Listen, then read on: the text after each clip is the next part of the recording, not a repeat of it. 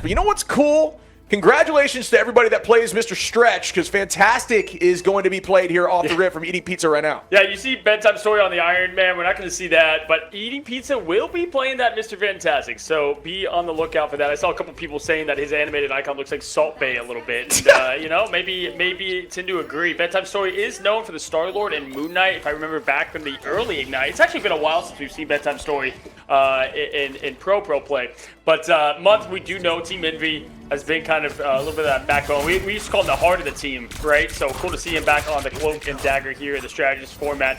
After what I would say was a sad loss for them in Ignite in Grand Final, so cool to see their whole team finding their way back some way, somehow. Warrior Falls is the location, and here we go, Ship.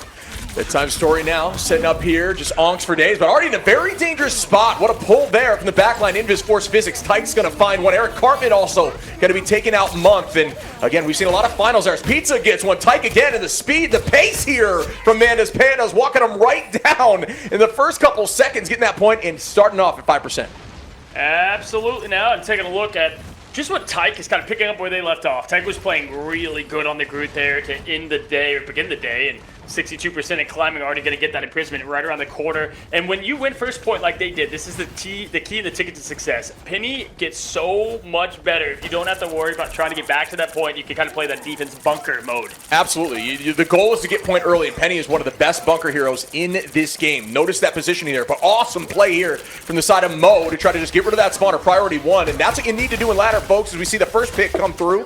Down goes one for Mochi as Manda's Panda's up 6-5. Vision is going to be playing that main side duelist, usually an insane Namor player in the conversation for one of the best in the game, but trying to stick to that main line, being the leader here in terms of being a pro for this team, and it's running one of the strongest duelists in the game here of Phoenix. If you watch day one, a lot of great Jeff play. Mo's going to also try to copy the same talent, man. Shout out to him and what he was able to put together yesterday. But Bedtime Story going to get the guns out and see what they can do now as the Eternal Bond's going to lead the way from Month. Month is going to go ahead and try to keep the team up. Bedtime Story's instantly out of this thing by the hands of Manda himself. Manda's Pandas, so team mascot there now, trying to find more. Eating Pizza is going to get Mo right off the map. Wow. And wow, look at that. Look at that. What a sequence of events there. But it is going to be someone's in the belly. Yeah. Peekaboo. As it is an even trade off the rip. A ton of ults available here. Slight advantage for Manda's Panda. And Fantastic in those low ceilings is also just insane. You know what's crazy is when you have a group and you have a Penny combination like that, you can really protect that spawner and just become a raid boss. And that's the idea here. Double huge equipment plays, and they can't even see them from their angles. You see right now on the top side, Pizza ready to launch that ultimate and just setting up for the next fight prematurely, which is a very smart decision. Using that ult to just essentially extend the webs, get more mines. Up goes the Meteor M. Tyke's able to find one on Bedtime Story. Downtown with the Meteor M. That one does not collide. Able to get right through those mines. Push. Almost throwing Pestilence off the map, but he's still good to go. Maintaining presence as Pizza now finds one. Manda's Pandas cannot be stopped as they get another here from Eric Cartman. Yeah, if you're Mochimon at this point, you want to save these ults. It's looking tough to come back. Both Vanguards are out. Maybe you can Strange back, but it's not going to happen in time. And listen, I gotta say, one thing I want to highlight about Manda's Pandas is where the Fantastic fits into play, right? You do have this kind of, if you go and look at damage block from Fantastic, oftentimes it is up there in Vanguard number potential. When you have the Penny, it's that nice little fill in between, right? Yeah. And then you kind of just, I don't want to say lack damage numbers, but when you have Vision that is able to carry that load, that's the difference, right? You're able to have someone put down the damage numbers and have that split roll actually work for Fantastic here as we take a look at the stats. To no surprise here, pretty interesting across the board. Wow, it's pretty even there. We're seeing, yeah, not too bad as far as everybody getting a piece of the pie here. Forky Dog being the other pro. Not a taste of the final hit yet, but only one death going to Manda. Yeah, I mean, you know, in the side of Mochi, it's just a case of the gotta wake up a little bit. We've seen teams struggle like this before and bounce right back, right? So it's nothing to scoff at, nothing to worry about, at least not yet. But one final across the board. That comp, though, on that map, incredibly difficult to take out. Yeah, Bedtime Story having 8,000 damage, but no eliminations. 0-3 is definitely, you know, he's getting the damage in there, but not getting the finishing exclamation point. So, going to be tough. And, man, speaking of, look at the ult economy here. I mean, You've got Tyke who can open up the battle with Forky Dog. Man, the Panda's kind of sitting pretty where they're at. Yeah, and you see Bedtime Stories actually switching over to that Phoenix, right? So really trying to make something a little more meta work here in this moment. Looking at the backside mode, trying to find one going to break some of those minds and try to just stop the setup from Eric Cartman and let the games begin as Pestilence now walks forward. And that's a huge Rudolph as Strangling Prison finds 2 with a combination off the front line in Vision. 3 now fall for the side of Mochi as Manus Pandas has presence on point. Can they clean up the rest? It's looking like they might be able to as Vision is just face tanking the front line. Goodbye here to Pestilence. Hate to say it, kind of looks like they're playing with their food. They only used Tyke's ult there. I mean, they had Forky Dog, they had Pizza, Vision, and they just said, no, we'll just use the old tree. And you know, if you look at the bracket and their path on how they got here, Mana Pandas definitely had a bit of a tougher path. And so, you know, maybe that got them a little bit more off the heater. Vision obviously has very high competitive play experience. So we're seeing that early. But as you said, plenty of time. BO5 can make it up here. Bedtime Story trying to make that difference for his team. Manda and all her pandas absolutely popping right now as Eric Cartman gets a 2-piece with the mines, and that makes me feel incredibly awful just knowing what that feels like. That is a quick 2-piece. Forky able to find Mo. Vision is going to take out Bedtime now and just walk them to the door. This is confidence, and they're still maintaining ult advantage. I've got to say, buddy, Mochi is in an incredibly tough spot. Saw so many games yesterday. Don't know why we remember this, but Mana Pandas against Flats, this was map number 1, and they did the same thing against Team Flats. They walked them to spawn and said, sit down. And it is the same thing we're seeing right here, right now. Has every ult ready to go. Tyke's about to lap back by the time they even get to the point yet again. Here comes the, oh boy. Okay, so here that is how match 1 is going to start for us here. Yeah, that's tough. Final Judgment coming in, getting just deleted, hitting the delete button. Everybody committing ults here as Forky, Pizza, Eric, and Vision have launched, but nobody is going down yet. As we see, another pick opportunity, a huge Strangling Prison. Can they get this cleaned up? Yes, down goes 2-month Aztec. Pestilence falls, Tyke, Vision, and Pizza find another 3-piece. Another pick comes in here for Zam, but is that going to be a trendsetter? I don't believe so. Bedtime able to find one on Eric, but I still, it's all about this next fight here. Bedtime on the board. Looks like they can cap back at least. Vision, look how committed they are to not losing this point. Vision is like, no, I'm going Peter Parker. They haven't even lost a touch yet. And they're like, no, we are not letting this go. 88%. Zamorak is going to get the portal out there. You do have Aztec to get the point up and ready and protected, but Bedtime Story is going to fall, and that is brutal. Vision found him. Oh my god.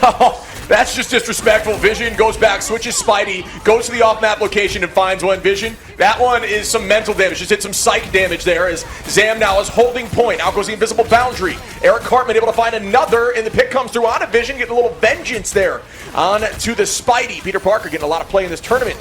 Zam now holding the presence, is able to find another here on Eric Cartman, doing some good work here on Doctor Strange. Wow, yeah, I'm sure that's what Doctor Strange wanted to do to Spider-Man on No Way Home throughout that entire movie. But yeah, listen, man, I gotta say, first of all, Vision didn't even know he had Spider-Man in his kit. I've watched a lot of this guy play. Where the hell did that come from? But Zamorak absolutely putting on a show here on the Sorcerer Supreme, who did get a little bit better, right? You have a bowler with that AoE pop, kind of plays a pseudo-duelist at times. Yeah. And you've got that cancel on the Cloak of Levitation that gives you so much more mobility, unpredictableness, not only for the Agamotto, but engagement and escape. Yeah, truthfully, Strange, I'm with you. Strange plays like a melee hero. You have to be up in their face. It's treat it like a shoddy and consistently animation cancel your throw with your melee and your shield, and you can really be a nuisance and just shut down some of that anti-dive tool that they have, like freeze with your shield. Yeah, disgusting play, well done, but is that going to be enough? 40% here for Mochi. Mantis Pandas 99 and just chilling. A bunch of ults. Judge, jury this time. Actually, we hear Executioner, so all three as now Mr. Fantastic is starting to bounce. Will that find one? Not quite yet, as we see a ton of those strategy assaults out. Incredible peel and just rotation from this team. They were able to get the Executioner out, and Tyke was hit by the Agamotto, but no one fell. My God, what an absolute excellent clash in positioning that I'm sure this team practiced and has gotten better and better at now as they just punish Zamorak and they clean this point back. No portal ready, and at this point, it is going to be an early call at time for match number 1. Mantis Pandas looking all the part. Eric Cartman wanting more here, and that was an absolute master class on how to open up a day 2 of a tournament. Stay on the lookout for that. Only 1 elimination for Pizza, 0 for Forky Dog. Des. That is absolutely crazy and just great play across the board. Forky Dog 23K up on the healing as well in that kind of a matchup craziness. We take a look over New York, and again, we will, when ready, take a look at what these teams say eventually here. But either way, we hear the Phoenix. Bedtime Story spreads their wings as they're ready to get this thing started. On attack, though, very remember, yeah, we have less CDs, like no lamp or links, but we just play your life a little bit, yeah? Yep. Okay. Loki, no more. Zamo, I'll let you get, like, be in charge of point, okay, until they destroy your wall, and then I'll be the one in charge of point, okay, while you get it back. Okay. Loki right side. Already. Awesome listening here, just to kind of hear how they're resetting, reloading ship, and getting ready for the cooldowns, as they just said. Talking to each other with utmost respect, and vibes are high here now. Trying to get in this offense early. It's going to be man to pandas. Yeah, downloading stuff like just looking at the composition and saying, you know, our cooldowns are going to be faster. Let's try to burn theirs like early on, and then we make the play. Like that kind of stuff is huge. So next level, big brain stuff. Let the games begin. Pizza going to start applying pressure onto the front line. Goodbye, Wall. Suck it, Wall, as they now are going to see one in the back, trying to make a play on height, but nothing major. Just diverting eyes here. That's the idea. Get to the skies a little bit. Wall run. Look at the back line. Look at the front line. Have everybody just calling for comms and try to clutter their comms. And I think that's the goal here, but great movement by the back line to play in that back left corner. Alrighty. Continuing to hit with those. But Tons here now with a quick root ult. I mean, this man, Zamorak, absolutely trying to get his team together for a different wake-up call as they're going to go ahead and try to do their best to get into this offensive castle early. Forky Dog going to go and get the invisible boundary up for the team vision. Looking for that whale opening. Typically does like to throw it here. Yep, in the boundary. Going to get no connection there, but is going to force Muzz to pop, and there we go. Just like that, Mo finds a pick and going to force maybe an early portal. We'll see if Vision does put that responsibility on himself. Whale did come out, so kind of a safe time to switch if needed. Yeah, I think Mochi's doing a good job here. Very calm, cool, and collected. Even throughout the chaos, is able to find one. And as I said, that Psycholitis Tyke now finds Mo, but the res comes through. The res was still available, BRB, so even more value in the fact they didn't need to use that too early and are still up and even in numbers. And Pestilence is going to find Pizza to keep it a 6v5. Here goes the Strangling Prison. Are they able to pressure through that? Out goes another one of the bonds. Eternal Bond moving forward. Bedtime Story's looking hot. I mean, this is definitely one of those maps when you win first fight, you just start feeling yourself, right? And you just, everything kind of rolls into itself, not only the ult charge, but everything along with it. Eating pizzas, bringing out the Daywalker Blade fans. We are here stoked in this moment. I love it, man. I love the Blade, as it looks like he's about to get an early death.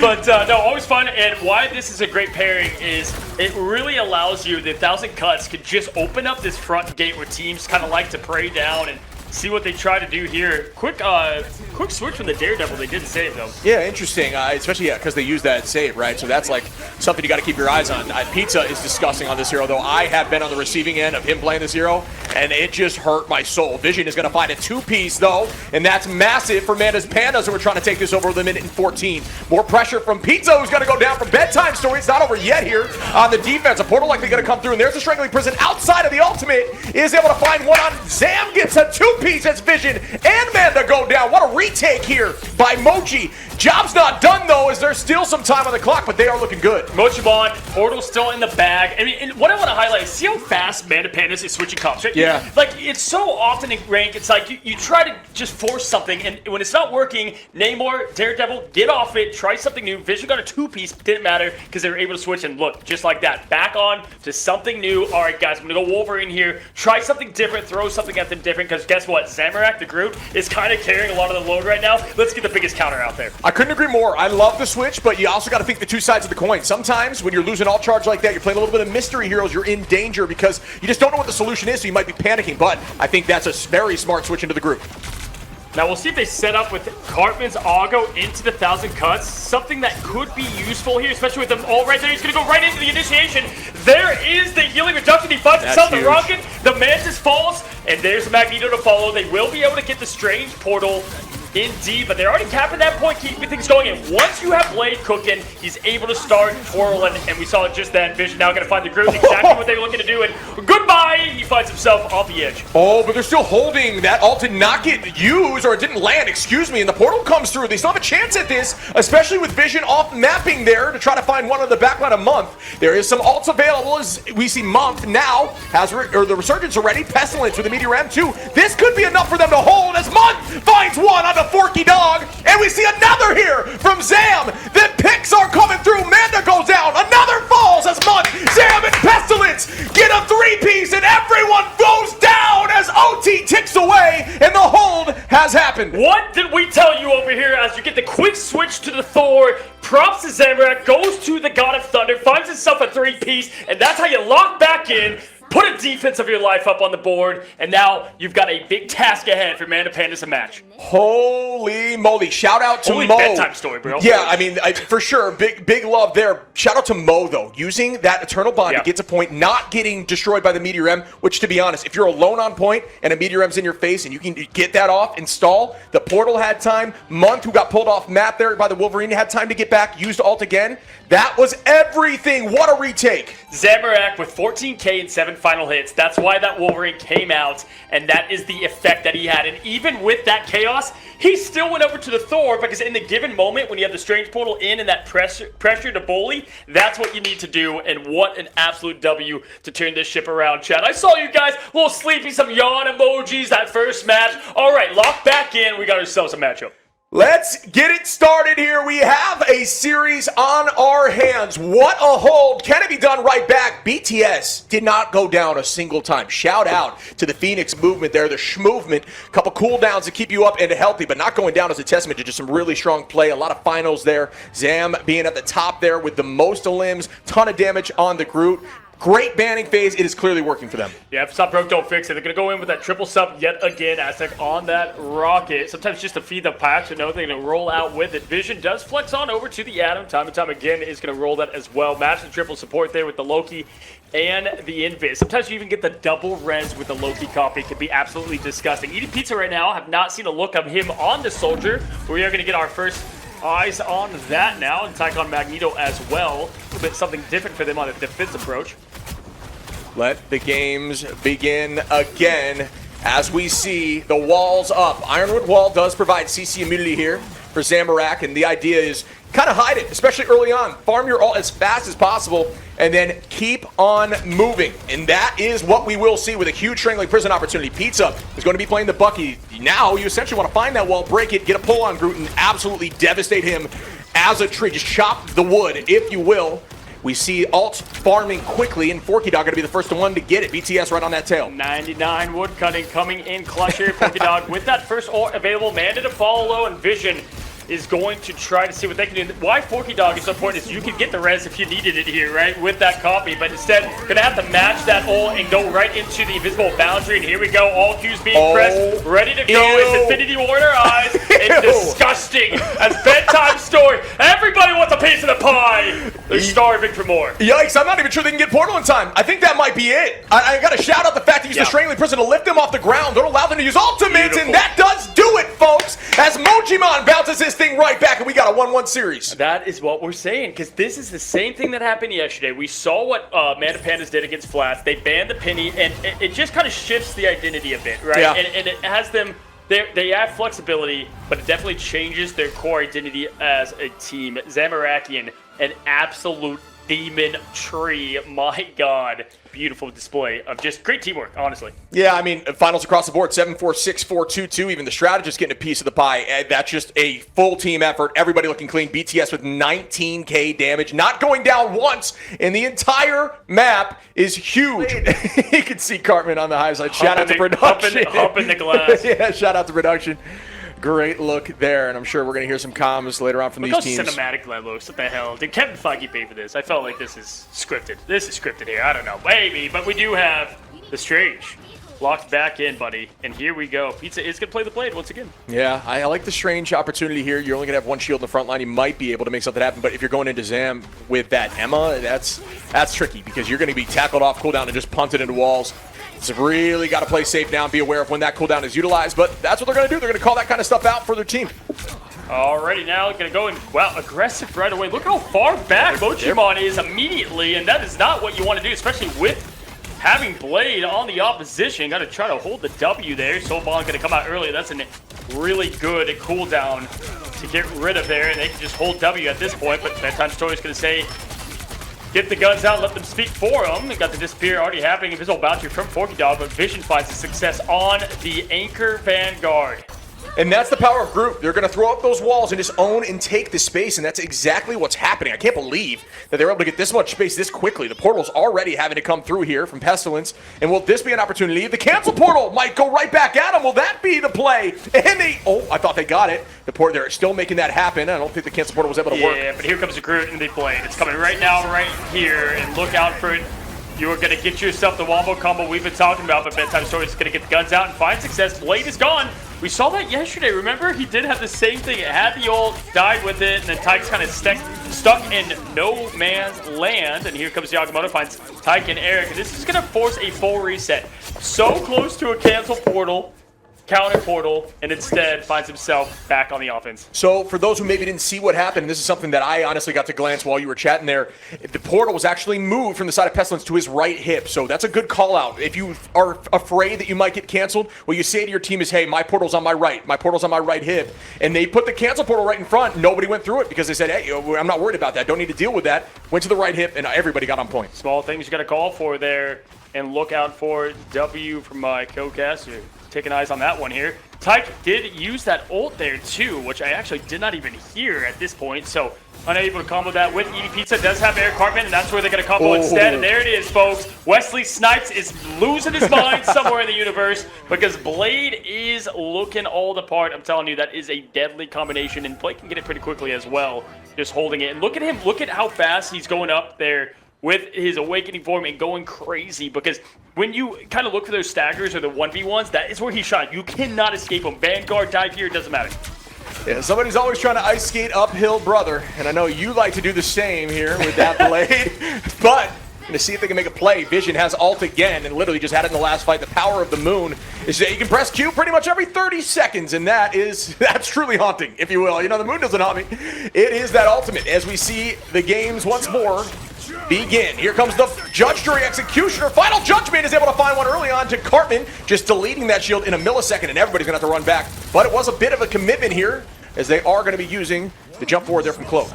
And this is where I like the Namor almost as this soft counter to Punisher. Sure. That whale is very good, and it almost has that same pacing of his walk forward, and you see that a lot as that kind of a pseudo counter. There's soft counters, hard counters, like anything in life, but Bedtime Stories, getting rid of that Magneto just allows you to play so different as Frank Castle, not having to worry. Doesn't even bring out his shotgun, dude. Doesn't care, close bar, he's just going with the good old handy-dandy AR.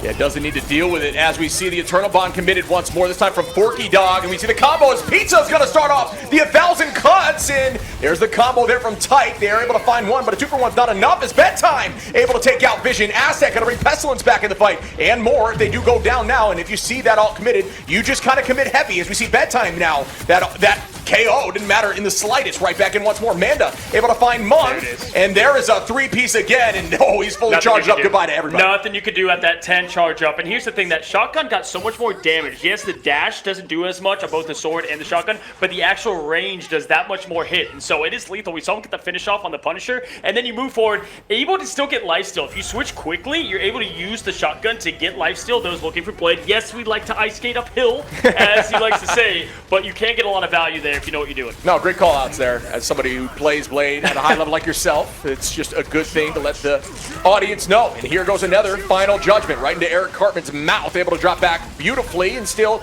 stay healthy. 675 HP in a dream, still going to take that corner. And sometimes, folks, this is called kiting. For those who maybe have heard this in the ladder, you don't need to commit any ultimates. Just move away. Let them use it. Just don't get caught by it. Drop back as a team and retake, and that's exactly what they just did there. And that is a 1-for-0. Perfect value. No one goes down. And Blade and Groot once again matched up for those ults. I can go with Vision as well. I love this. Hey, have your choice. You want to go with the aggressive Moon or Hand of Gonshu, or do you want to go with the Blade? And looks like it's going to be Vision that might be singing the song here. It doesn't need it as he puts the Crescent Darts right to the face of Eric. Now moving forward with those blades. Love this skin, by the way. The old Power Rangers looking skin.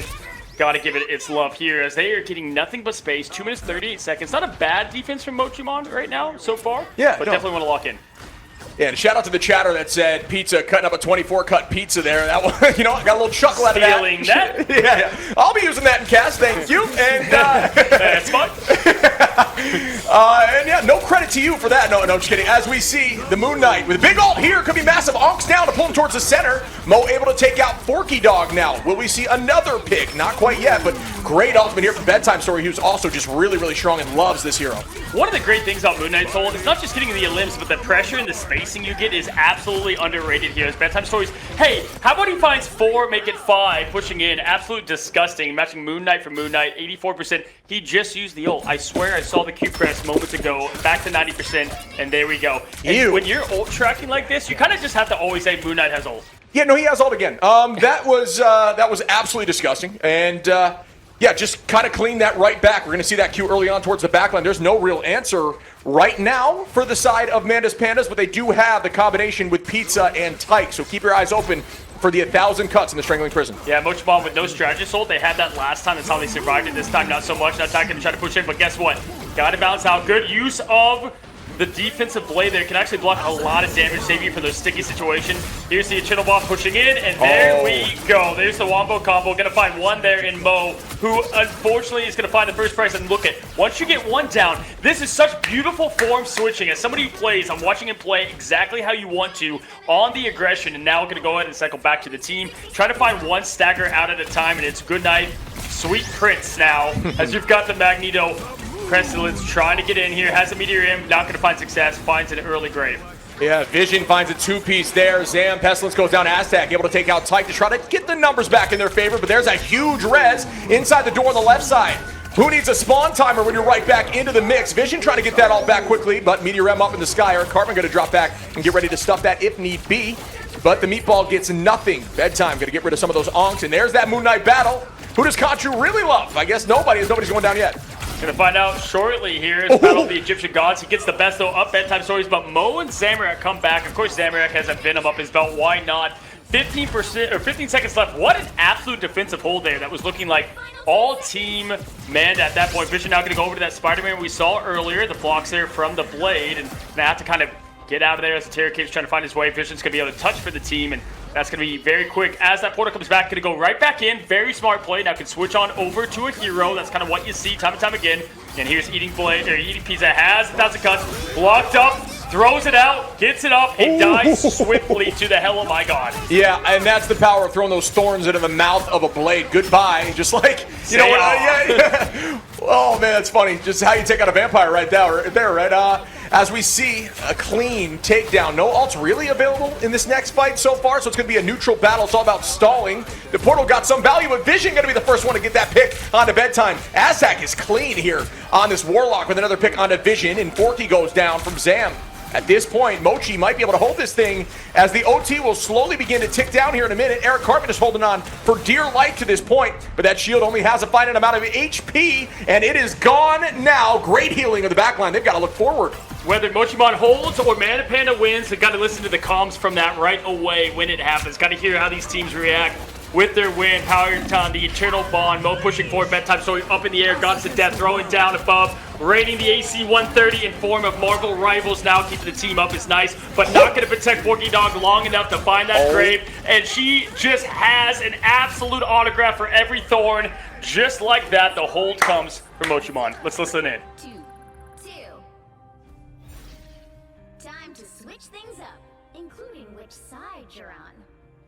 You want? You'll need a top-notch team to win Am I up there? or is Vision? Manda's to cloak, Vision go at him. Okay. Yeah.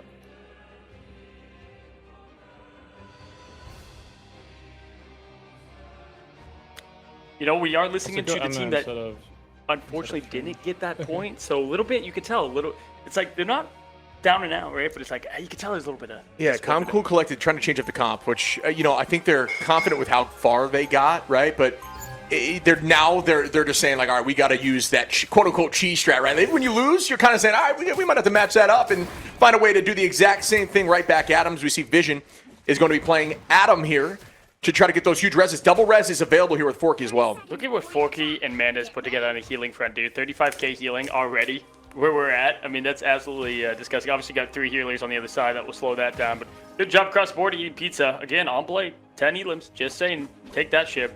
Either way, looking at what we have, always cool to see the comms. Thank you, production, for getting that in. Mochimon, I'm sure, is on top of the world. We'll try to get caught to you guys mid-match too. I think that'll always be cool to see kind of the chaos. Maybe we'll get to that towards the second point as we continue to look down upon Asgard. 1 second left. Let's do this thing. And we start, and this is what I was expecting actually from Mochi on defense, to play right up on the card here and use Portal to get back for a second fight. They elected to not do that and gave him a ton of early space. And I think that's kind of where, you know, they maybe made a little bit of a mistake. You just can't give that much of that first corner and only fight in the back corner, just really playing off Adam. Try to get that all early. As I'm saying that, an early pick there for the side of Zam, who is going to make that happen on a tight.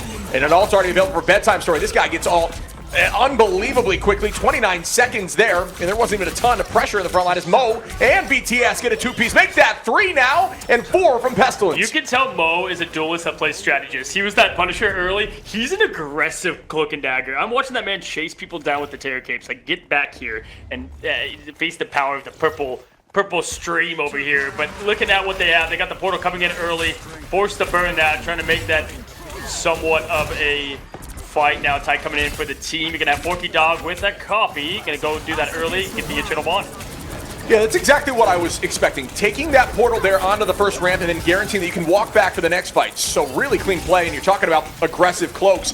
Now they have that double Terror Cape. You can do stuff like that. Moon Knight gonna launch Conchu's Wrath down as they find a few more. Mo and Pestilence gonna get some value as Forky Dog and Vision go down. Now Manda gets a piece of the action and finds one. Vision gonna res right back, and does Vision have ultimate? Not quite Look yet. at this. This is what I'm talking about, bro. He's literally a duelist form of cloak. It's like the ones you don't want in your games, but he's actually doing the part, right? Would love to see a stat on how often they're used, or like the percentage of the hero would be super cool to see, maybe, if Guang you're listening. Either way, Manda gonna go and force you to use the bubble, keep himself alive as they know that their backs are against the wall. Down 2 at the moment. Tyke does have the Agamotto. Vision, of course, can't go with the aggressive res here to try to get this team a little bit of breathing room, but they are far from any other strat. Ult's forced to push back, gonna die early, and right now kind of make the judgment call, right? Do you res? You just try to get ready, GG for second point. Yeah, I think they do try to take this here. I think it makes sense to get ready to have res available and potential double res if you have the time. But right now you're going into a Moon Knight in a tight corner. Now it's ulted. You got to get through that quickly. BTS and Mon's going to find one. Oh, and Zam with another. BTS finds a second, make it almost a third, and that is just too much to handle, and they should get this point. They've hit those Terror Capes perfectly. Did you see what those Crescent Starts did in that tight corridor? I mean, you're instantly deleted. Let's listen into Mochimon. I want to listen to what they're kind of talking about as they go in here. Again, let's get the W comms up on the board. Yeah, shout out to production again while they're setting that up for some of these portal combination double screens. I mean, that kind of stuff just hypes me up. Really cool. Shout out there. But yeah, I'm surprised they couldn't get to that third point. Already here as teams are ready, using that bubble, pseudo small ultimate, right, to get that pressure forward now. Zamorak has just been absolutely lethal, bro, on no matter who he plays now. With that crystal wall up and healthy, Bedtime Story's hunting for more. And there's Pestilence, getting that best of Tide.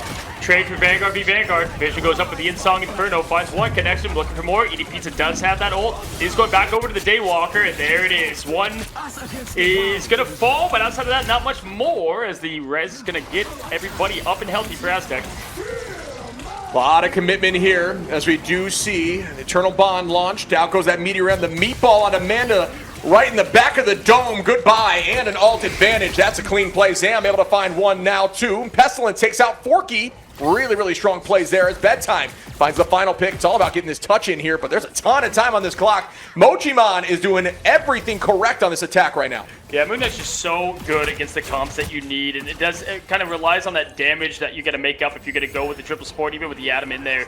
They are speed running this bad boy with 4 minutes and 5 seconds left. Ty going to get Bedtime Stories out of here, which does give him a little bit of breathing room. Kind of forced to play up on this, right? With how point 2 just went, the hardest point to cap on it. Listen, I might give the edge here to Mochimon to seal and steal out. Yeah, and we are going to see at least the Groot Switch Tyke has the availability here to dunk one of these strangling prisons onto the back line. And there's that Soul Resurgence walking forward. Forky Dog matches it right back with the Invisible Boundary. And that could be another scary ultimate here from BTS, who finds Eric Cartman on that Strange. And you know what? How many times are we going to say that today? Strangling Prison could be huge in the back line. Yes, they find one, make it 2 as Bedtime and Aztec fall. Not a ton of ultimates available here for the side of Mochimon, but Manus Pandas does have a few. Pizza gonna commit that ultimate to try to force a stagger and gets a ton of value here on the blade. Alrighty, now continue to go in. Vision is ready, and Action Production said we are ready. Let's listen in. Mochimon, let's see what they got for this push. Okay, ready? Okay. Yep. 3, 2, 1. Okay. Play slow. Wait for him to get it, and then go. Ready? Okay, ready whenever. Yeah. Go. 3, 2, 1, walk. Look, backline. They're backline. Phoenix was right side. Kill it. Kill first. I sleep. Go low. Look at the tank. Play Domini.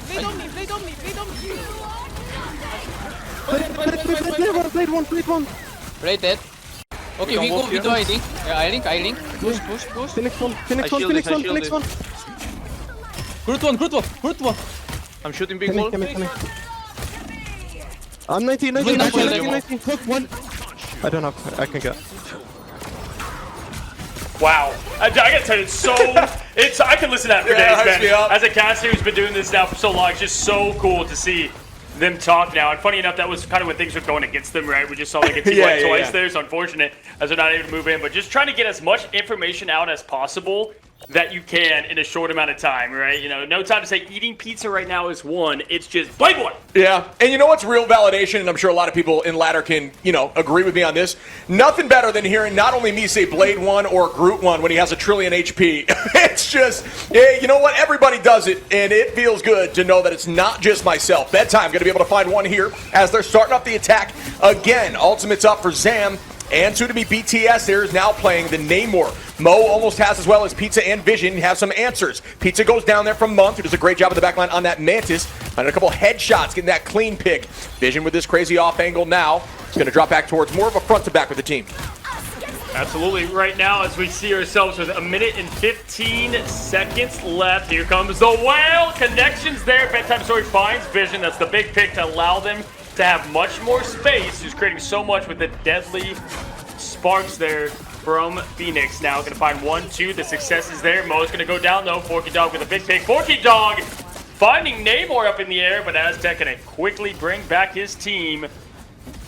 Win again, fight again. Here we go. Bedtime Stories towards the top. 62%. Whale getting close. Pestilence. Let's see what he can do with this Meteor M.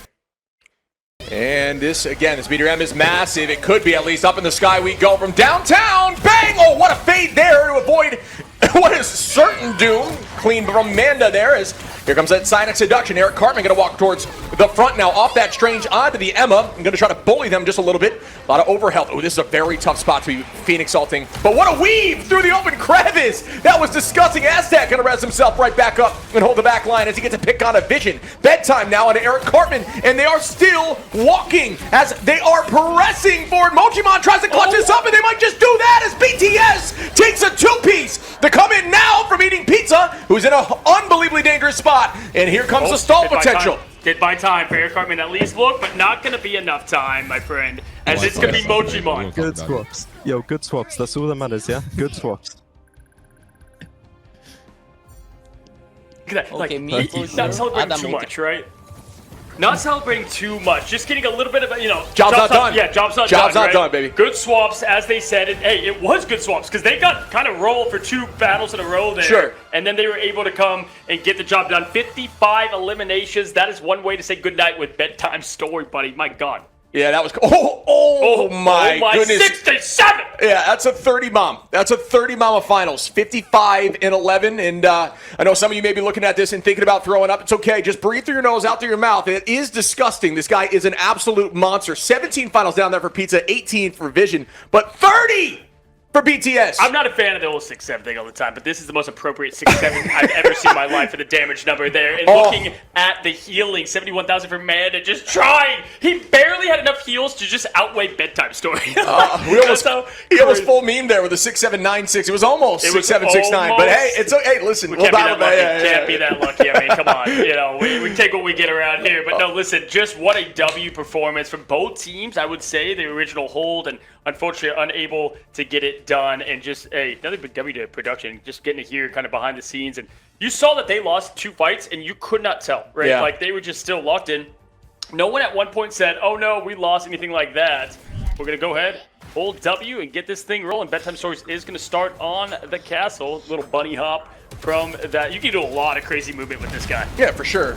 Yeah, even on Punisher, you can actually use that smoke. Ooh, a potential kidnap opportunity. The attempt was there. Bond immediately going to be committed, and the shotgun goes out. Nobody going to fall, as Fantastic is just immune to all pain, because the dude is pretty flexible, right? As they're pressing forward now, it is going to be, the idea here is just to shut off that LOS, and they might have to go around left, or it looks like there's a little bit of an angle they can press in, but the point is getting capped very quickly by Manda's Pandas, who want to set the tone, and yes, they do. Mojimon's comp idea is just to try to be like cheaper by the dozen, just keep being born again and again and again, and they're just going to try to have an infinitely large family as Vision finds one there onto Month, removing the backline. And that's a bit of a stagger. Manda's Pandas coming out with a vengeance. Ship just dropping movies from 30 years ago. Good to hear. We're young. We're young. Listen, you know, man, what was Steve, not Steve Carroll. No, you're right. No, it's not Steve Carroll. It's why can't I think of his name?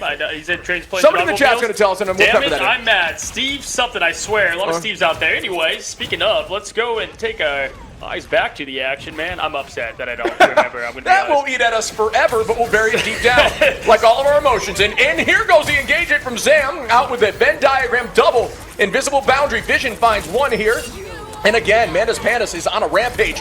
There is that final judgment. Group can't stop you there. Trying to break that out of the sky, and they do his pizza. Eric Cartman and Forky find one, but doesn't matter. Everyone's born once more. Fresh babies back into the battle. And we'll see another retake on that with Loki when that's available. Actually, instead, Month is going to copy up the boundary so everybody's healthy on point. Steve Martin, damn it. Steve Martin. I knew it was a Steve. All right. Aztec getting the pick there on Eric is going to definitely help at least get things a little bit more open. Bedtime Stories seeing what he can find pick-wise. Going to go and get aggressive immediately. Vision finds the quick shotty, and goodbye as we have Pizza trying to get the ha-ha, and get something from it there. Going to go into the thick form, able to rotate out. Bedtime Stories is starting to farm those picks, and that does allow them to get the cap. Yeah, and that's the retake that Mochi needs to get the momentum back, but they did commit a lot of ultimates, but it wasn't too much, right? Because if you look at the charge advantage, very similar. Pestilence will have ult available in this next fight. Vision and Forky going to be the first to have it with Tyke. That could be a problem. So it's all about now trying to stay healthy through that Groot ultimate, but Loki does a great job in shutting down that Strangling Prison. You save those crystals, you save those greens, lamps, whatever you choose to call it, it is an answer to that ult. It's a big answer. So we'll see if they can be patient. You really don't want to press the crystal too early. You want to wait until your team loses a little bit of HP and use it as a resource. Pop it towards the end so they really can't get any one-shot value. Yeah, great example of just one of the best cooldowns of the games to watch for. Many things you do have to track. At this point, you see just absolute perfect play. Bedtime Stories understands the assignment, and just like that, the up, the down for the team. Nothing to connect there as Vision does find Bedtime Stories. Eating Pizza does even the odds. 3v3, but the big difference, Aztec at 97. Look for, as Chip would say, cheaper by the dozen. Up and out. Mo, Aztec, get two. Don't even need it. It's the strategist show out here, bro. Hey, we can hit shots to the back line. Gonna find a three-piece and keep it moving. Zam now holding the height here, but again, 60% climbing. Very close battle on point one of Dom. Up two. Mochimon is actually, 2-1. Mochimon up 1. Manda's Pandas needs to clutch this up. Already close. Good. Look at Emma, look at Emma, look at Emma, look at Emma. Adam, Venom. Yeah, Venom's on your backline, guys. Venom's on your backline. I'm on Venom. Hold space, hold I need to curse you right, Amanda. Phoenix on the left, Phoenix on the left. Yeah, can we just walk? Yes, I'll walk put with pizza, pizza, walk guys. with pizza. Walk the left, left is broken. Loki one. Walk forward, Amanda. Phoenix behind too. I had to ult. Phoenix behind us. Phoenix behind in our They're gonna spawn. finish Venom on point, please. Kill the Venom on point. 3, Okay. 1. Walk at them. Walking at their tank. Walk at them, guys. Walk Oh, at and them. the res. Wow, absolute crazy, man. And you notice they were continually tracking the Atom. Where's the Atom? Back 100%. line, where are they at? And that's because they knew the res was there. Just a little bit of a glimpse into pro play. Yeah, you got to chase Adam 24/7. You can't allow him to be free, and you got to try to shut that down. If you get that pick early on, he can't use himself as a beacon to res the rest of his team, and it gets clipped there. Blocked by James as Manda finds one. Eric is going to take out a second. And Manda's Panda's now holding on to the point at 99. And we've got ourselves a heater here as BTS is setting up the portal. I love that Vision threw in the please. Please get the group. It's like, we always talk about them trying to get words out as fast as possible. I beg someone to get the Venom. But now looking at it here, you're right, man. Vision gets that early pick into Aztec. Time is ticking. 99, 99.1 going to either or. At this point, Eating Pizza finds himself getting bedtime stories out of here. Manda to follow Tyke, and that is going to make it Manda Pandas .1. We got a 2-2 on the line, moments away.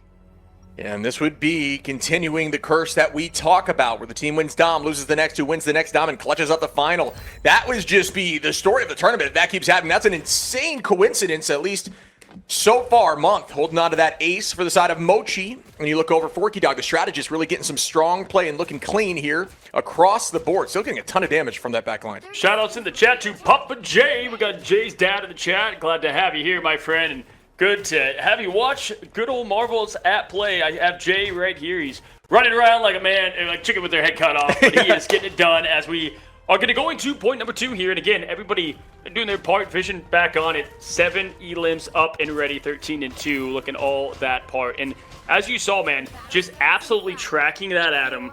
Making sure they know at all times where that damn res is. I just realized Jay's dad said, "Where's Jay? Is he in the bathroom?" What a stud. The answer is always yes. What a stud. But yeah, again, shout out to Jay, man. It's not easy hosting a tournament. This guy's doing everything. He's all over the place, making sure everybody is happy, healthy, and ensuring everything runs smoothly. Shout out Jay in the chat as we begin our next map. Manda's Pandas needs this dub here to keep moving on in the tournament. Will this happen for them as we see their composition very similar to what we ended with there on map 1? Alrighty, now just like that, aggression is maximum. Bedtime Story puts a goodnight song to Manda. It's going to allow them to rotate back over to the point, but my gosh, Eric Hartman is showing why that animated icon is there with quick whip shield reset. Now with Ty going to get the best of Venom, gives him a little bit of breathing room, but just like Spider-Man will be back before you can say Venom. Tyke now with the pick on the Vanguard, going to give an early opening and Amanda to capture this point. The rest going to come in, going to connect the bird up top. Goodbye once again to the Emma. Yeah, and Rez is available there for months, so the team will hold on to the point, and everybody is once again fresh and ready for action. BTS with a huge whale opportunity, and what a play there by Manda to escape that in the moment. Using that dance floor to dodge the whale, but again, Manda's Pandas is starting up with 20% on point. Mochiman not giving it to him for free, though. All right, Bedtime Stories holding W to get just that for this team on this point. Eric Cartman going to be the first to fall now, looking for more, just slightly out. It's going to be Tyken trying to jump on for the sustain. Was Pizza not there fast enough? Going to go and get that ever so important cap. I mean, if Pizza gets back, it rolls into more. Sure. A great job there from Mochiman locking in. Yeah, they did a great job just kind of keeping presence on point, even being down numbers in some of those fights. Rez came back in. They played slow. They waited out some of those huge ultimates, the strat line of Manda there with that dance floor, and then engaged heavy together, retaking the point. Taking it back at 31% is not too shabby now. Mochiman about to tie it up, and we have ourselves a ball game here. Eric Cartman ready with the Eye of Agamotto. The whale comes from downtown. Not sure it got too much value. Likely forcing out a few cooldowns as the invisible boundaries also launch. Venom's looking to eat something on the back line, but not going to get too much through that ult either. Eric Cartman with a huge eye does seem to land on a few, and they clean up one as Tyke takes out Mo. The eye opens and the door closes for their opportunity to get that point in the meditation. Going to take us to the Karate Kid, seeing what Eating Pizza can do with the quick rotation over to the end. Song Inferno, bam! Lands it, but no connection as a great rotation behind that pillar. Eating Pizza throwing about 1,000 Goku punches into the Venom as he finds escape, doing his best Frieza impression now, and nothing coming at it. This is a classic anime fight. Just a bunch of punching, nothing happening. Find out next time on Dragon Ball Z.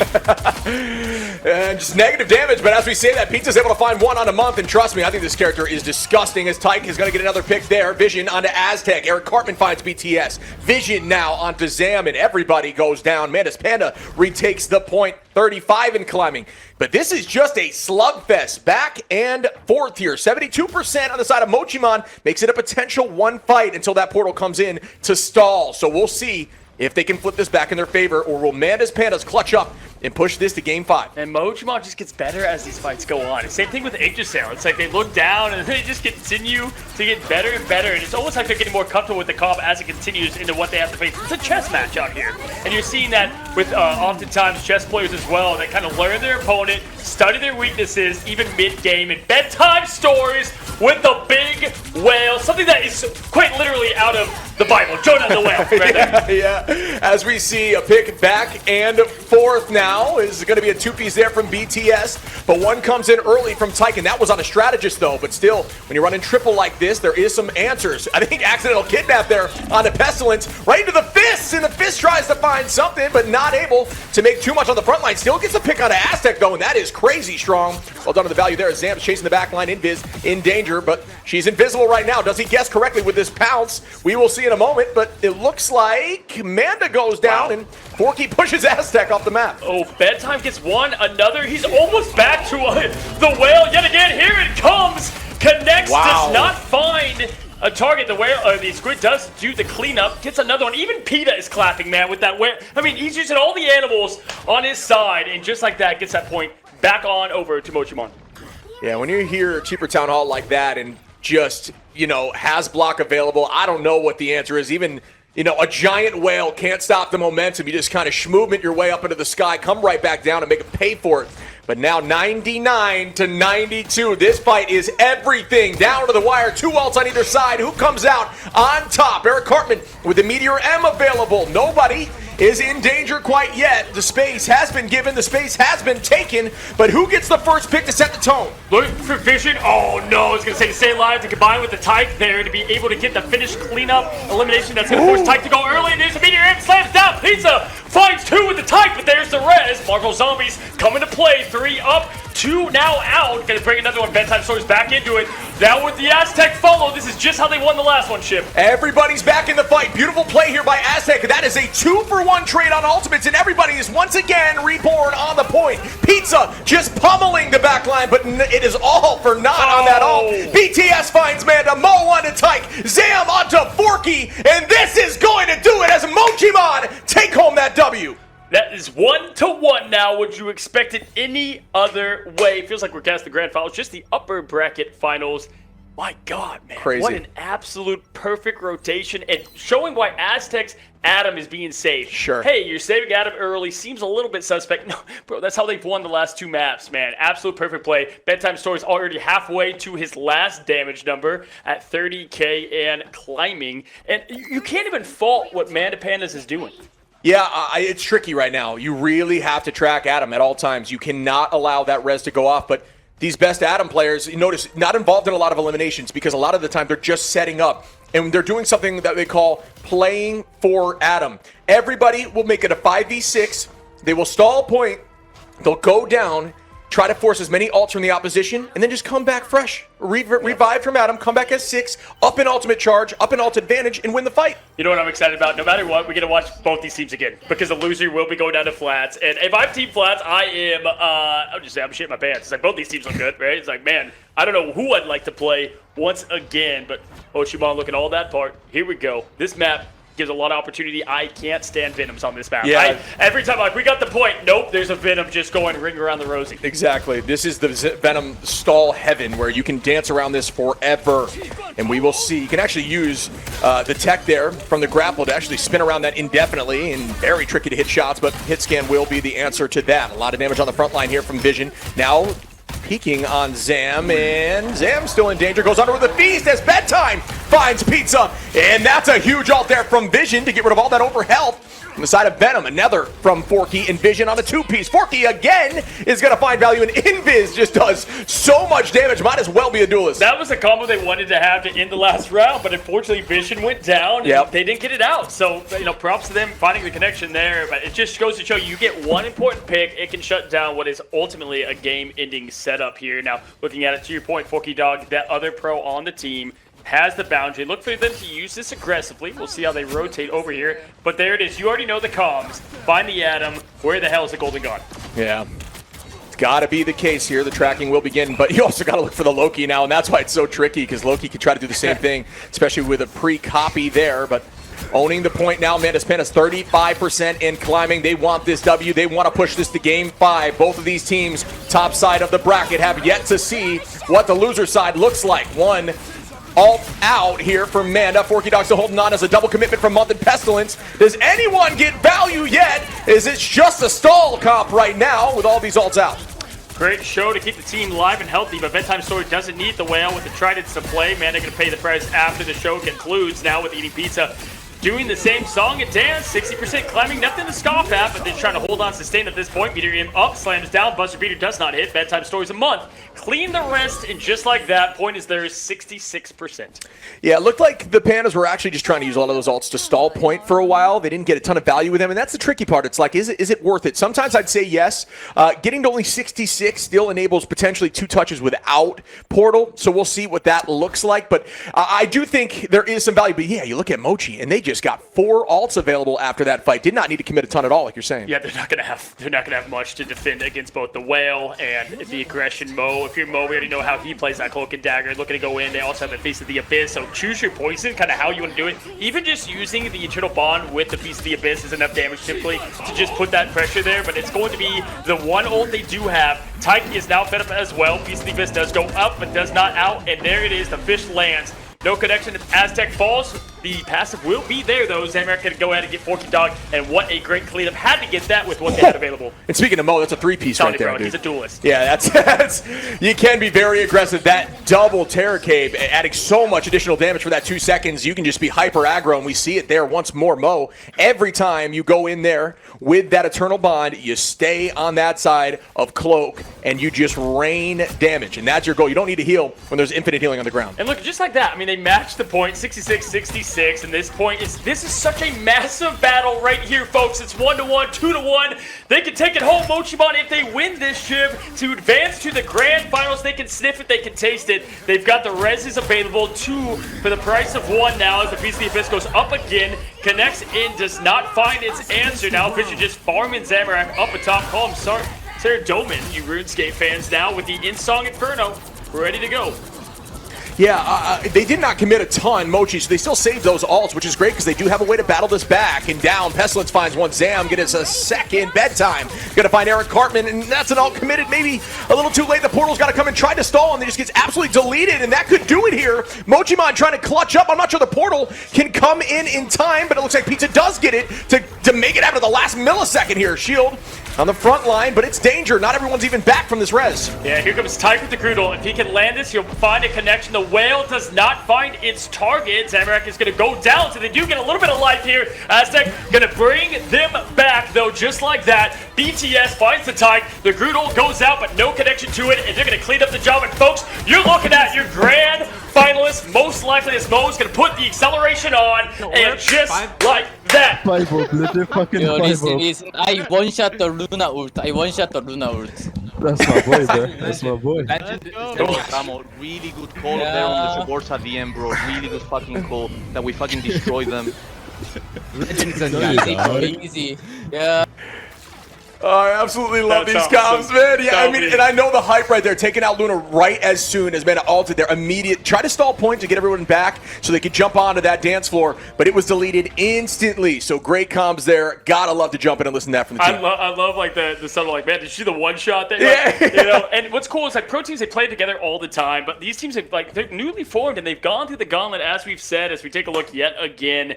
Again, not much to falter from Mantis Pandas. They are an elite team. Guess what? They've played Flats before, barely getting that win above them to send them to the lower. So Flats does get their rematch against Manda Panda, and moving forward is Mochimon. Gates are open, ready to roll, and here we go for the lower bracket finals. Careful CP, careful CP. Ding. I think it's top. Mr. Fantastic, Adam. Don't trouble. Solo DPS fantastic. 100% an Emma comp. Oh, I'm already dead. And yeah, you can see the smart play there. TTK says this is 100% an Emma comp. They identify where they're going against, and they immediately are thinking about what they need to change to counter it as Vision finds one. Yeah, it's really fun to see like ahead of what they've gone with, and so TTK already planning 2 steps ahead of the enemy and just kind of looking what they have to go up against, where everybody is. They spotted the thing immediately. That's the biggest threat for them, obviously, in a lot of ways here. And Wada at 43%, climbing low health already, but can afford those deaths. Flats, again, 60%, just climbing up early though, but the point's going to go to Manda's Pandas, which they have to now play on the aggressive. We'll see if Moxie can open up the lane with the pick. And no, it's TTK with a near double, but gets himself Tyke out of there. Yeah, that's a huge early start here for TTK, who's likely thinking about making that switch to Emma if need be, but huge pull off the rip here as Eric Cartman starts with the haymakers, trying to keep that HP high. Does drop back towards the team, forces out Soulbond for his own team as Prism now takes out Vision in the back line. Manda's Pandas losing a few so far, down another number. Flats with a big ult. Is that going to find value? Do they get one as Moxie takes out Manda, another strategist down, and that is a clean start here and almost to that ultimate. Yeah, going to force Prism to ult there for the Eternal Bond. And point, though, still going to be over to Manda's Pandas. TTK going to throw down Heaven here with the connection, and Prism's going to find the best of it. Moxie as well, picking up where he left off yesterday. Man's been hitting the practice range since we said goodbye to him on day one. And just like that, the recap chip. Just a straight up aimer. You can see here with this Hawkeye, you're probably going to see a neutral pick at least somewhat shortly. And that's the idea with Hawkeye. You use this right side peek. You'll see at the top level of play, they always try to stay on a wall that they can peek out on the right side where their body is not showing. And that's the advantage to when you'll hear some of the pros say the right side advantage. Certain sides of the map allow you to do that more frequently as Moxie finds one here onto Manda. Whereas if you're doing this on the opposite side, it'll be a left side peek. It's more tricky. So that's why you want to keep that in mind at the top level. That's the third arrow Manda has taken in this game to see the spawn room. And just Moxie's got their name written on each and every one here as he's going to try to get another. He does find the connection to an escaping thing, and that is such a good pick because he can get right back up there into the fight. Big one there as the Groot ult's going to come down from Tyke and then follow up with it. And Moxie says, I don't care, Tree. Goodbye. Yeah, just, you know what? Sending a little bit of that branch right back at him. Say, with one of those arrows. As Wada off maps eating pizza. Vision going to bring that res right back for pizza. And another off map attempt here for TTK on Amanda. And she cannot catch a break right now with all this presence as Moxie finds Eric Cartman making a two-piece. Do we see more? Yes, we do. And that is a triple here for Moxie. Does that not just sum up what we said? So many ways to die from this team. And funny enough, yesterday, remember we said, you know, TTK plays Angel. We haven't seen it so much, and maybe they're saving it here for the lower bracket finals. Hey, he's pesky to get rid of Fanta, Mr. Fantastic, but they were able to just to pull him off the map, follow that with the Angela pick as well, and that is just a recipe for success.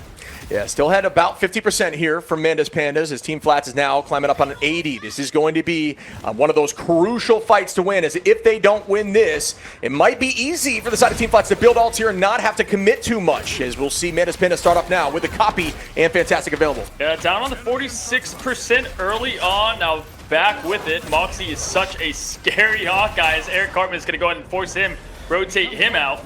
And looking forward, there's the invisible boundary. Forky Dog going to pop that early now. You do have eating pizza with the Fantastic Gold as well. Not really one that you rely on too much, but in the situation given, there's the big four coming up, down the cancel. That's what's been big and added to the game thus far. Prism going to get that connection on Eric Cartman, and Team Flats, they're locked in.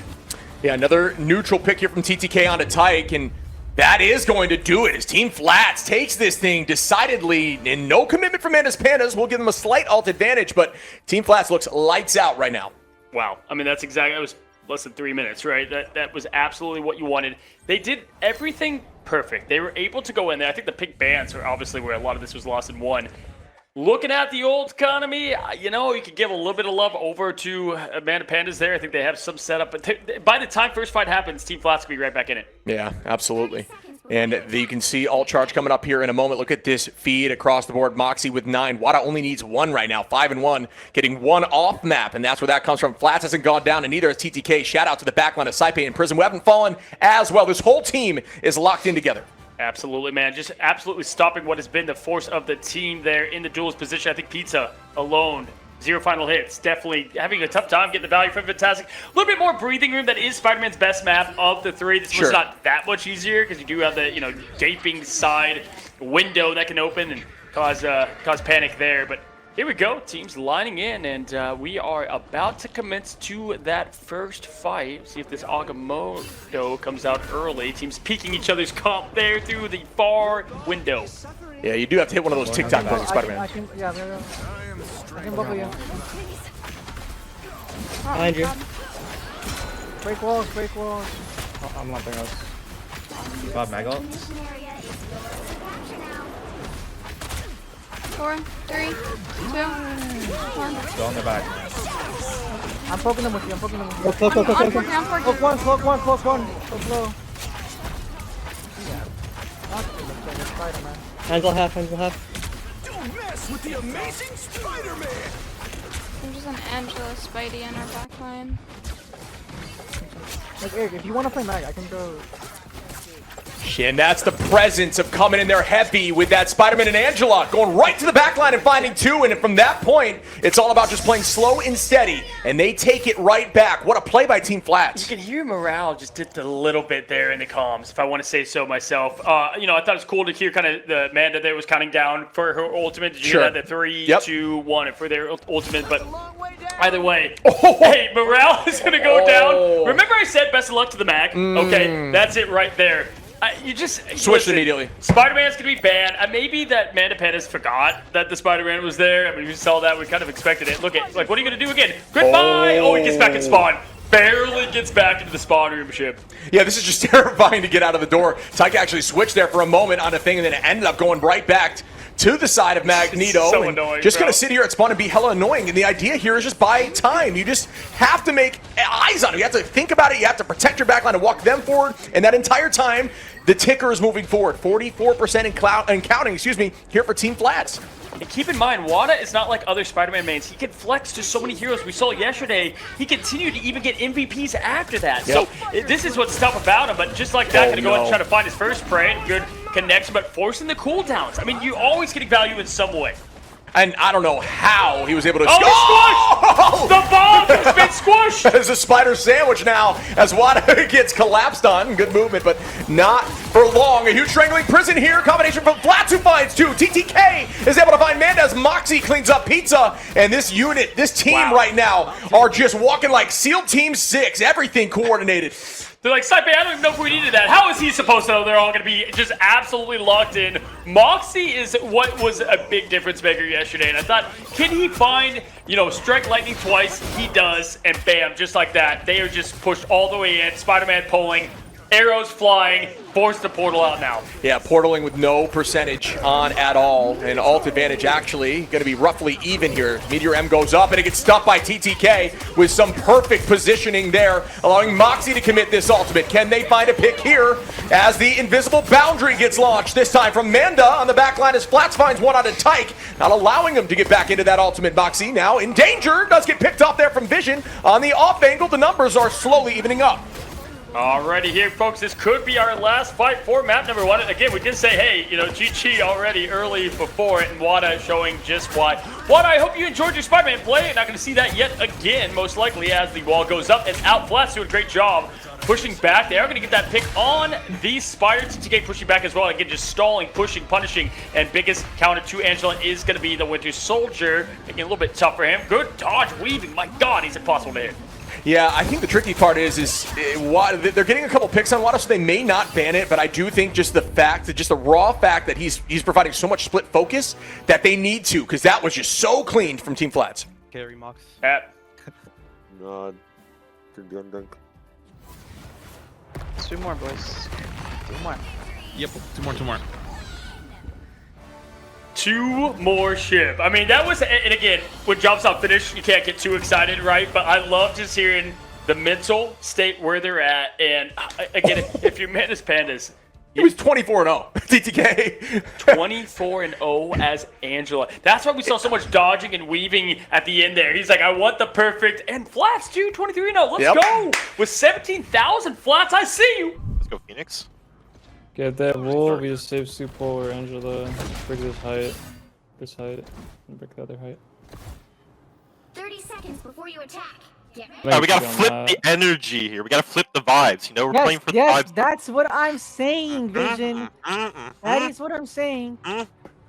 No, fuck the vibes. We're playing for the fucking 30K. Low key, right? Low Okay, key, right? Yeah. Our ban phase is like 10 times better too. Like, this game's so winnable. Yeah. It's fucking winnable. Yes. People just talk. We're gonna set up. We won every game where we're all just comping. Outside. Okay, they're on thing, Mag. They know we're gonna go dive. They know we're gonna. Sue on top right. Sue on top right. I'm set up high gun whenever you're ready. Hawkeye's a really good dive target. On me. I fell. Chill. Don't dive. I know. We're good. You guys stage a hit? I can. 3. I'm ready whenever. Let's Go. Broke my shield. Top back line. Get this thing, I'm Mark. on I'm Hawkeye. I go. on Hawkeye as well. I'm on Hawkeye as well. I'm on me. Hawkeye. Hi guy, man. I got one. He's going back. Wanted to get you a look into how dive comms work, and you can see the setup there and immediately commitment. I love the talk about changing the flow of that energy, and they got excited. That was awesome to listen into here. Shout out to production That's there. one way to change the mental, right? Yeah. Let's do it for the fives, get a little meme in there, and then we heard F the fives, we're doing it for the money. You got a little bit of everybody in the personalities come to show. That's how, again, though, you flip that mental. Like, you have to always tell yourself, like, the last round did not happen. And we saw it right there, right now, as we now see Forky Dog coming out, forced to get that portal early. Clobbering time coming out. They are going to have to deal with a lot of aggression. Moxie going from the Hawkeye to the Wolverine, finds that value on Eric early. Now with Pizza getting the best of it too. Moxie has shown that flexibility, as that point is going to go right to theirs and on to point 2. Saipe finds one there. Team Flats looking really good on the attack, and they will get point 1 quickly. Running dive can be very effective as a unit, but it gets a little tricky here on defense. Very successful on offense, but they had some time there, but the portal right in gave them enough to take that point rapidly. 4 minutes and 50 seconds on here for Team Flats on point 2. They've got to stall for a while here. Pandas needs to clutch up and buy some time. So yeah, we have Vision on the Psylocke. We'll see Forky Dog going to go to get this ult as quick as possible, but Wada gets Tyke out. And man, getting rid of that cap, something like that, is so tough and so much value now, as there's not going to be value on that spectacular spin, amazing spin, as Eric Cartman moves in. They already have so much. Look at the space they're getting, though, man. Yeah, they're letting them have a lot here. They're already halfway through to this point on 2. Pandas needs to step up. Their ban phase, I do believe, is definitely better than it was on game 1, but didn't necessarily address specific target problems, just change up the comp they want to run. From downtown, Meteor M, that is not going to land there from Flats. Try to make something happen in the middle of this Gambit ultimate. Raging Royal flush. Eric Cartman trying to find one onto the back line, but everyone playing beautifully around that card, and nobody gets trans there. A lot of ultimates not getting too much value. Can you walk us through, Shib? I want to notice, we go from Brawl to Poke, right? Point 1, Brawl, you got the Moxie on the Wolverine, you got the thing out here, then you got it back over to the Hawkeye. Obviously, they are playing pretty aggressive. What is that strategy into point 2 of going into Poke? Is it the long range feed here?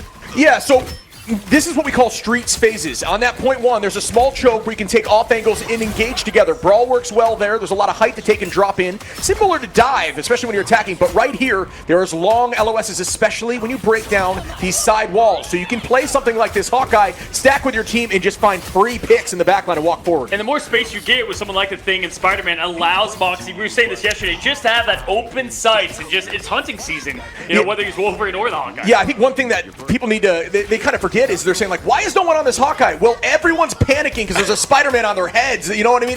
That's the free space taken here. Having a Spider-Man make big plays allows your Vanguards to walk forward, and then something like a Hawkeye and Poke is just free to reign. Look at this. They got point 2, and they have 4 minutes and 25 for point 3. Dude, Moxie getting that pick on Vision as well, and I love how they did the quick. Did you see the explosive arrows for the quick environment? I mean, beautiful. That is such top-level play, folks, that if you want to continue to get good at rivals, got to focus on these little things they're doing, right? The X's and O's and the things between now. He's hunting. He knows they're up there. The call has been made in the comm. Surely now Eating Pizza is going to go ahead and rotate back. Obviously can see through the walls. Knows exactly where they're coming from. And here goes our next go at this fight. We need Manda's Pandas to clutch up here to make this more of a battle. Too much time on the clock right now. Team Flats resetting as a unit and prepping here for the next fight. Wada looking for an off map and does find one instantly. That is insane on Eric Cartman, who was not expecting that in that moment. And we all know that pain as Moxie starts off with one on the Tyke. Tyke's like, you can take the Magneto, okay? You can take the fall off and float to your death there, as Moxie's going to find Vision. Yet again, Moxie's gotten the best of Vision out in 3 fights in a row. Again, the pro, Manda falling as well. Moxie has locked in so hard on this hero. It's just blown me away. They've got 3 minutes. This is about to be 3-2 with a do touch in desperation. And you might as well nearly call this a map if they're going to go ahead and seal it at 3. Yeah, this team is looking well oiled right now. It's like they've been playing together forever. Moxie is just on a rampage here with that Hawkeye too. And everybody's mentals are crumbling on the side of Manda's Pandas. You heard them trying to bounce back, and they need to get on that mentality. Good block there from the side of Flats as Eating Pizza now is going to take out Moxie. Down 1. Now Manda's Pandas are finding their footing. Can they keep this momentum? Wow. As TTK is trying to drop back as Vision gets 1. Pizza again onto Prism. Both strategists down. And and off the map goes Tyke as Wada is just playing all over that off-map location. It's just so tough. You want to peel for your teammates. By the way, can I just say how big of a fight win that was for Mana Pandas? They quite literally gave themselves a fighting shot.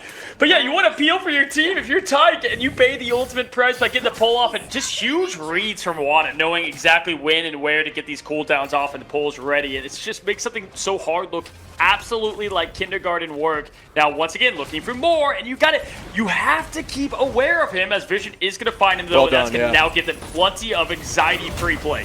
Yeah, they're starting to notice that play now. I mean, you fool me once, fool me twice, fool me 3 times, I guess, and then the 4th time I'm going to find you. That's what it looked like there as the pick comes through on Wada, who's been playing in that corner consistently with free pulls. TTK, obviously, going to be sticking here on to the thing and just apply a lot of pressure around that card. Saipei off maps Eric quickly. Manda does the same, but this time picks off flats, excuse me. Moxie now going to pull out the bow and start raining onto the clones. Finds 1 on Manda. Do we see 2? Not quite yet. Now looking backwards. Oh, Vision goes up. Ensong Inferno coming down heavy. Can they burn it? It's got that extra HP now.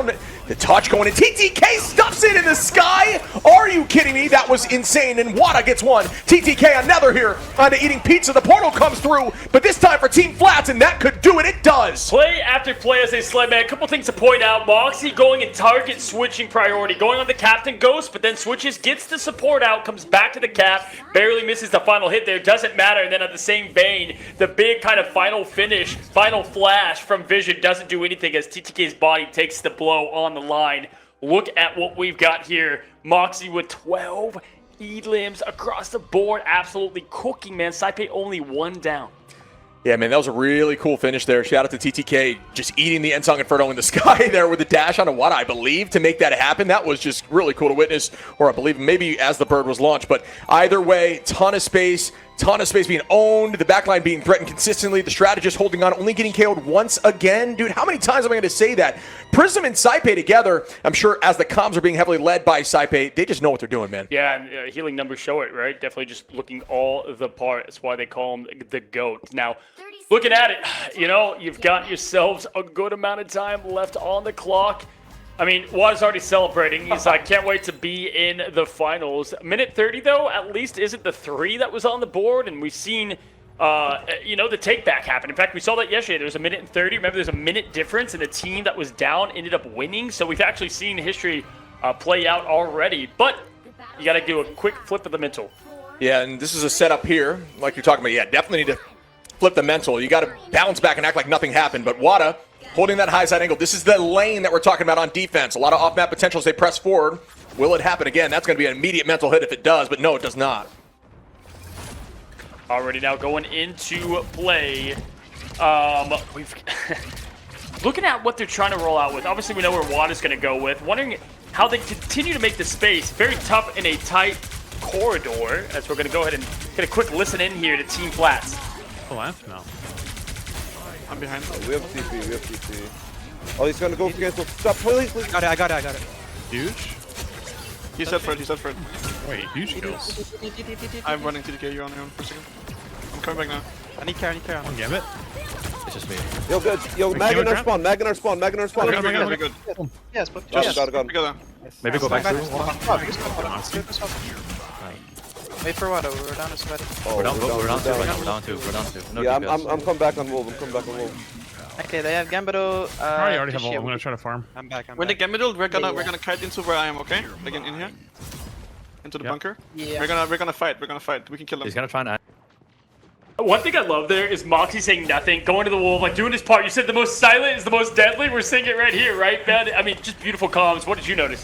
Yeah, I mean, I love the constant tackles through portal. That's one of those unique niche things, like going wolf and then tackling through your portal so there's no option to save that hero. Consistently doing that to the front line of Tyke and just messing him up, making sure they win that fight as they do bounce right back. Up in the sky goes Flats with the meteor M. Does this one land from downtown? Looking for something and does not land on Amanda with some good movement. The Gambit ult is committed and they're walking forward here with the Psionic Seduction. They need one more tick here on the point. 50-50 guess, right? Right or left, he went right, Flats through left. It's tougher than you think to hit those, especially with all that self-survivability they've been adding to these strategists time and time again. Clobbering time comes out. Tyke is now going to fall and press W now with the Porky Dog, getting the best of Wada, but it is Moxie once again in these tight corridors, going from the bow to the claws and showing why he is lethal on any duelist. But now the quick throw, and we're seeing a lot of these fastball specials here bringing even more aggression here. So, Brawl, I'll show you poke in the form of throwing. Yeah, I said time and time again, I think fastball special is one of the most slept-on team-ups. It's so valuable for Wolverine. It gives you a second leap, essentially, and guarantees you can pull right back towards your team. Clean plays there as Manda finds TTK, though, and Manda's Pandas now gets .1, and that is a massive take for their morale with 4 minutes on here, just slightly behind, about 45 seconds behind the opposition. Had to get it there, obviously, and really the only time we saw Team Flat stagger end their kind of aggressive run was .3, and so you can afford one quick breath if you are Manda Pandas, and we'll see if they can kind of make that same run here, but it's just the way they're playing this is so different than what Team Flats have done in their run as well. So Eating Pizza has the Devil let it out. Forky Dog's obviously going to be a huge play here if they're able to get Vision on board as well. You know how lethal the in-song is with the cards floating around it. Absolutely. Damage combo there again. When you're using the Royal Flush, every 0.5 seconds, you'll deal 20% of the damage you dealt in that 0.5 seconds. So it's why it's really good with heavy damaging ultimates, including things like Hawkeye. And here goes the Gambit never folds. Raging Royal Flush match right back with the Invisible Boundary. Spin to win available here for the side of Spidey on Wada. Will that get value? Everybody pressing Q now. And Pizza's able to find one onto Saipei to set the tone. Have to get a pick from that, right? When you get the Gambit ult out, you got to get the value. They do find at least a big pick at that. Moxie going to go ahead and get Forky Dog out, though. Trades even. Now we're going to go and get a pure even fight with both Vanguards getting a PC action. Vision finds Moxie finally, which can't tell you how much breath of air that's going to give this team. But Flats gets the pick on the Daredevil. Saipei gonna bring back Prism, and just like that, hey, huge swap there from Saipei, going to the Rocket, getting that beacon in a fight that they know they have to win.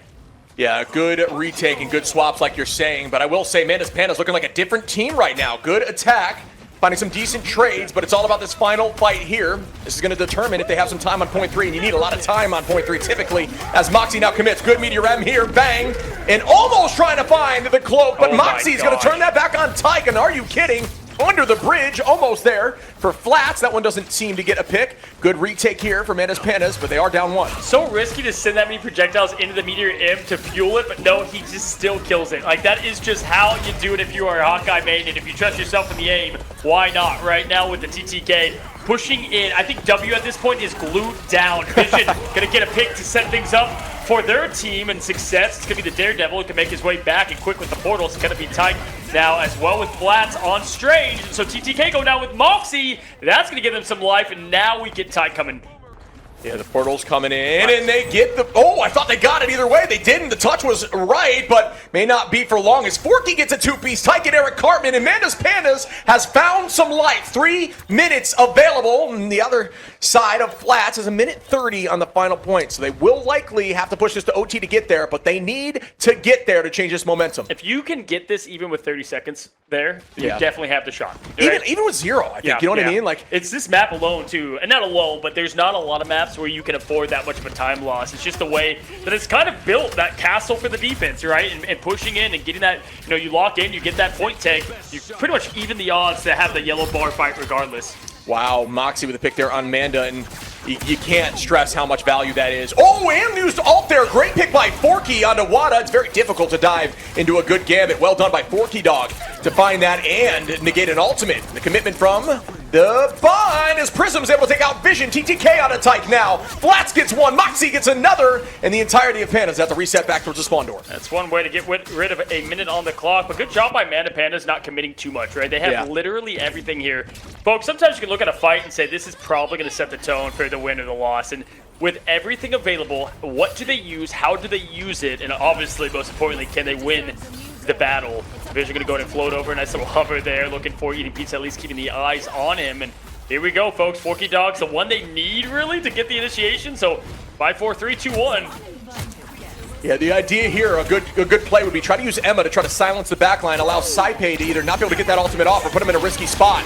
And there is the commitment. Vision gonna dive in heavy towards the backline. A lot of commitment finds 1, 2, as Pizza takes out Moxie. Flats goes down 2. And we see the invisible boundary still holding on. TTK has ultimate available.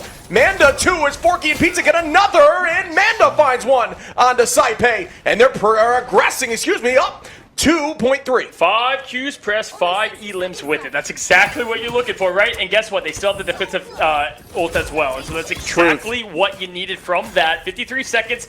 There's the fight that they needed to push up this hill.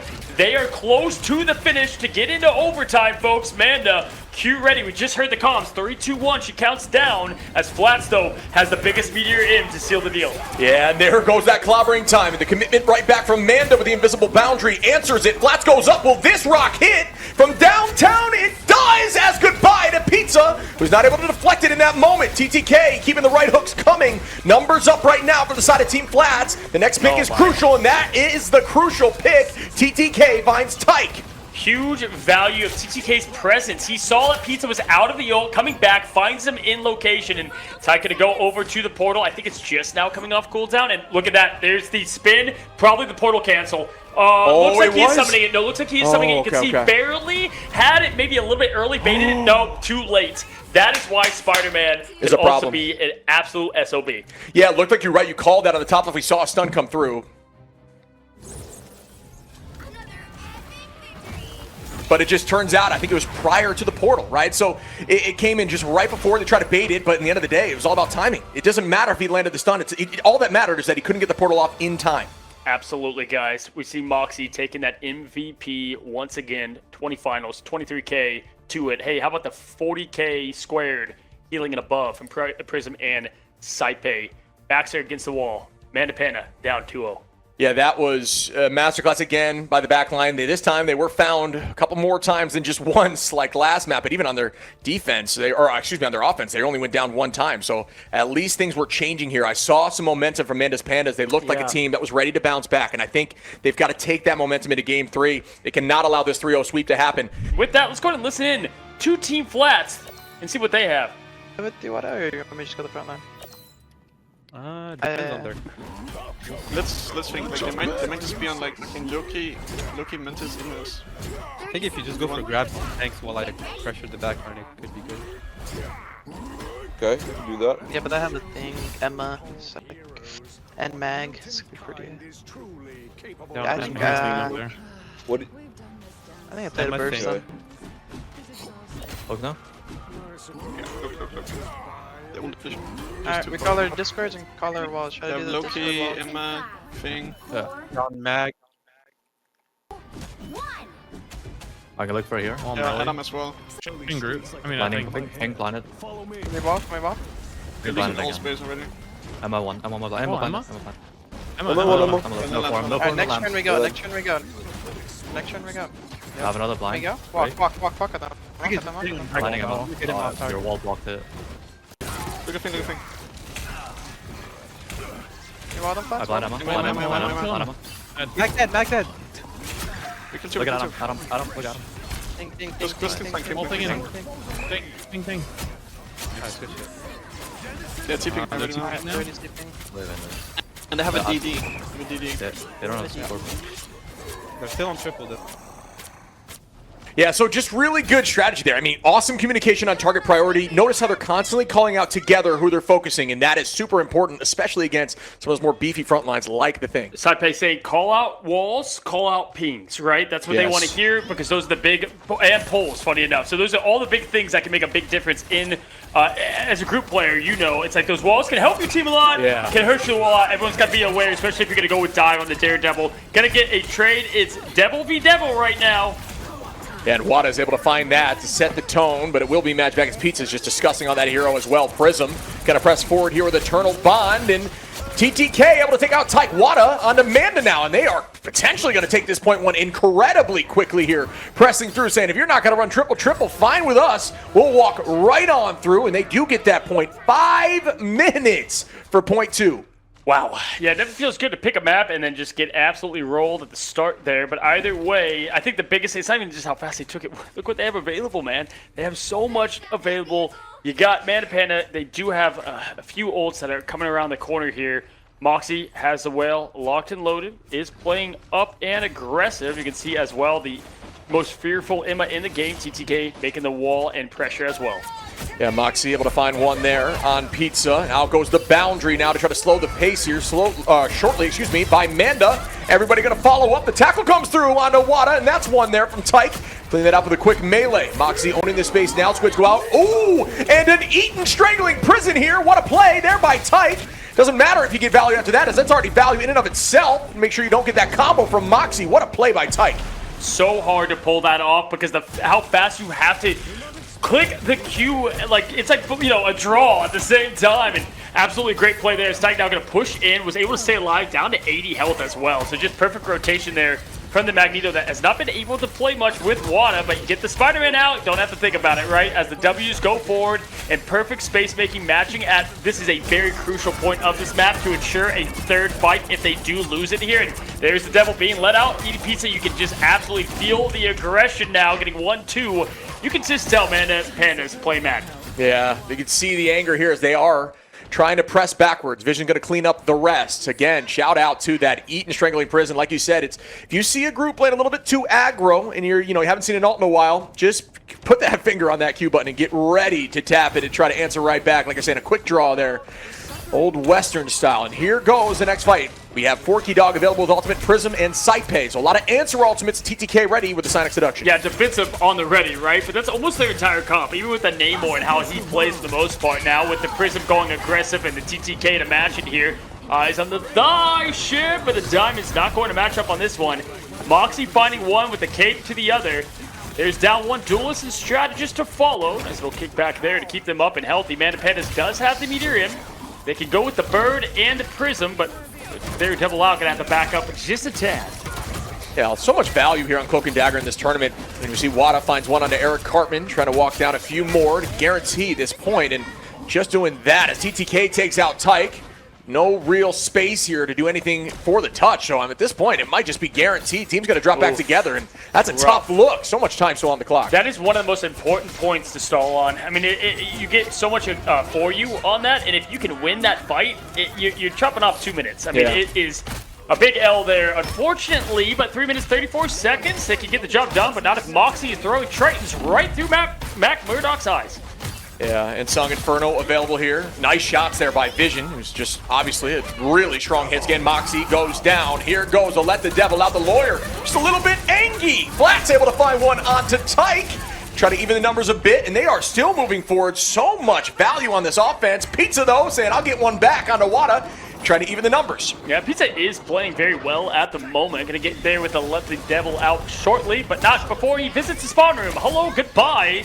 Says Flats at the hands of, with Vision getting Saipe out. Gonna go with the bird up. Tyke's had this meteor in for a while. Gonna see if maybe he's saving it for Flats' imprisonment.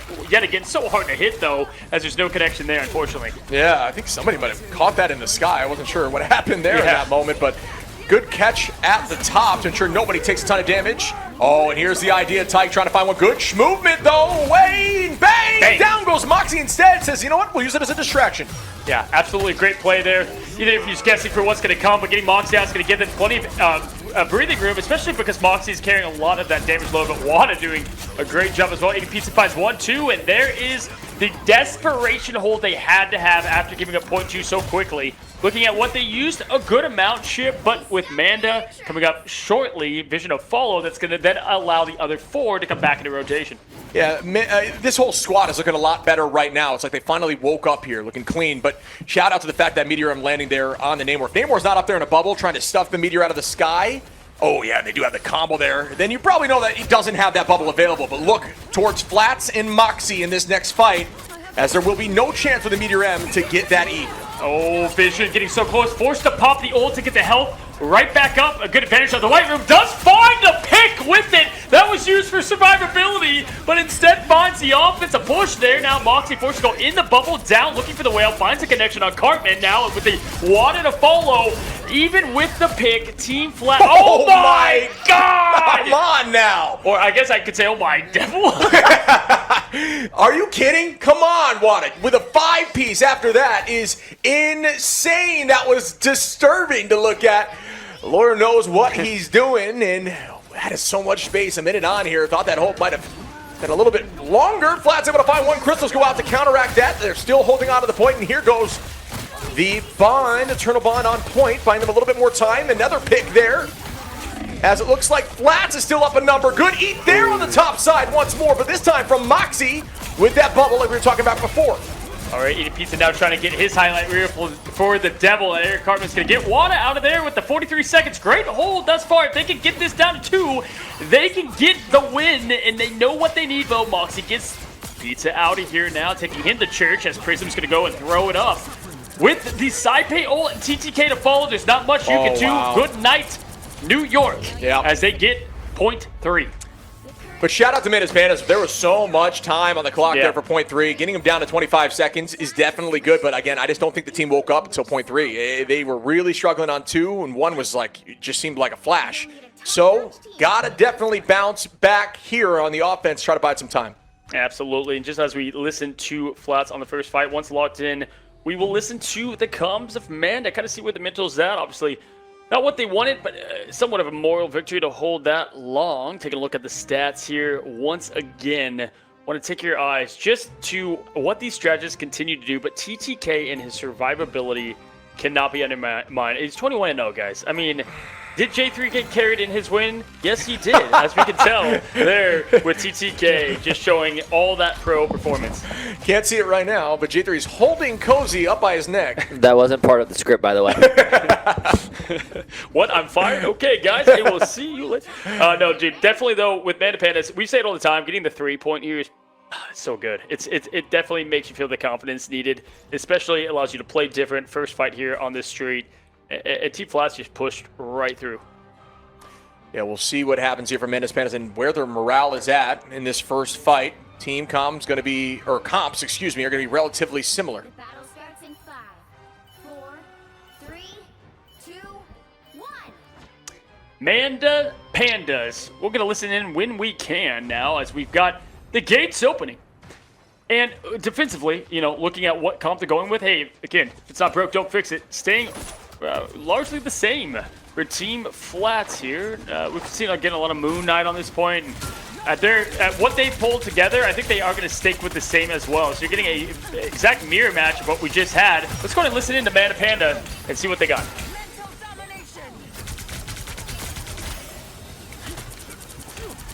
Psych, I lied. We're still on this. Or 1 point, or 1 point. I almost have ult. I'm ulting in. Oh, I just got. Dude, look at that. Good.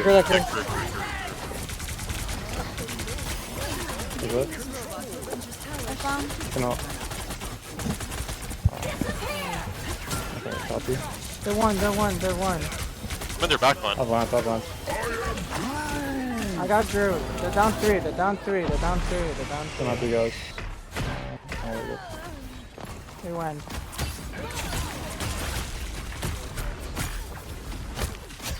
We went from an absolute debate with the comms to what was like a kindergarten speaking level. I mean, the morale is low, and you can't really shake it. And when you're 2-0 down, you just allowed the 3 cap, you can unfortunately hear it.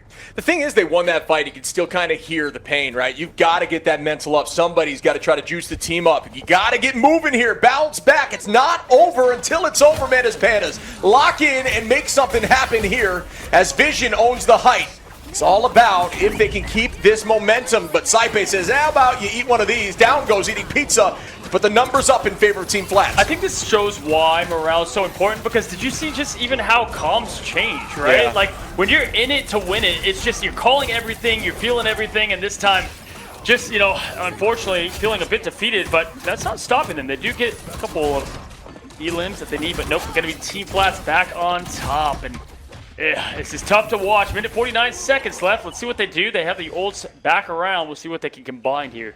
Yeah, a couple trades there, but it was all for naught. But still, ult advantage now going to be on the side of Manda's Pandas, as they will have Pizza, Vision, and Tyke available. Manda going to be closely behind. For the current moment, there is no answer, so they need to use these ults relatively quickly. Saipei is quickly growing towards that invisible boundary. Do not allow that to happen and try to make a play, especially before Flats hits you with a Strangling Prison. Yeah, they're going to wait for Mana to get this Eternal Bond, and then from there, they're going to go with the Devil out and more. Maybe combine that with the Insult and go all aggressive here. What they're going to have to roll it. There it is. There's the go button, and here comes the rest from it. We've got our views right now on Wada and his Devil but it's going to be the devil out for Pizza now, and everything rolling with it. There comes the whale, no connection, but down goes the team, at least with the knockback. That's what's so great about that whale. And Tyke finds himself 2. Both strategists, and just like that, man, the Pandas get .1. Come on now. The team is figuring it out. A lot of time on here. 3:16, not quite the 4 from the side of Team Flats, but still, there's plenty to move forward here and progress to .3. You got to keep this momentum. A lot of ults were actually used there by the side of Team Flats too. Prism's going to have something available in this next fight, but similar story here for Forky Dog and Eric Cartman. Can they win with a slight advantage? If I'm Forky, I go to the cloak, copy here, push in. But Prism's so close behind, so we'll see how the ult tracking is, right? Some of this can speak to it, but Water going to go ahead and try to mark some targets now. 87%, 88. Forky's got it. He's going to go aggressive. There it is, and there's the eternal bond. So calling that with the aggressive, it worked the last time. Go again. Prism, though, right on top of it, as we just saw. Oh, and Forky's just a little better right now as Moxie goes down, putting the numbers back in Manus Panda's format here. They're still going to keep this thing moving, and here comes a potential utilization of the Psionic, but no, Flats is able to find Forky Dog. TTK taking out Eating Pizza, and the numbers are still going to be in the favor of Team Flats after all of that. So funny enough, they have exactly what they did last time with Vision, and there it is. They made the call go button. They had to just put it all on the line here. Do you wait for everyone to get back or send it? And there's Meteor to do the exact same combination. Same time Splash, got 2 last time. Big Zero Burger this time around. Left hungry for more kills. Eating Pizza right now, going with the Devil's Out now, and right now kind of just staggering the ults through to get what they got. Vision does find 140 with the other ship. They are getting down. Wow. It's 3 out, 4. Okay. They're doing the thing right now. This is what you're looking for the side of Manus Pandas. You got to get loud in the chat for this team who clearly needs the morale boost, but they are making this happen. 3 minutes available for .3, and there's only 26 seconds up for the side of Team Flats. It's not like it's a losable game. You have the opportunity. Make it happen. This is for the grand finals. Let's get those Panda emotes out. Drop them in the chat. Show your love for what could be a 2-1, and that would change everything for this squad here. Now going in, Moxie has the whale on the ready. Sees the Pandas, he'll match it with his own animal now. Getting the squids up, unfortunately, with the break wall. That's a loss of a cooldown there. Going to get marked from the Daredevil as eyes are set from Pizza. Telling the team as well. Going to throw the squids up. There goes the moon out. Vision with the quick swap to the Khonshu hand. Egyptian God raining it down. Nothing but a forced ult there from Sunpay. Yeah, so many available ultimates here. Forky Dog going to engage. Worked last time. Went out. Do it again. The combo's out. And 1 goes down. Some good utilization there as a Bubbles as Pizza finds Saipei. Tyke taking out Flats. And once again, Manus Pandas are coming out on top of these ult fights. Absolutely. Now with Wada getting what he can, but Pizza going to get the best of it. That's going to give them more space. Pushing W now. Time to follow. The team can feel it. Minute 57 seconds. This is not a match that you can afford this much time. Opposed to Central Park now, with Eric Cartman now backing out. Little rotation. They've got the eyes on the thighs if they want to. Manda ready to press the Q. Put the aggression on. Tyke to match. Vision to follow. Here comes the first with the us against the world now. Press the Q. Manda goes. Let's see if Eating Pizza can match as Eric Cartman finds the trance. Up on the height here, some really insane positioning owned by Moxie. Wada going to commit heavy here with the Let the Devil Out. Answer it from Eric Cartman, who tries to get the tackle and does not manage to make that happen. And that's tough look, as there's not a lot of answers for Daredevil in that moment. Tyke, though, is one of those answers. With a Meteor M, Moxie going to find Vision, and Wada's right back in from the res. TTK takes out Tyke, and that's a retake here for Team Flats with 1:12. But once again, they still have another fight, and they can roughly end at the same time if Manus Pandas can clench this up. What a huge fight to win, because just like that, they did then evened the odds. Vision's got the ult, Forky Dog to copy the ult once again, right? So you're going to have the aggression to match. This time around, though, Saipei, nothing. Prism, though, will have the Sia. So the exact same match as we just saw, and who came up on top last time was Team Flats. And the biggest thing to watch out for, buddy, is going to be Flats. Oh. Yeah, it could be a big combination there with Moxie, like you're talking about. Vision is going to be now on the Moon Knight, so that's another one of those terrifying ultimates. Not able to play Groot at the current moment, though, so won't have that combination. Still, definitely a big threat. Going to remove some of those squids and allow the team to move forward as the combination begins. Now Flats is going to be looking for something. Prism starts off with the Sia, and they're trying to take out Flats, and they do before the ultimate is committed. This could be huge here for Manus Pandas, and a potential big play by Vision, who finds 2 now. And there's the whale. It does not get any value, and that should do it, as Manus Pandas are pushing this to OT with Excuse me, 7 seconds on the clock. Putting the pro in the name, the read there of the Khonshu to the back left where they knew the rotate was going to happen. The hit of the Terror Cape as well as Flats is pushing forward. He's going to ult. The Q is, he's smacking it at that point nearly, but then finds the quick grave, and just like that, it doesn't matter now time. That 20 seconds difference is just about nothing. Let's now actually listen into Mana Pandas again, production, if we can, and see if that morale has changed or if they're feeling still kind of where they were before.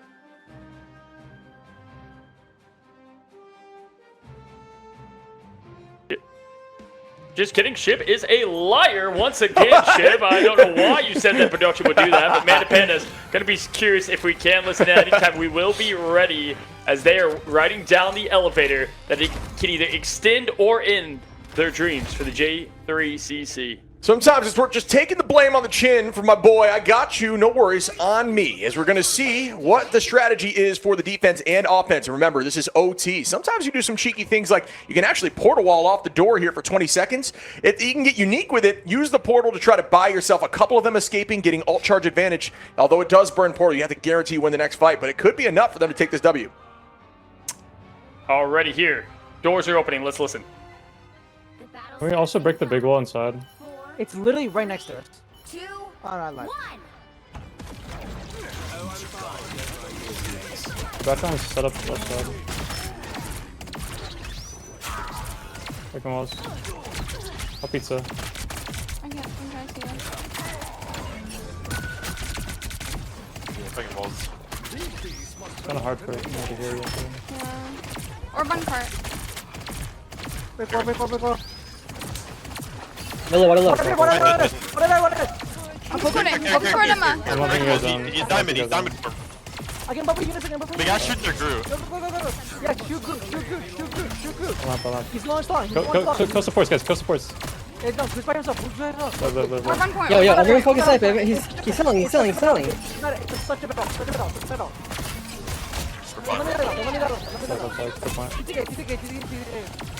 Sleeping. We not kill their cloak? Amanda, you're in first. Did we kill their cloak, yes or no? Yes, I killed the cloak. Okay. You said me first? Yeah, Amanda, you're in first. Okay. Okay, the TP high ground. I can Girl, bubble. You call bubble. Where are you? Yes.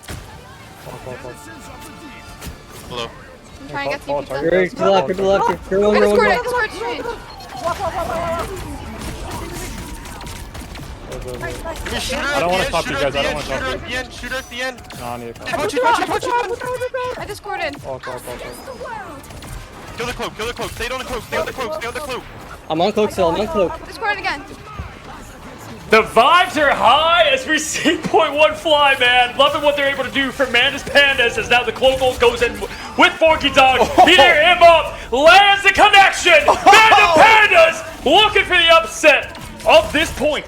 And they will be taking .1. Manda's Panda's a whole new team after making this push happen. Vision able to find Moxie there too. And that is going to be a forced reset for the entirety of Team Flats. Even after Portal, a pretty deep Portal there, kind of back a bit to try to play a little safe, but can't play safe in these moments. Got to be cocky and confident, and they're paying for it as Manda's Pandas want this W. The job is not done yet. Ready for the portal. Heard the calls. Is the cloak dead? Yes or no? Yes or no? We're getting it all here, and it's been so fun to watch behind the scenes. As again, the vibe's such a different look at this team compared to when we looked at them just minutes ago. There's the Terror Cape coming out from Prism. There's the team. The Eric Cartman ult up, gonna be low on health, goes in. Vision with a good placement, and Saipei going out is massive at 91% chip. Vision's target priority is so huge right now. Moxie and Saipei down in another here. The momentum cannot be stopped. Pizza with a two-piece, Cartman with one, and they may get 2 points here with a minute on in overtime. Job's not finished. Vision looking forward, has 45 and counting. Eating pizza. Gonna go ahead and try to hunt their prey. You can see him in that back loud, letting the devil out. Spawning now into it. And at this point, they are on absolute fire. Anything can happen. Point to the sign. Say you believe. As now Vision throws down the dart. Finds more. Here comes the well. And an insane fade right there from Cloak. No one gets hit by Flats' strangling prison that gets caught up on the point, and Vision says, I'll take a three-piece, please, with a side of fries, and keeps it going on point 3. 0 seconds on for almost 2 full points. This team is locked in. If you're Team Flats, you gotta reset. There's so much chaos going on. The comms are panicked, but you gotta make sure you can get this defensive hold. But Man and Pandas are defying logic. The plot armor is heavy to find ourselves into a potential match 4. Ship now with Wada, Prism, TTK, and ult. Manda can match. Forky Dog also. A lot of ults here for Team Flats, but you're right. Here goes the Bond. Eternal Bond forward, match right back by Prism, whose is a little more valuable. No one just yet. Stalling and biding time. Out goes Crystals. Good fade by Manda there to bide more time on point as Eric Cartman gets the first pick on a Prism. Another here from Manda onto Wada, and this momentum is in their favor. They don't want their dreams to end yet of taking this tournament. OT almost to .3. Manda's Pandas have locked in like never before. Near 40-0 if you look at the elims now as they continue this card through success. It's been all through with just 1 minute left. The devil is let out, folks, and this is why you're never down or out. Oh, F the surrender button now with just another team ace. This is going to be a 3 cap from Manda's Pandas, defying logic.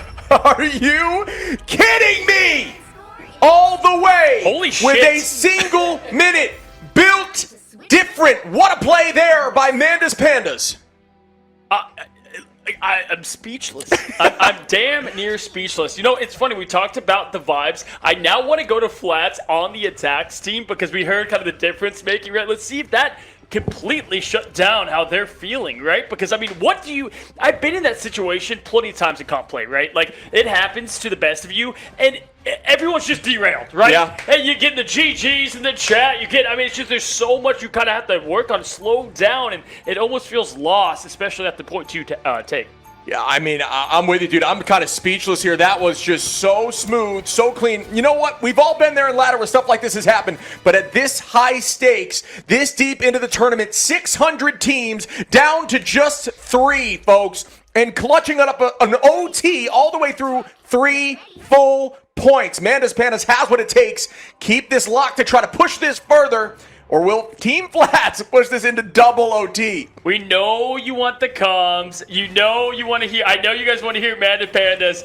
We'll go ahead and listen in. I mean, Chip, you're called. You want to go Mandas? You want to go Team Flats here? Both are going to be interesting. It's the tricky thing is I want to hear both. Right? Let's go Pandas. Yeah. I think we go Pandas on the defense, and let's see how their calls have remained. Team Flats might be a little flat right now in their vibes. Let's listen into Team Manda Pandas. Rin ready. Drop them, drop the other way, guys. Yeah, I'm dropping. I'm backing. I need a safer spot. Hold. Walls. Here at the pin. Oh, pizza. Go on the left, go on the left. You put it Breaking on the left. the big wall, I'm breaking it. Oh. I'm making a big wall right now. I'm gonna get pinned, I'm gonna get Orb pinned. on point. If you can get to point. Oh, cool. Oh yeah, there's no getting. Lamps, just fine. You want me to TP? I can. Just enough. I'm TP. Get an early fight. I'm TP. I don't know. Yeah, okay. No, just take, no, we just take an early fight. There we go. Alright, ready? Oh, wait for me, I know. It's okay, gonna be. go. It's literally right behind them. Shoot them. I scored all of them. Orb on point. You got the TP. What? You guys live? Are you good? Yes. Walking out. Angela half. I'm going behind. Manda, you can go first, Manda. You can go first. Andy. Pipe is dead. They don't have a second Go tree. behind. I can copy you. Oh wait, no, just reset. Huge! I kill! Come on. You're freaking better. I got Diddy! Pipe is TP. Break. Nice, guys. Oh my god. I don't know how many that Gruel got. Nice.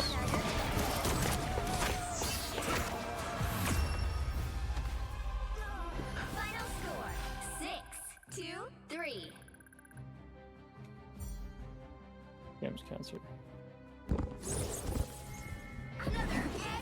I mean, what? Where the hell was their victor instinct? No one was talking, bro.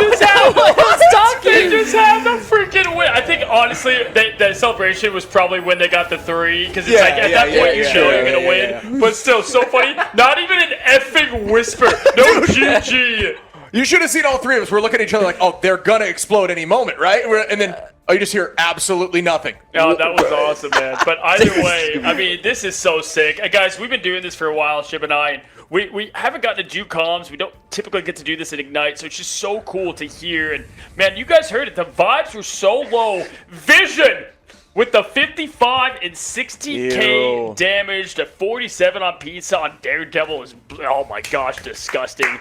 Cinema here at the J3 ship. Jump in and see what Team Flats has to say comm-wise and through the first fight. A ton. I'll give a blue. Just play the shoot front line, me and Water and back line. Just. I mean, Namor could be alright too. They don't have Loki lamps anymore. I feel like whatever that's you like, want. If you want. I think you do whatever your gut tells you. You guys wanna go coast? Coast or main? I'm gonna go main to coast, I think. I'm gonna go left side. TP maybe? Around Phoenix. I'm not there walking. Cap. Phoenix, Mega. I'm walking Pine already. Yeah, Cap is on the left. Make care left. Yeah. I'm going coast. You're on my radar. It is low. He's just main. He's just main. Yeah, Megan. I'm on backline. I'm on backline.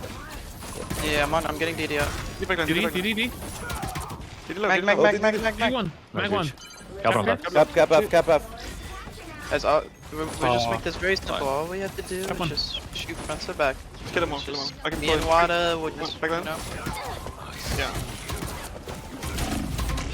We played to bait. We have the group. We played to bait. Just kill these fuckers, just like beating. Just, you know. Yeah. Put fine. Yeah, and you can see there, just the leadership of TTK. Again, calm, cool, and collected. So calm. Great calls. We play front to back here. We play to bait. We want to make sure because we have the group, we can wall off anyone that overextends. That is just smart conversation, and that's game-winning conversation as they're up 24%. Don't have the Loki, go with the Namor. They're kind of calling out things ahead of time, too. And I love the Daredevil is such a big role as the duelist, because then you also have to be the shot caller immediately. Yeah. Captain America, left side, they know what they're going into for the first fight, and that does continue on through this point. TTK, again, bait them in. Let's see if they can catch these fish. Yeah, and the very short pointed comms. DD1, Invis, wall off here. Flat's going to find one on Vision as Vision goes down early. Team Flat's up a number, but Manda finds TTK, says, how about you get out of the sky? And we see the lawyer from Hell's Kitchen now trying to make some plays. Down goes another as Moxie on the Phoenix takes out Eric Cartman, who's going to be on that Magneto. Invis boundary from side face still holding on for a while. Moxie, Wada, Prism available. Manda going to get the dance floor started, but Pizza is able to find one onto Wada and get one right back now as Pizza starts up to let the devil out. Absolutely got to rely on your pros in a moment this big. As Cypher now going to get the best of Manda, finding more, and there it is, the combo, the wombo, and Pizza is going to be sent back on delivery to the spawn room now with Flats get the best of Vision. Right now, Flats is showing exactly with their team what they did in the first round of domination. But if we know anything, it is that Mana Pandas are never down or out. That is exactly right, but 90% here for Team Flats is definitely going to be something to set the pace for their mental, and they still have ult advantage in this fight. That's exactly what they're looking for. They called out their strategy, and they are holding to it as the portal comes through now. How to get this out? They're waiting a long time here. They do get it there, and gonna go ahead and get the pick. Vision finds side pay immediately, but trades with Manda, so even odds on the strategist front here, Shib, and looking towards it, gonna try to hop back to spawn room, but wow, Wada and Moxie say, get the hell back in your magic there as Wada finds another, and that is going to put, most likely, yep, okay, the Wada show here, Spider-Man or Daredevil, doesn't matter. Yeah, that should do it for map one. Wow, Team Flats took that last map personally, and they're bouncing back heavy. Well done again by Team Flats early on to take over Carousel, and over we go to Cradle. Man, fight for Cerebro here is going to be a very important one, as we've seen in Marvel lore, but also here at the J3CC. Looking at the stats, obviously not going to be much to show there. For Manus Pandas, outside, kind of same we saw, similar Vision get the damage in there, Limbs not kind of to follow, Prism not dying, Moxie and Flats to follow. Hey, they got TTK down, that's not easy to do on the Angela, who played so well this time around, but we'll see how they adjust, see what Mana can pull off. Yeah, it seems like the composition here is just have Wada just fully commit towards the back line, doing what Daredevil does, just like nonstop, essentially like inting into that support so they can't look forward, and then everyone else gets free reign to do what they want to do. As you can look at the stat line, Flats up at the top here with 4 finals. Vision over to the Punisher. You got Forky Dog now on the Gambit. 2 quick swaps here, make an adjustment. Again, you know, back against the walls. Got to shift something. That first round was not it. So we'll see if they can find success here with a different comp. And the first fight begins once more. No ults available currently for either team. Likely going to take a little bit into the fight before anything happens. Prism will have something here with the Eternal Bond early on, which could buy Team Flats enough time to take this point. We'll see what that looks like. Yeah, that's going to come out very quickly here, but Tyke's going to be able to shortly match it, potentially on his impact on the first fight. Not getting much, though, to play with it, which is going to be unfortunate. Prism gets that pick as well, which is going to fuel that up. Here comes the Eternal Bond, but Forky Dog going to go and throw it out as well. How quickly you can get 50% on the Gambit. That's the pro showing why he's in that position. Moxie, Prism find 2. Manda Panda now especially feeling the heat. Yeah, that was what Prism needed, just using that Eternal Bond early on and then just being aggro because there's just no solution. Eric Cartman goes down early on, who does have that ultimate, but after that, you just got nothing. Your team has to drop back and recollect, and they weren't able to do that at all. We can see the switch there from Vision off the Punisher, immediately going now to the Star-Lord, which has been kind of slept on so far in the J3 Community Clash. I thought maybe he'd get some Moon Knight out again. That had a lot of success, right? But yeah, gonna have to try to get the Star-Lord, compare that with the Gambit, and see what you can find out there for at least a quick swap of the point. Time is ticking. Their chances are dwindling here for the winner bracket, but going to it, we got side pay with the Invisible Boundary up. Moxie to follow with the Insong Inferno, and they're going to combine that with quick Flats Groot Hug here, but Moxie doesn't need anything, just finds Vision in the sky. Yeah, that early pick is huge. Tyke goes up with a Meteor M now. Eating Pizza, going to start off with the Let the Devil Out, and we see an Invisible Boundary. Everybody pressing Q, but TTK going to be the one that gets the pick on a Forky Dog there. 2 ults make it 3 now committed for Team Flats. We see another Let the Devil Out. Saipei is going to use that Invisible Boundary. That gives them enough space. Moxie with a 2-piece walking forward. TTK finding Manda.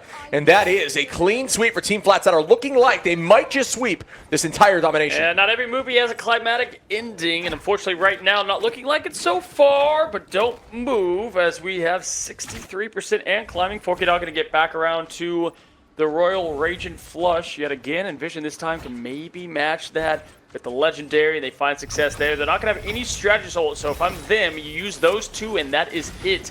Try to get this point cap back.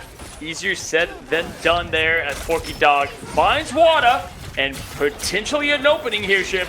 Yeah, but the mental's got to be in trouble here for the side of Manda Pandas. They do have ult advantage, but they got to commit quickly. That early pick is nice, and it looks like Prism able to get that ultimate at the last possible second before everyone goes down. Forky going to start up here with the Raging Royal Flush, and the combo with Eric Cartman. That's their entire kit besides Vision, who's electing to not ult at the moment. Psych, I lied, goes up, finds 1 onto Prism. Do we see more here? Looks like we might, but almost goes down. Is going to fall after Pizza gets 2. TTK going to take Vision out of the sky. Forky finds Wada. Looks like Manda's Pandas are going to start climbing up. Really good patience from Vision there. I think he was trying to bait out any other strategist ults and waited and literally counted down with the Gambit ult that he had. Waited for the last few seconds to pop the ult, find success. TTK does send him for a quick trip to the spawn room, but that's what they needed to do. Manda going to have the Invisible Boundary Ship.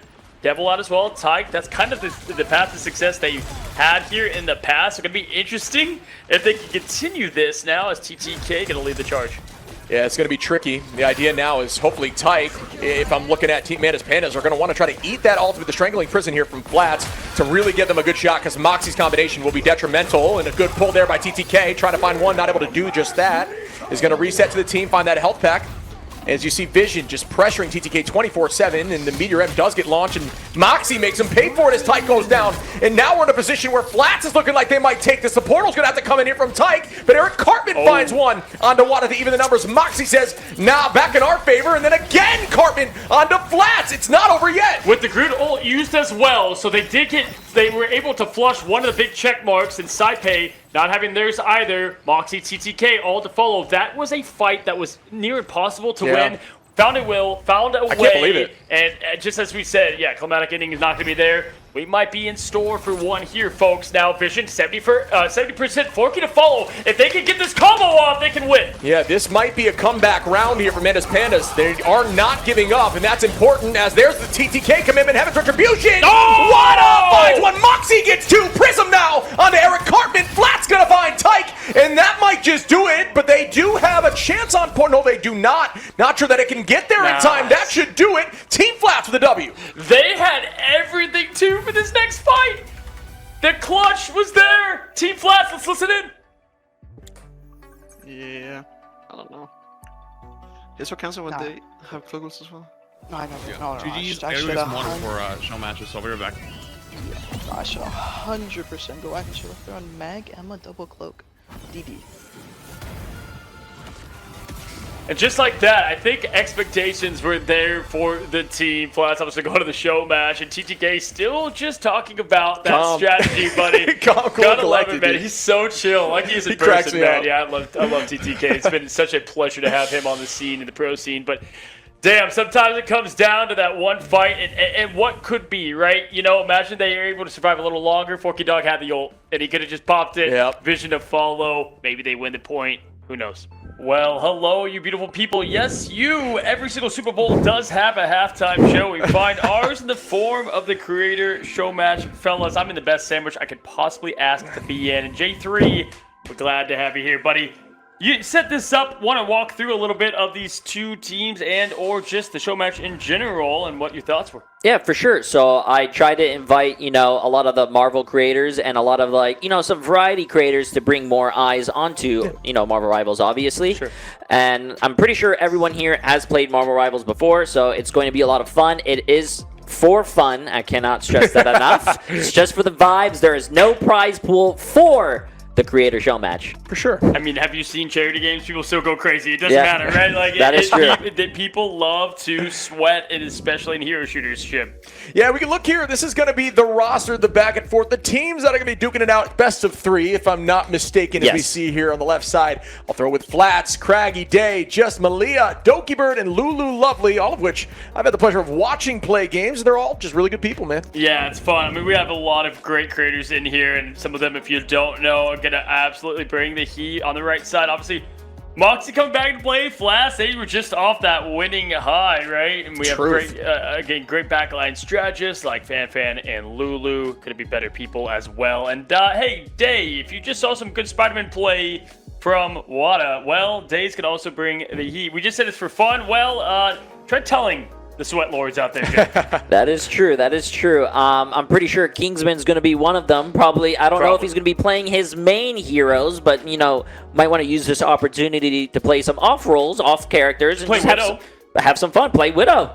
That would definitely be W there for me. But yeah, it's always fun to see what these creators bring together. Boker is always known for just some elite portal play. Maybe he's able to pull off some of those. Always a good time. Doki, last time we checked on her, was on the payload and scrolling through Twitter. I don't even think she was in game. So sometimes just absolutely get the best of the best from all of them. But yes, if we do go full sweat, you can expect Spider-Man, maybe a little magic. We'll have to find out, Chip. I just want to see some weird stuff. You know what I mean? Exactly. I want to see some crazy plays. Do some weird portal plays, ground portals. I miss those. You know what I mean? I miss stuff like that. Doing some 360s with tricks. Let me see a 360 Groot ult. Somebody run Groot. You know what I mean? Yeah. Let's just see something. Absolutely. If you guys don't know, it is going to be a best of 3, first to 2. So we'll see how far that gets. Again, if the sweat's high or not. Jay, you saw the two teams. Any favorites that you have? Well, I put both teams together, and I could say I did not play favorites. So I just hope it's very, very competitive. Yeah, listen, Jay was sweating yesterday. I'm like, why are you sweating, Jay? And he's like, I'm just trying to comp balance these teams. It's not easy. It's not easy work, especially when you have a ton of talented creators here in Rivals. I keep saying this. It's kind of cool that we have so many streamers and these creators that are actually really good at the game. Even the casters, all of us here, gamers. If you just don't know, in Ignite, we're all definitely sweat lords ourselves. And hey, we get to see the new map. I think we all haven't played this. I think you got to play it once, Jay. I got to play it once in my team C9, and it was right before my grand finals in Bogus tournament, and we lost. So I went into that game losing. But the very important thing about this show match is that we are showing off the new map, and both teams need to run the new hero, which is Deadpool. One of my favorite music pieces so far. I've seen a lot of love for this map, actually. I think the gimmick with the force fields, like everybody loves that. And then where you can go. Monstro, they have so many Easter eggs packed into it, and I just love what they can do here. So many Easter eggs to work with Marvel, and we see it come to light. Again, Kingsman on the Magic Day. Is Day on the Spider-Man? He is. So the sweat is there, my friends. The sweat is definitely there, and we are seeing a Black Widow from Craggy, who is actually against Kingsman. So I wonder if he's, imagine if Kingsman loses to the Black Widow. Can you imagine? 0-5 incoming. Moxie gonna go for the Spider-Man. I think he's taking a break there, Ship. Yeah, I mean, shout out to this map. I have not, like you're saying, I haven't looked at this thing at all. I haven't had a chance to. Looking forward to checking it out. Thoughts, Jay, on this map as a whole? What does it play into more, you think? I think it, it's really cool thing about this map is this, in these corridors, you have this like little invisible wall, and it actually protects you from damage, and you can actually break it. But I think you're going to play a lot of like close team comps, a lot of brawl. Okay. Dude, right now Craggy's hunting Kingsman. Look at the Black Widow! Yo, someone clip that, and take a screenshot, put that on Twitter. There you go. 30,000 likes on Twitter right then and there. He was chasing. I saw him go for Craggy, showing off now. Hello, as well as the skin as well. This was the first appearance of Black Widow in the comics too. So call back there. Love that they have that kind of source material to work with. Oh, that's really cool. And I mean, just shout out to some of the secrets on the map, right? I think Cosmo's on the map. You can actually see Cosmo right there. This dog that has the power, psionic power. So really cool. Even Emma's clones are on the map. There's a lot of unique, fun stuff to try to find. So, gotta love when the devs really put a lot of nuance and just like those hidden little tricks in the map. I feel bad for Fan. Hey, come play this show match and have Day constantly up the ass. I mean, just, it's not fun. Absolutely not, man. Some people are going to play their main characters, but, we have seen him on other characters as well. No shade. Oh, he wants another. Craggy going for the Black Widow. Elim on the Magic. It's hunting season right now, man. Craggy's running, Kingsman's running for their life. And Day's gonna find one. Doki. Oh yeah, so they are gonna be damage boosting. Oh yeah, a little bit, but I guess I'm not sure who they're damage boosting. Maybe Spider-Man from the Moxie. I love to see Moxie on Spider-Man too. He's actually really good at Spider-Man, but we haven't seen any of that play in this tournament. You know what I would love to see? Kingsman switch off the Magic and go against Craggy in a Black Widow 1v1. Oh, you heard the call out. Somebody Kingsman chat. Let him know. Let him know the Jay call out. I want to see it. Oh my, delete. Goodbye. Let's see if he finds Craggy. He's hunting. He's looking out the third eye, see what he can find here. It's going to be Deadpool getting a couple of the slices. And I mean, wasn't Doki just eliminated and just got killed again by the Magic? You hate to see that. You know what I mean? Brutal. Right back and forth. A clean play there by Kingsman. Obviously on the Magic, known very much with Magic. There's a lot of conversation that Magic plays so well with controller because those teleports, being able to use the thumbstick and an off angle, do something weird with the portal. But shout out Craggy again, just sniping the Spider-Man out of the sky. Nice to know that Boger's alive, by the way. Good to see him back alive after his slumber. The great sleep and hibernation he must have had after we saw his early exit from the J3 tournament. That is completely true. He probably just woke up after sleeping for 30 hours, and now he's fully fresh. Full bear in hibernation, Shib, as we have Craggy looking for more. There's going to be a quick flats. He's just having fun out here as the Deadpool. And look at him hunting Kingsman. Let's see what he can find. It's Katana's V Giant Sword. Yeah, and I think we just saw a pickup. A fan using all in Malia was able to find that pick through all. You hate to see that if you're playing Cloak, but you love that feeling when you hear the ultimate committed when you get that KO. So huge play there. And you know what? I love Vanguard pool, so it's dope to see that being matched on both sides here. What is your guys' favorite Deadpool role, if you guys had to pick? Vanguard pool for me, 100%. I completely agree. If I was sweaty enough, it would be dual pool, who I think is going to continue to get better and better throughout. Because if you can land, every time you can land those sword resets, it has the potential to go crazy. But for me, it is heal pool. I went through my Grandmaster slog into the Celestial because of heal pool alone and getting those early calms with that ult. But I do agree. I think he does play a bit better in the triple strat. But can anchor if you have, the Invis, Luna, whatever you need. He just stalls for days with it. When he uses the big test, his sword ult, he can, he enters into that a ton of HP. As soon as he passes the test, he gets even more overshield. Like, the dude can stall by himself forever. And that's not even including having that damage reduction What's ability. underrated is the katanas for heal pool, because when you upgrade those, actually the increase on speed, he gets a little burst of healing as he slashes, not to himself but his teammates, and he really amps up that healing. That's awesome. I didn't even know that. I played heal pool once, I lost, and I switched back to tank. Well, Andrew, 20% up, a little bit of the, like, you know, what you get from the Mantis team up with Loki, and it's kind of cool that you get that just in the base kit for Deadpool in your area on the heal pool. One funny thing to call out, I love how a lot of these creators, once things are starting to get more intense, they're just like slowly, subtly changing back to their main character. Yeah, right. Moxie. Moxie. I was about to say, hey, this is not the grand finals yet, man. Why is he going Hawkeye? Moxie's like, F this Spider-Man. Dude, Day and Howie ended up, you know, losing the tournament the other day, and he took it, you know, he took it on the chin, but he's like, I'm locking in for this show match now, man. And you can see it right here. Here is the rubber ducky, infamously hated on Twitter. Yep. Here is you remember you have to be inside. The water does push you up. Dude. The water does push you up to the high ground, by the way.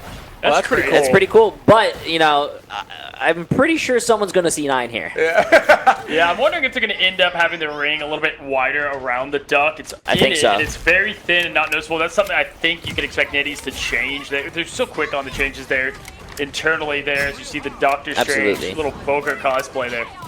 Yeah, maybe, I was going to say, maybe the idea is it is so annoying to have to stay on that it makes it hard to push, but that's a nice pick there. Craggy is just popping on the Widow, honestly.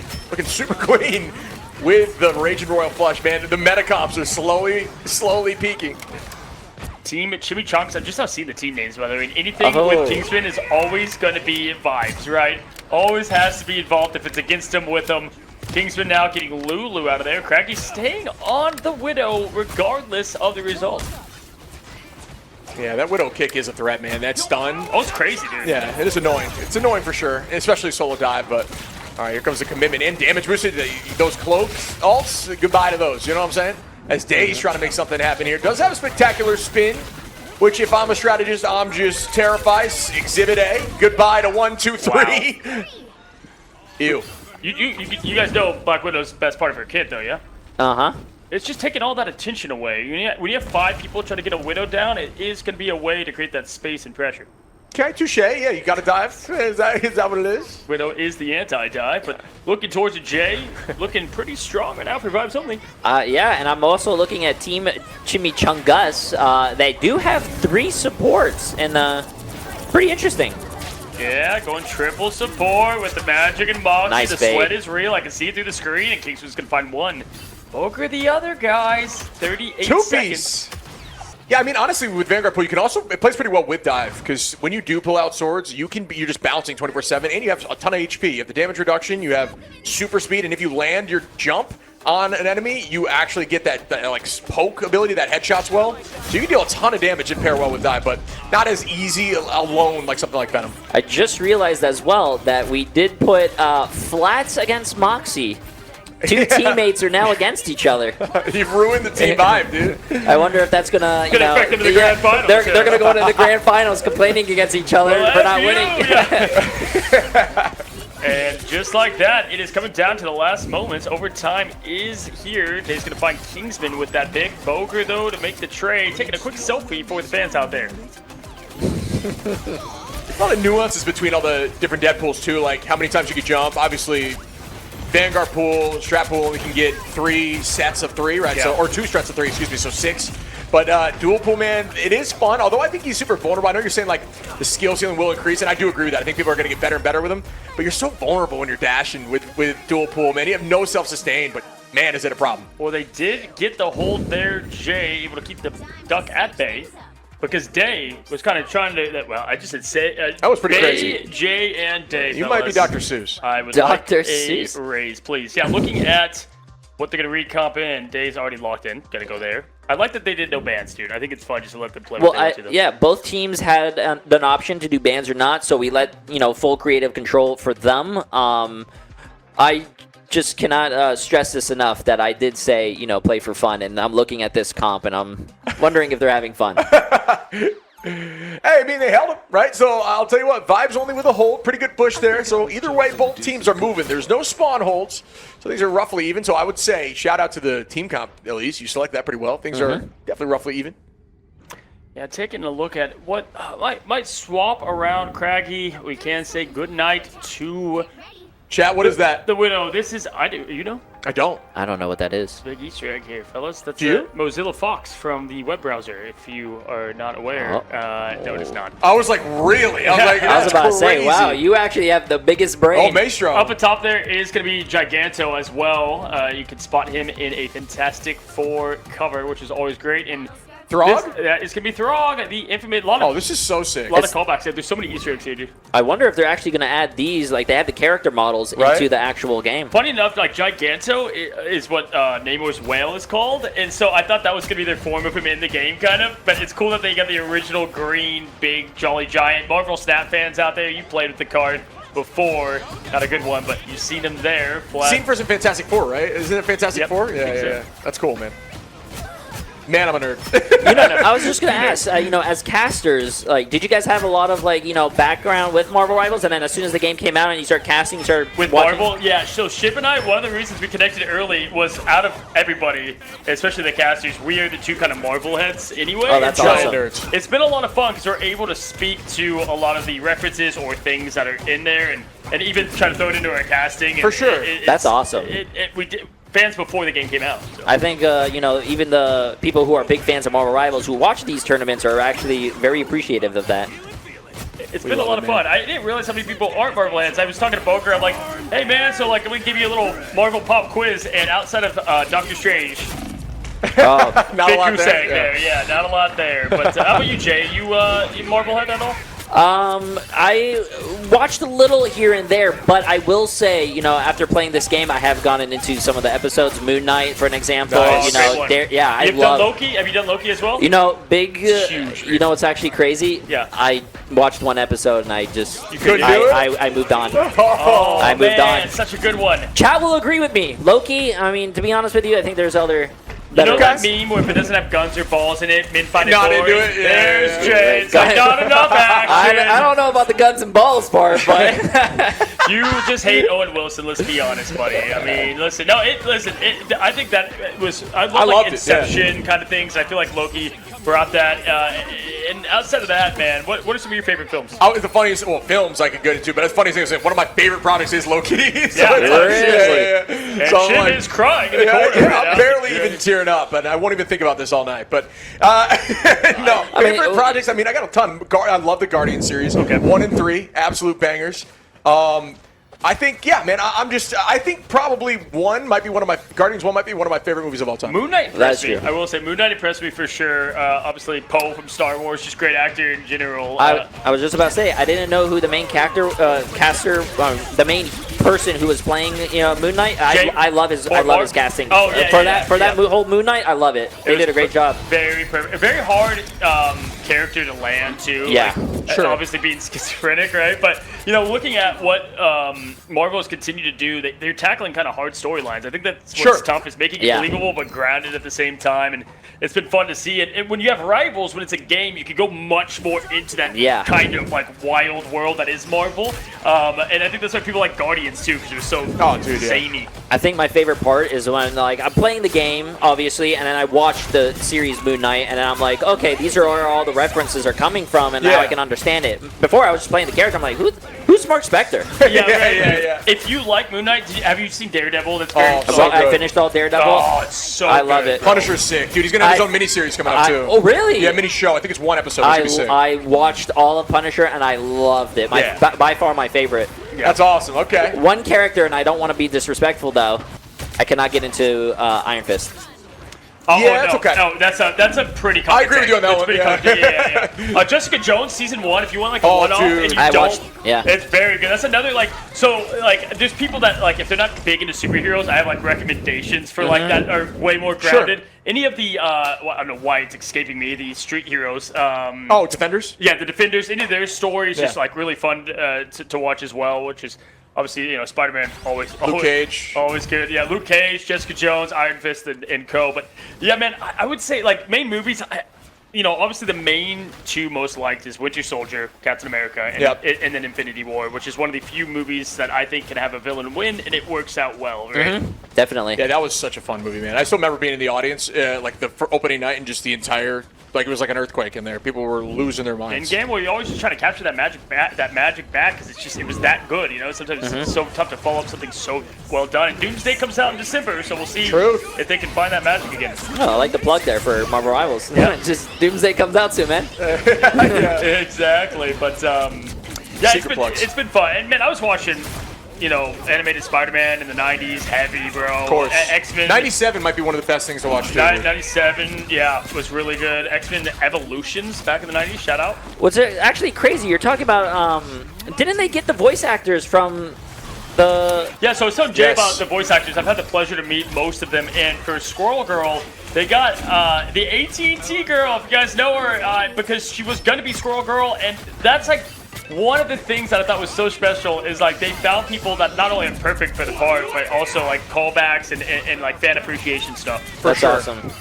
Yeah, I'm not sure what happened to that project, but yes, that was like she loved the character, was fully invested. And I think it got shut down or something like that. But yeah, 97 did a good job of bringing back all the old voice actors too. You talk about Rogue, you're talking about Gambit, all of which. That's what I was going to talk about. You guys were talking about like the 97 X-Men, and they brought the voice actors from that. That is unbelievable. Yeah, and you know it's funny because Charlie Cox just did Expedition 33, and so I was like, oh, will they get him for Daredevil?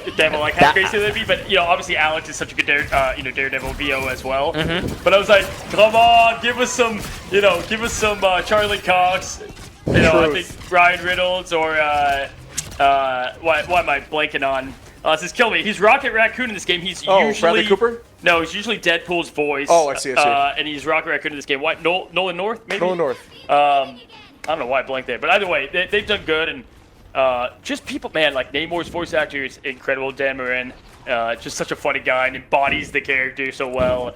But cool what they put together here. We didn't say WandaVision too, but that's a slow burn too, Jay. I'm not sure if you'd be into it. But Jay would hate it. But it's a banger. WandaVision is so good. Again, gun and balls, bro. Gun and balls. Gun and balls. Hey. What's up with the shade here, man? Jay would like to watch Bridgerton, is what the chat is saying. Oh, I love Bridgerton. I'm sure you guys have had to watch it. I call it the Sex and Dancing show.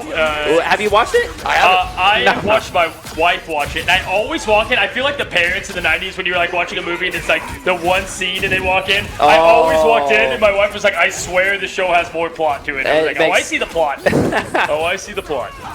I haven't seen Wonder Man yet, too, because we've been here. But, Chad, I'm curious on your opinion on Wonder Man, if y'all had watched some of that. I know that's Marvel's new project. Totally different kind of project, too, and I guess people are stoked about it.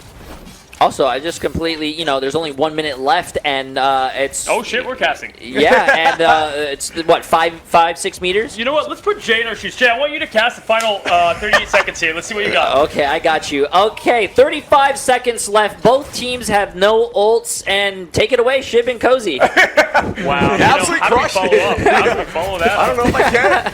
As we look now, 0 ults across the board. We got 22 seconds. I told you this was going to be a banger. It's all the way down to this final spot. Jay, this is exactly where I saw your team C9. No joke. Oh yeah, exactly. This is exactly how I'm getting PTSD from here. Hopefully the team remembers that you have to be inside of the rubber duck to be on cart. You can actually kind of see the outline on the... Yeah, truth. It's tricky. Yes, but in the mat, it's so tough. But Flats is going to secure with Day now. The defense is on and ready. There's the Gambit ult as well. Coming from Lulu. Clutch indeed. Vibes only looking to get the dub. Yeah, that's a good hold here. It's just an absolute battle back and forth. Kingsman finding one now. Traded right back, and here comes Darkchild. You hear that, and you just hope you have Emma Diamond off cooldown. The chat saying that casting is as short as Jay. Hello? You guys can vouch for me. Hey, put an end to this meme. Am I tall in real life? Yeah, he's like 6'3". It is confirmed Jay has a gun to me. He is tall, guys. He is tall. No, very tall. Very tall. Very, very hairy, very tall, chat. As we average. As we look at Kingston, who's trying to clutch for his team. Chimichanga is pushing in. Day's gonna go with a spectacular spin here. It's getting close. I just want to say, I don't know how I managed to pull this off, but both teams are fighting, and it's so close. It's insane. Oh, when they do push it through, Vibes really? Only. Yeah, Vibes only get the defense held there. Oh, wait, yeah. Wait, if Vibes only won, that is the team that ran Black Widow, so maybe Kingsman's having second thoughts? This scared me, dude. Now, this is actually Jay's this is it's crazy. This is actually Jay's real height. I didn't even realize, dude.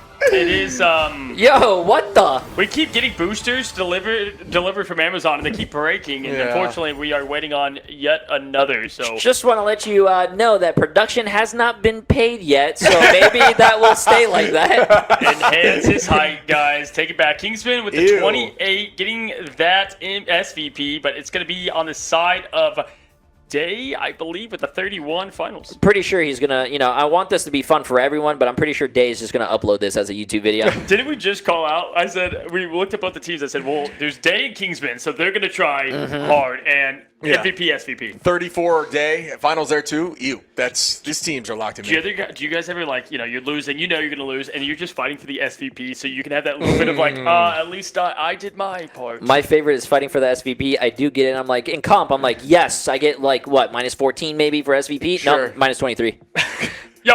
Every time. Yeah. You're like, oh, I feel like I did my part. Maybe like a minus 14 here. Yeah, it's like, boom, 29. Suck it. What, 29? No, that's it. Listen, there's been some dark days. If you're getting spawn hold and you're playing Vanguard, you just go to Moon Knight and just farm damage. You're like, come on now. Let's get this SVP, baby. I'm in. I know. You had a bad damage game. You go to Moon Knight. Be like, I did my part. And then swap quickly back to the Cloak and Dagger. That's what I love to do. When you do really bad, I'm not saying that I do this, but you do really bad in the game, then you switch characters, so it looks like they can't see your stats. You're like, hey, I switched for TP, Especially for Duelists, and you go to the Vanguard, you're like, hey, not bad for a Vanguard. Exactly. The damage was there, Duelists. The hell were you guys doing? Somehow I have more damage taken and then damage done, but I was on tank the whole game. Exactly, right? But no, listen, there's a lot of little mini metas to try to not get called out. All right, we've all been there, and at the time, it's okay to have an off day. That is true. That is true. We wouldn't know what that feels like. None of us have ever done that, but it is worth mentioning for everyone else. So. Dude, I have friends that swear by strategies. They're like, if I win 2 matches, I log off. I know. If I lose 2 matches, I'm like, man, you guys are deep. I just play. Play. Sometimes you go on that 5-game win streak. Sometimes you go on that 15-game loss streak. 15 games, and he is still in therapy, folks. Is it that bad? There was, I think my worst day was 4 wins, and I'm not even joking, 16 losses. Yeah. I had a 12 once, and I never bounced back. Next day, but the thing is, and this is where I'm like, maybe they're right. Next day, just straight wins. The worst is when you're 74 to the promote, let's say the C3, and then it's like 99. And then you lose 2 in a row. I cannot tell you how many times that has happened to me. So many times. Something in the water, dude. It is not fun, and that is when maybe I find a swift log off. But no, it is, and then you always lose after that. You never be like, oh yeah, I'm gonna advance from it. But either way, a lot of fun and cool to see. Anyway, show match, best of 3. We did just get through 1 match, even though we blacked out for half of it. Glad to come back into frame. Jay, that was fun though. You think they're gonna give the odds? Yeah. To be honest with you, knowing a lot of these creators that we invited for this show match, I'm pretty sure they're all very competitive, as well as you saw first map. I'm pretty sure we might see a reverse. Maybe we're seeing map 3. Yeah, okay. I think so. I mean, that was a battle. It was down to the wire. Dude, it's funny because that must be a crazy choke because that was exactly where I saw your team last fighting. I mean, I'm pretty sure it was a lot of these players' first time seeing that map. So cool. And you said you started playing at beta, correct? Do you have the Scion Venom skin? I would have to probably check, my account. This is what's crazy is that those skins they did for Alpha and Beta, they weren't easy to get. Like for Alpha in particular, I had to get the Wanda skin, and you had to play because they capped how much you could get in a day. You remember, you could only get so far in this little track they built. Oh, okay. And so Wanda, I got the Wanda skin, I got the Venom skin. Same, oh yeah, hey, welcome up. You don't know if you got the Venom Scion skin. I have to check, man. I'm gonna be honest. I don't play a lot of Venom. No, fair enough. Actually, it's my lowest played hero after Widow. Really? Yeah, I don't play Widow. And buddy, I love you, but I will never let you live it down that you call Cyan. Yep. Hey, appreciate it, guys. Thank you. Just dumb as a rock over here. 30 hours into casting, but for sure, man. It's cool. Do you have the Galactus spray by playing the devs in the alpha? Dude, I didn't grind. That was a different mode, right? Suck it, shit. I know. I deserve that. But I do look cool as Wanda, and I'm blue as Venom. So there's that. And that's all where the blue Venom skin comes from? It's Marvel vs. Capcom. There you go. Wow, you guys are actually smart. Come on. I mean, even though I didn't play the alpha or maybe get all these skins, can they still send it to your account? They cannot, Jay. That is called collusion and insider trading, and we're not going to have any of that here in Marvel Rivals. Thank you very much. But yeah, no, and it's in Jay's account. No. W Guaguan. No. Wow, I think I did have it all along. But you came in with Thor and Jeff, correct? Oh yes. Okay, and you were playing since Alpha at the very beginning. Oh yeah. Very first day.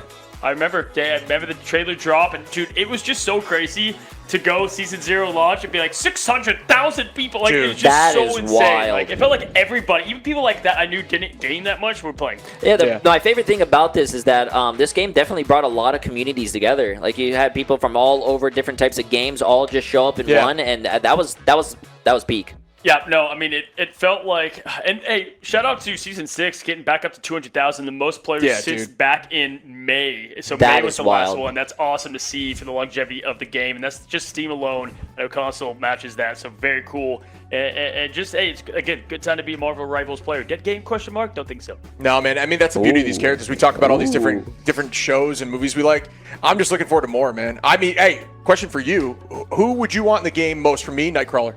You know, funny enough, when we always interviewed players, it was Deadpool. And so now that it's here, I can't wait for the answers that are going to dig a little bit deeper. True. Give me the wheels. I want Professor X zooming. I want ramps on the levels. I want to fly in the sky with the wheels. Give me the bald man himself. I was just going to say, I want the bald man in the game. Now I have a character to main. Well, dude, you would absolutely. I know, even you and Tim, the Tapman, would be like, wow, I'm just so represented here in Marvel Rivals. So important. But yeah, no, that would be awesome. I think it's funny because people are going to be mad about the X-Men because there's so many, but I want more. I was about to say, I really miss this map. Yeah. It's not a comp. Shibuya. Oh, it was too heavy.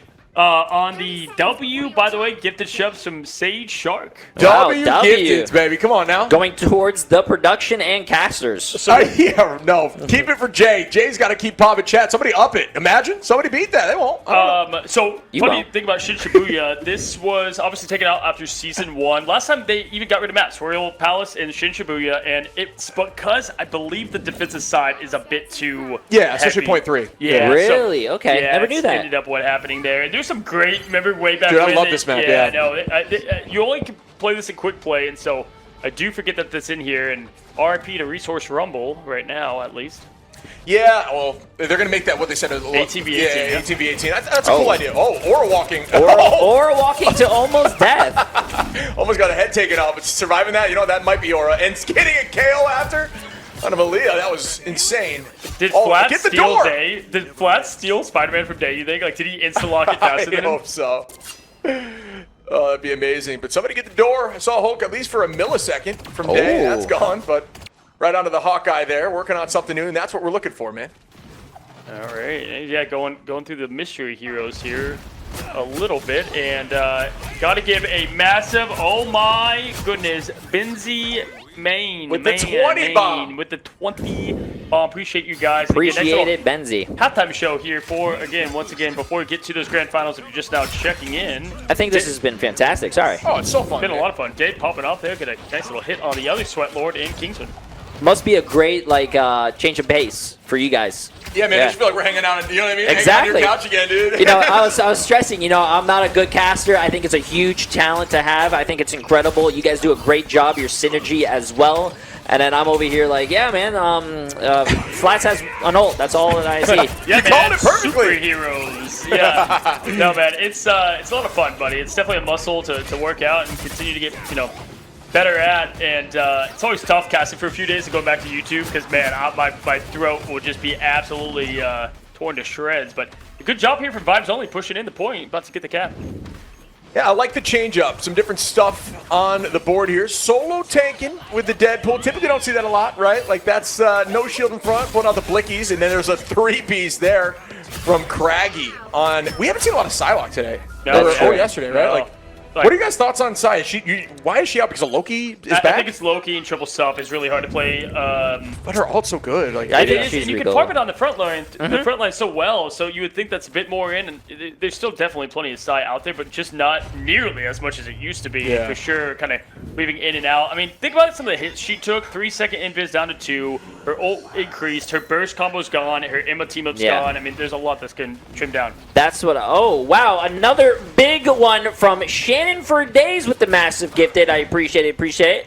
Chat's blowing it up. You guys are. Let's go, baby. Let's go, Shannon. Can we get a W for everyone in chat and also the casters and production? But I will say, I want to, you know, we haven't talked about Choco Bars a lot, but I just want to say, she is absolutely amazing on, you know, she reminds me a lot of Cooper. She actually controlled the back line, and when we played it in tournament, she said, hey, you use this ult, you use this ult, hey, I pop mine. She's a really good player.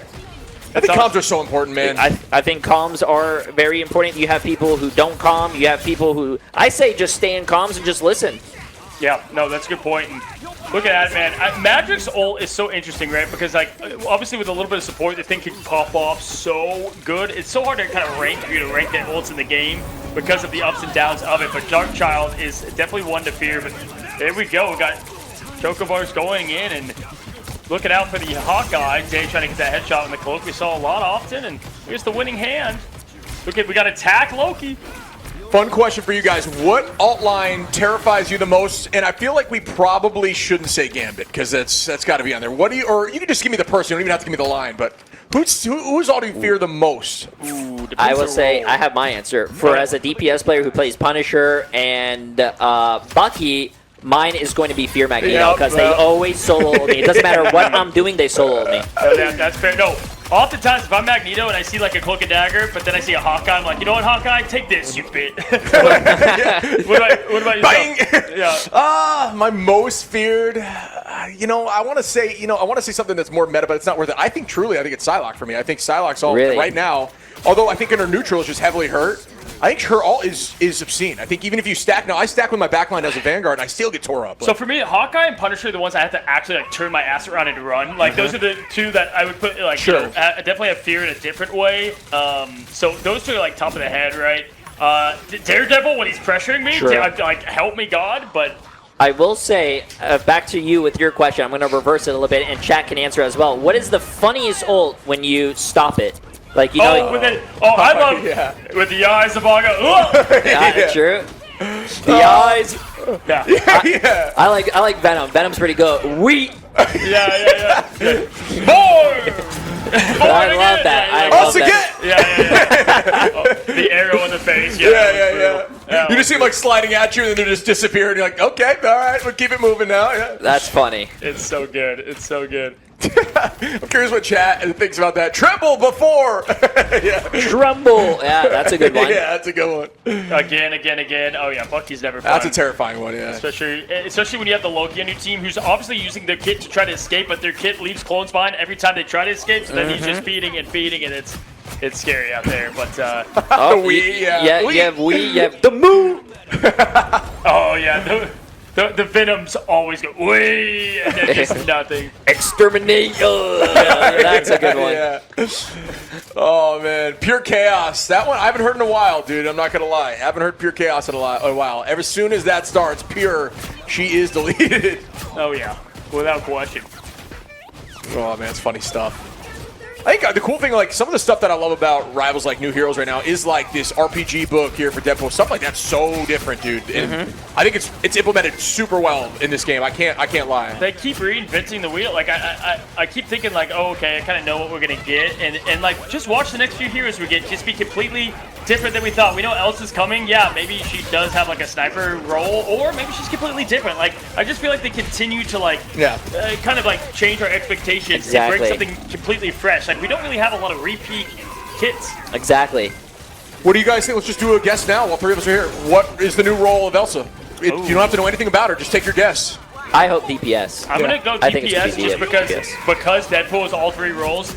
Especially heal pool being played the most. It kind of got that strategist itch. Gambit just came out. Vanguard for the Rogue. Yeah. So I do think probably they're going to lean towards the Duelist there. I think you're probably due for a Duelist. I'm with you guys on that. I guess I got to join the bandwagon there. But I'd like to see another Vanguard. Me personally, right? I'm obsessed with Vanguards, but of course I don't see her being one.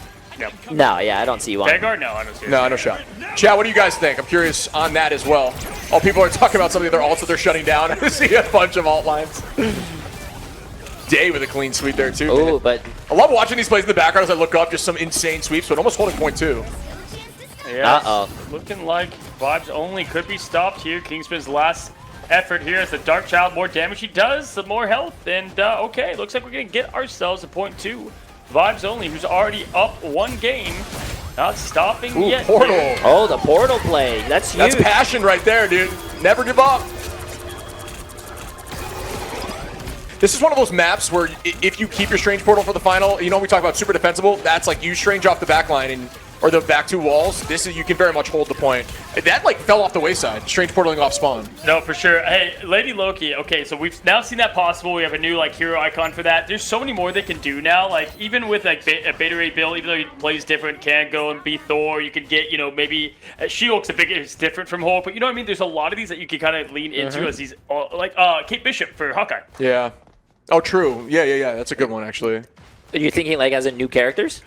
That could be the same character, just different. So like Kate Bishop is a exact same kid as Hawkeye, so you could just have that in the game and without, you know, bringing something fresh, kind of like Lady Loki did, without bringing a new hero. Oh, you mean just like a skin? Yeah. Okay, yeah. I was about to say, but my biggest question is like, you know, there's a lot of different Spider-Mans out there, a lot of different, you know. So what's going to happen there?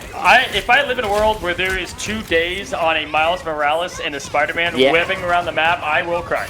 See, my thought is you could do something like lean more into like the Meiji playstyle of Miles, where it's like using the electricity abilities, and you can make him some sort of like supporty style or something like that. But he's got invisibility, bro. He can That's true. That's true. But he could be an escape. Can you imagine? Yeah, that's true. Or you know, if you're constricted to like using the webs to pull in like a dash, I don't know. But yeah, making a lot of flyers or movement like that would be tricky with the whole team.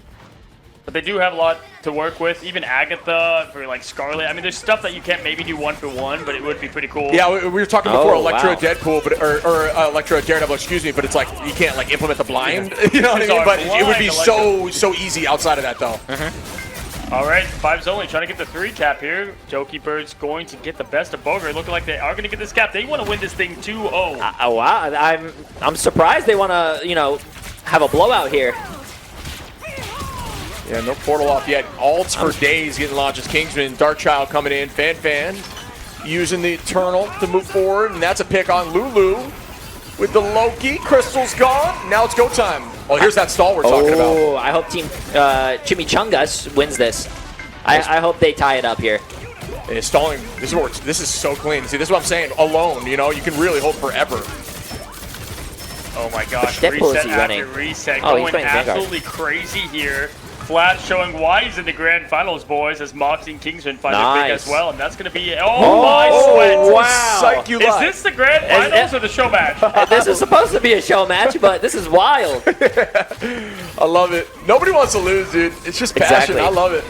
I was going to say, I really do like, I don't like melee characters that much, but his swords are a lot of fun. They feel so well. I actually feel bad for Blade on how well their swords play. Heck, he even makes fun of him. He's like, suck it, Blade. Yeah, exactly. Takes him out, yeah. Dude, some of his voice lines are just so insane, bro. I love what they've done with the character, and just that he's always yabbering. Heck, even when he goes to Jean Grey, he's like, he's trolling Cyclops. He's like, oh, the leakers online gonna go wild for Cyclops. Like, it's just W devs. I like that. Everything was done. So I even like the what do you call it? The introduction to Deadpool. When remember they were making fun of like even the devs. Yeah, that was fun. Yeah, that was cool. Him taking over Dev Vision. Yeah, I mean that's just so meta. I love it. You know what I mean? So playing into every character. Oh, speaking of which, Cyclops gonna be sick too. He's already been shown in some of this stuff. I was gonna say Cyclops, Doctor Doom, Thanos. These are all characters that when they come out have the same effect as Deadpool. Like they are holy, holy crap characters that hit the game, because Marvel has a lot of them, but there's definitely some big standouts. You know what I was thinking? The coolest kit I cooked up is Silver Surfer. Okay, we have him playing, and his ult is he summons Galactus, and Galactus just like sucks somebody out of the map. That would be crazy. Like, because you can't get Galactus in the game; he's too big. Have you seen Fantastic Four, Jay, or you just don't know what we're talking about? I have not seen it, but I know what you're talking about. Galactus? Yes. Yep. Can you imagine I remember him stretching, Mr. Fantastic. Oh yeah, he's just giant. All right, look at you. I thought you were talking about his abilities. I'm like, and a swing and a miss. No. See, my thought. Oh, this could be. This is what we're talking about here. Craggy. Oh no, it's Craggy. Yeah, you're right. Beautiful. Let's see it. Somebody. Oh, the jump back from that. Wow. Just do it. Somebody make it happen, Boger. Oh, I thought he was thinking about it, just jumping off anyway. Getting skinny. Oh my, Oh, Poker, you're getting so tricky. disgusting. That was awesome. Smart. Poker knows these portals inside and out. Yeah, but playing off what you're saying, I say give Thanos the glaive. Don't give him the gauntlet. Give him the glaive. Spin to block bullets. Throws it to pin people, and uses that as his melee weapon, and that's a melee tank. Thoughts? Yeah, no, seriously, I like it. Spitting. That's kind of crazy. Sign me up, my friend. Here, it's Poker now gonna go on the offensive side and just wow, wheeling and dealing. Gets Craggy out of there. That's my Doctor Strange, he says. Yeah. Jay finding Moxie. A little bit of vengeance here from some of these battles. You know what I think is cool about hero shooters is that creators kind of get this identity with the heroes of the game. We were talking about this with you and how I feel like when you think of a hero, it can oftentimes go to somebody in the community that represents that hero, right? Yeah. Like for a while, I'm just saying Jay's taking the mask a little bit from Necros, but obviously, when you saw Spider-Man, it was immediately Necros in that opinion, or Strange for Boger, and so it's cool. I'm wondering what chat thinks of who some heroes are and who they go to if thought of playing. Yeah, that is a cool part of Rivals, right? Especially because we're getting new heroes every month. That just makes more space for creators to try to take that mantle. It's really cool. Definitely curious what chat thinks as well. And here we go. I just want my Bucky. I was gonna say Winter Soldier. Or, you said Bucky over in Namor for you? I was curious. Oh, he plays a lot. He's the hooker. I know, but I'm just I'm number one hooker, man. I love my Bucky, dude. He's so fun. Just being able to hook someone and displace them, and I'm sorry to say this to all the flankers out there who play all these melee characters, but I love making them mad. Yeah. yeah. Especially when a Spider-Man's going through the air, you hook him, and he's just like, what? And then so fun. It's so fun. Why have I never seen this skin for Spider-Man? It just came out. Oh, it did? Okay. Fair. I was like, what? I play this game every day. Yeah, right. The disco skins, man. What, Hella, Spider-Man, Invis. There's a few of them. What about the dance floor? Have you guys visited the disco club? I have. It's wild. I got copyright strikes. People roleplay so what? I got copyright strike. Oh no! Yeah, dude. I went in there. I teleported there. And they had Venom and Thing on the seats as bouncers, and I was like, dude, people role playing. Oh, that is funny. Someone That's behind the awesome. bar. Yeah, it was so good. Put Hulk and Thing out there. So funny. Yeah, that's cool. It's awesome. A lot of Ultron dancing on Twitter. I want to see the Clobbering Club. I haven't had a chance to play it yet. How cool is that you can be on the big screen? I hope Ignite and Esports is on those big screens. That's what I was saying to my chat. I hope they, what do you call it? It's more viewers for them. Dude, that'd be sick. I think it would be awesome. Yeah, that'd be so fun to watch in game, dude. I wonder if that's gonna be their custom games, or if they're actually going to make custom games. Yeah. Improve their custom game settings. Because that's where, as a content creator, I would love. I could make a lot of content out of that. So, Absolutely. Netties, if you're listening, please custom games. Come on, make it happen here. As we're gonna get Lulu's gonna get the ults on, and Kingspin gets success from it.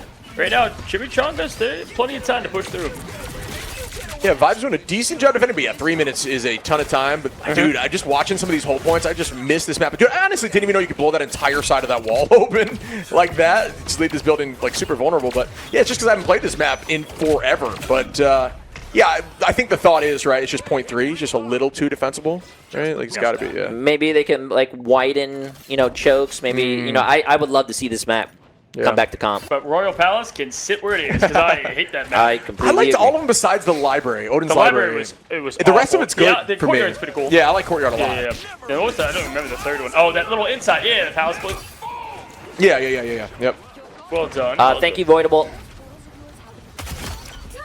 Also, Voidable been helping a lot with this tournament as well. Big shout out to him.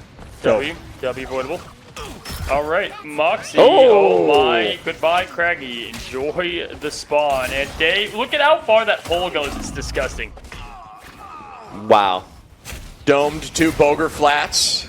Coming out on top of the Deadpool. Little battle there. Oh, Craggy and is they all can. too. Oh, yeah, that's a sneak. 3 minutes and 23 seconds here for 0.32. All right, we'll see here if they can get the job done. It's certainly looking like it. Day will not quit, though. He will not let go. 78% moving forward to that ult. And, I mean, I know we could all say Penny's ult is by far the weakest. You're going to come up with what's the worst ult? But thoughts? Thoughts after that? Ooh, I gotta think. We gotta come as a unit. I want to see what chat thinks too. I mean, you know what's like? It's good as you climb early on, but it just becomes useless. Iron Man, it's so readable. It is so readable. Iron Man, like, does he need like a little shield in front of him or something? Maybe a little bit of a speed boost to it. Yeah, You know. I agree. Honestly, what Ultron has with his little boost would be nice for the horizontal movement of Iron Man. If you could dash once while using it like that, would be kind of crazy. That might make it a lot better, even keeping the slowness of it, you know? Dude, it just sounds like a human lawnmower in the air, though. It's so loud. Yeah. Like his movement is crazy. He can move a little bit, but I'm trying to think who else just isn't great in terms of ultimate. Yeah, I agree. I do like the glass cannon feel. Widow, but dude, you remember when Widow had the clone? You could clone the team up that I can't remember what it was called. Allied Alliance, I think. I might have just nailed that. And you could clone similar to Hawkeye. Oh, Hawkeye. Yeah. Oh, that was and then you could ult it, and then it would one-shot everybody in the backline. That was dirty. Wanda's is pretty rough too. That is wild how you guys know every single ability and like everything. Like, microchip, mission microchip or whatever, which was Punisher. Yeah, where you could just Operation Microchip. I don't know why I knew this. That is wild. I barely even know the map names, and I've been playing for a year. Dude, so obviously everyone knows Magneto and Scarlet Sword, but what I'm trying to think of, there's a couple, obviously, dude, Hulk, the Gamma team up was disgusting. Oh, yeah. Gamma team was gross, and think about Gamma Squid. Remember the laser, bro? Guys, the infinite ammo for Punisher and Winter Soldier was disgusting. Guardian Revival, too, bro. After you have 7 lives, like, everybody can stay up God, this stuff is gone, right? Can you imagine today's, like, kind of pro scene with, like, unlimited Punisher ammo? Like, hey, Groot, sit down. Or Bucky, with like Jay on Bucky, unlimited ammo. That stuff was too much, man.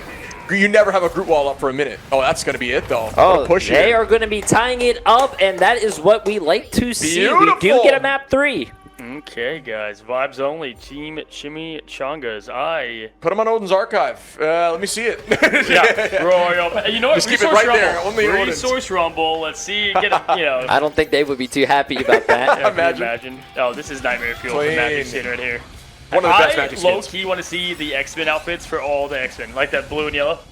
Truth. Magic, Psylocke, and Namor have one, I think.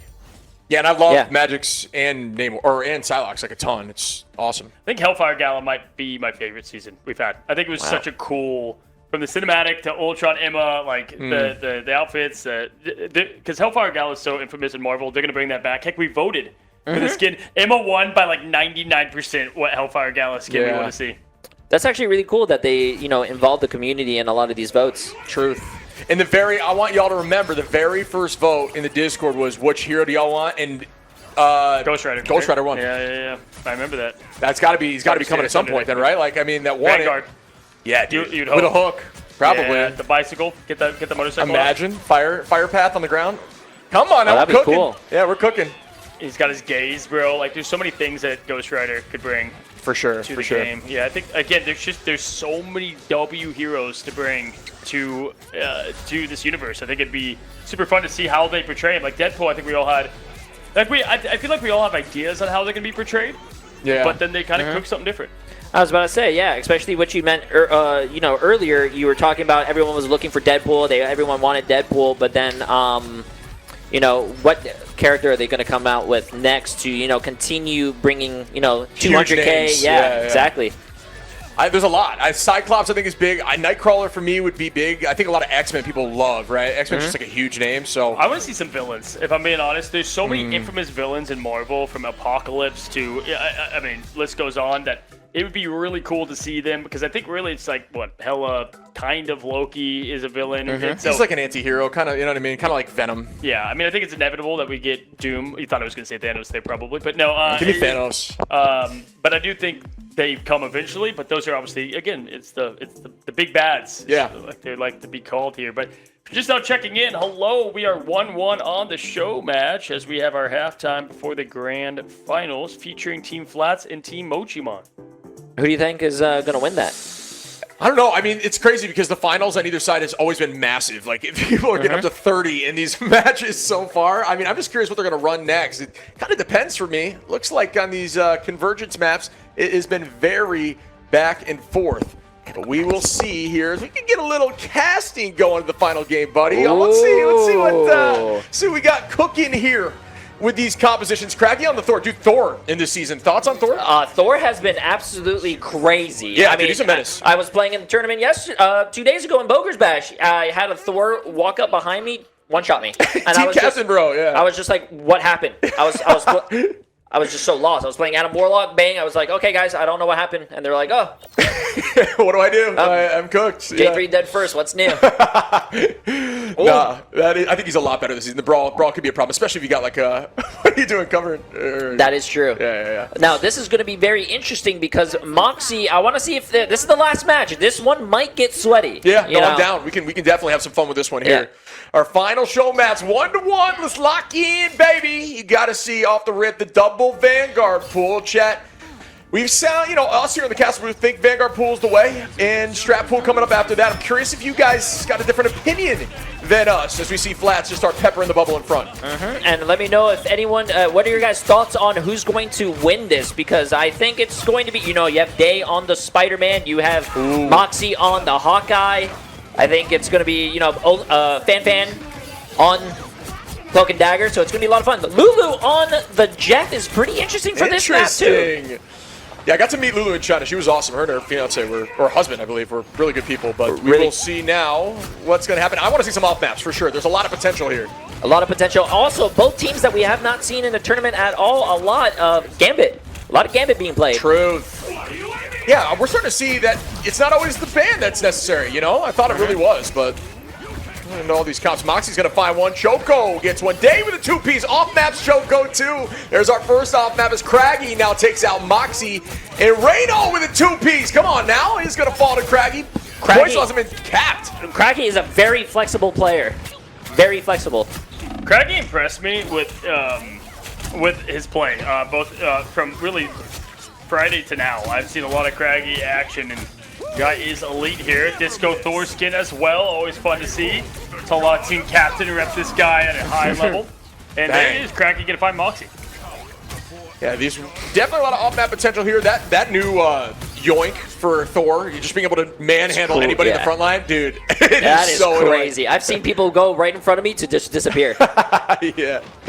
All right, he's around the corner. He's cooked. Let's let him go. Strategist can't look at him anymore, but look here, Flat setting up for something. Almost has that ult available. Pull out the swords. Let's see something.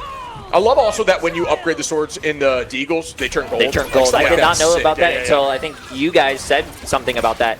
Also, I want to see what Lulu does here with the big Jeffel. Oh, it's Lulu's moment right here, right now. It's Jeff, and Day just decides to get a chill three-piece in the backline. It's Day. It's going to get everyone at that with that huge ult. Day is absolutely locked in. Kingsman, though, he wants this dub here, but Lulu, all eyes on the Lulu here. Obviously going to use it, now that you got that Whirlpool, you want to kind of use it a little bit more to help your team as well. Kingsman, both teams here have we go. ults. Let's see. Holy. Wow. And a quick sweep there as we see Flats. Doki's going to get two more. Vibes is locked in, dude. I mean, at this point, Vibes has got the momentum heavy. But this is very much one of those off-map Spider-Man maps, so those early picks are going to give them an advantage. But despite that, man, I mean, just Gambit running at you. And Reno's going to have that for the side of team. What is this? It's Team Chimichangas. I didn't realize that. Oh, yeah. I didn't realize that. I thought it was Chimichangas this whole time. That would be at the hands of Boger. I have a question about you guys, because this is where I get nervous at. Going on broadcast when you guys are streaming like Marvel Rivals Ignite and everything, do you guys feel any different when you guys stream on someone else's platform? No, not really. Really? Like, what do you mean? Like, as in, like, our... Like, when I'm like on my own stream, I can act like everyone knows how I act. But when I go on, like, let's say someone else's stream or like Marvel Rivals Ignite, and you guys are casting me, I'm like, oh, what is this? I don't know what to do. I can understand that. I was like that for a streamer for a long time, and I think as I've gone through my journey of the host role, that it's so interesting to host, right? Because there's no retakes, there's nothing. It's very similar to streaming, right? Like, in China or for the grand finals, 3, 2, 1. Camera's off. People think we get rehearsal. We really don't. It Yeah. just kind of goes. And so the more I've done that, the more comfortable I've gotten. And also just being a YouTuber in general, like cameras just don't. Like, you know, it's very natural Makes for me sense. to fit in. How about yourself? It's a similar story for me, right? It feels the same to me, right? Like when I'm in front of my own camera or here, I'm just having fun. And dude, like hanging out with you's been a blast. Like I get not nervous, you know what I mean? It's been different. It's just been a good time. I'm glad I don't make you guys nervous. I mean, being 5'2", I don't think I make anyone nervous. But you know, when I get on someone else's stream or someone like broadcast, bro, I'm like nervous. I'm like, I don't know if these guys know if I'm I could tell that when I joking. interviewed you, the first interview I did in Ignite. Yeah. I remember that you I thought you did good. Like, Yeah. you did good, but I could tell you like it is. It's just different when you're kind of like on the big screen in a different way. And you know, I think I was telling you this. Like for me, I view all streamers, creators just as people. Like I don't care who Exactly, you are. yeah, Like, there's a couple people like Tom Brady. I'd get nervous around. Like there's a couple people. The you know, actual to me goat, yeah. personally, the actual goat. You know, maybe Megan Fox, but you know, not a lot that I would be nervous around. That's good. I gotta take your guys' notes for it. It is a lot of fun though because you kind of learn as you go, like through all of this, and it's like streaming, right? Like the only way to get better at streaming is to turn the camera on. And it's Exactly. such a weird thing to get better at because you're doing it in front of everybody. Exactly. My first time streaming to where I am now is night and day. Night and day. Yeah. Oh my gosh. If you go back to my first videos and first time streaming, I was like. You just think you're gonna be good at talking to a camera, but it's actually kind of sociopathic because you're talking to nothing. And it's a weird skill too. Yeah. It's like against human nature. If someone's like, you know, in the other room and they just hear you don't talking to no one. Has this ever happened to you guys? I left in one of the YouTube videos, I left like me redoing a line 2 times in one of the guides I made, and people were like, this guy is a robot. And I was like, oh shit, I gotta clean that up. That was amazing. I was like, oh, that's gone. I gotta remove that ASAP. But they were like joking around. It was really funny. But my favorite is I was doing some like weird wizard skit. I don't remember about Doctor Strange, and my company came early, and so they were downstairs, and they're just hearing what sounds insane upstairs, like whenever I was doing my work at home. So. Imagine the people at home. When you anyone have any funny stories of you communicating to your teammates in ranked, and then you don't know your parents or your roommate hear anything very interesting? Oh, I'm sure there's been some diabolical things heard on the mic. Yeah. yeah. Anyone have any funny stories? Can't imagine what my wife hears. Yeah, I got to see what people are typing in the chat, but what my wife hears when I'm yelling comms and just having fun with it upstairs. Especially if they're not gamers. yeah. So you know. Here we go, guys. Frozen Airfield is going to be potentially the map that could end it if Chimichungus is going to get another W. Team with Kingsman Poker and more. Been a lot of fun, man. This show match has been great fun. I'm glad. I'm glad it's like very well balanced. Oh, let's definitely listen to some of these comms for sure. If we have the opportunity, I'm pretty sure Jarvis has got our back on that. Love to hear that. Yeah. What? Let's listen to Team Chimichungus first. This was the match. I don't got one, unfortunately. I got this though. The battle starts in 5, 4, 3. And it's silence here for Team Chimichungus. Nothing so Oh, wow. I mean, is it possible to just jump in the vibes only to see what they're saying? Because clearly the vibes are... Oh, I'm Okay. gonna grab one. Where are you? There it is. Okay, where are you? Okay. And a stark difference between the two teams. There's a huge difference between both teams. Beautiful. Yes, I can. They're blind, guys. No. It's Donkey. Oh, This is Chimichungus, okay. Oh. Now there is a Spider-Man on point with me. Peter, yep. Peter on the point. Peter. Oh, right there. There's a Loki one. On the right. Nice. Oh, I got grabbed. Wait, help. Oh. Yeah. What? Put me in a dark corner, bro. No. Oh, they're coming.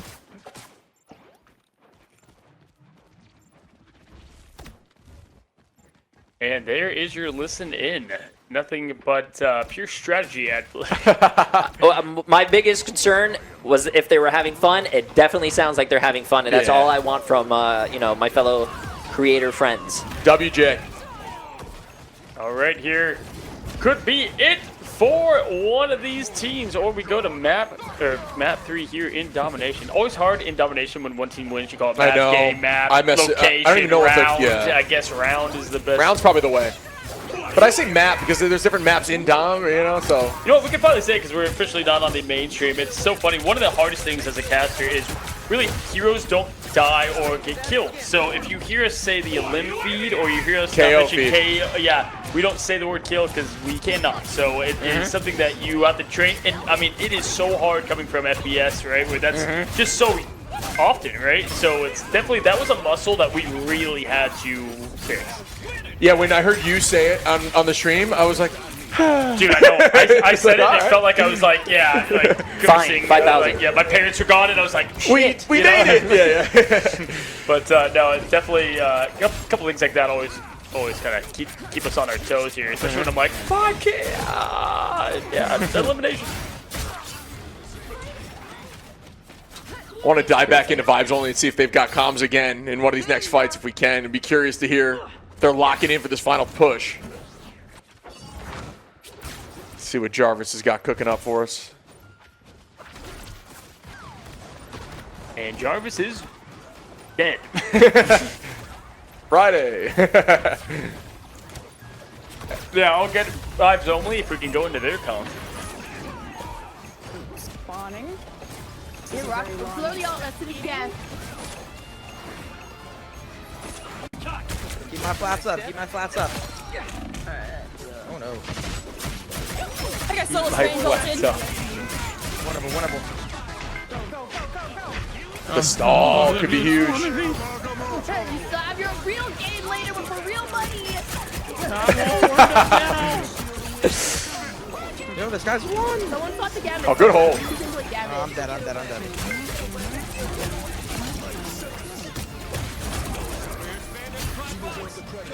Locked in. Winnable. Holy infinite stall. That's exactly what we're thinking. I know. Die soon. Ready for it? Oh no, why did you have to say it? Here we go. Oh. I need a Gambit to copy. It's right there. I couldn't get him. I had to find a Gambit. You do. We didn't have a Gambit.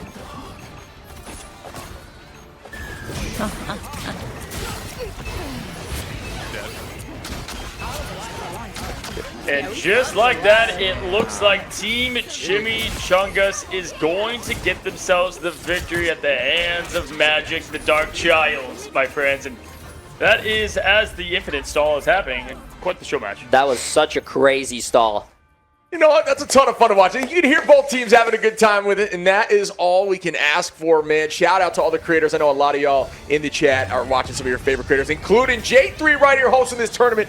Can we get W's for all the creators in the chat? Well done, everybody. Yeah, a lot of fun watching them take time out of their days, out of their busy day. Get in here for a little bit of Rivals action. Best of 3 has concluded, and that means, ladies and gentlemen, we are going to be moving on to the grand finals, the best of 7, the moment you've been waiting for once again. We are going to try to do a listen in here to Mochimon and see what they have cooking up through the first fight. Well, they will probably play for Cloak, yeah, so maybe. Yep. Yeah. I'm gonna play like hit scan more because of their NG and Spidey. Yeah. I will play the NG, yeah? Every time I pull, we kill. Okay. Okay. Let's go, guys. Let's win. Okay. Good draft. Yeah, fighting. You want top or bottom? Nah, I think we play from main. Play from main, we'll triple. I agree. Yeah, play main. Yeah. Get TP, get TP. Yep, I'm gonna install link. There. Okay. Alright. I'm not going out just yet, honestly. Let's play for ults. No, it's like... I'm walking here. Kill, big wall. Yeah, kill big wall. Yeah. Wait till points opens up, we can do something after. We can fight with Link maybe. Spidey mid, Spidey mid. Can Okay. you walk? Point now. I think. Walk a link. Okay. Phoenix, push out. Okay. I'm shielding. Cast Spidey pool. Just cast Spidey pool. I pull NG. Okay. Okay. Get out. I'm with you. Shielding. Yeah, Andy's gonna take you off. I don't have pull for 2. Should be low. I'm 80 on my own. Face up. Yeah, look Angie. Angie pulled.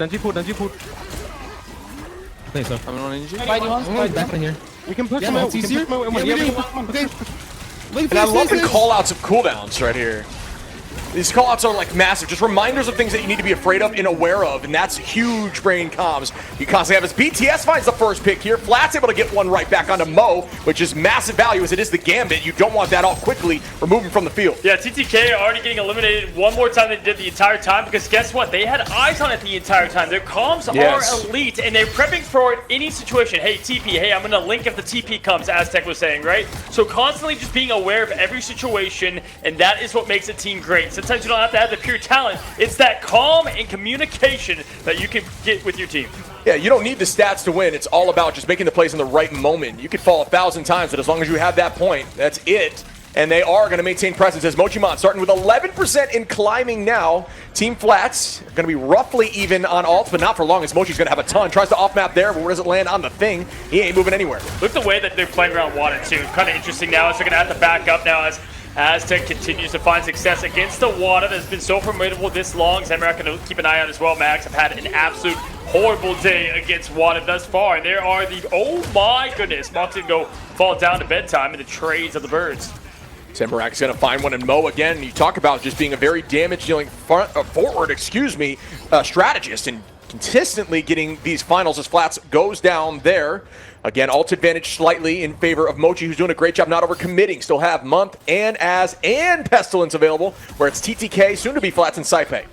Just shows the respect, right? TTK going to Angela, just off Angela to the Emma. And I don't know if there's been a more dangerous Gambit in this tournament thus far than Mo. And the way that they play, you're seeing that value right away, and you're going to get immediately the fight brought to them. TTK does have the trance when needed, or they can go with Flats, but they're going to stick with the Emma first. Saipe's got the Invis.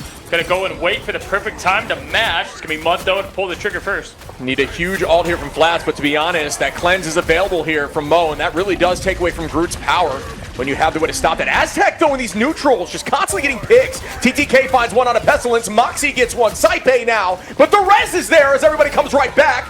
And notice the Spider-Man no longer around as Wada changing up, and that is just a testament to that backline triple being a huge problem for the Spider-Man. I was going to mention that. Flats team did not wait any time at all to change things up. We continue to see that now as Wada and TTK are going to swap on over. They got the point just like that. You change it up, you win, right? Yeah. Like, that is just a great way and good awareness. Mo, though, is going to get the punch finish on Saipe. Bedtime Story looking to put an end here to this early story of point one, but no, Flats now going to get the pick on Zamorak, so good stalling and staggering here from Team Flats to Mochimon. Yeah, Moxie with a good pick there, just like you're talking about. Taking their sweet time with it. You don't need to force this, the KO early. Sit on it a little bit. Take your time. Get that stagger to force their time even longer before they can 6-stack up. But 83% here for Mochi off the rip is a huge, huge advantage.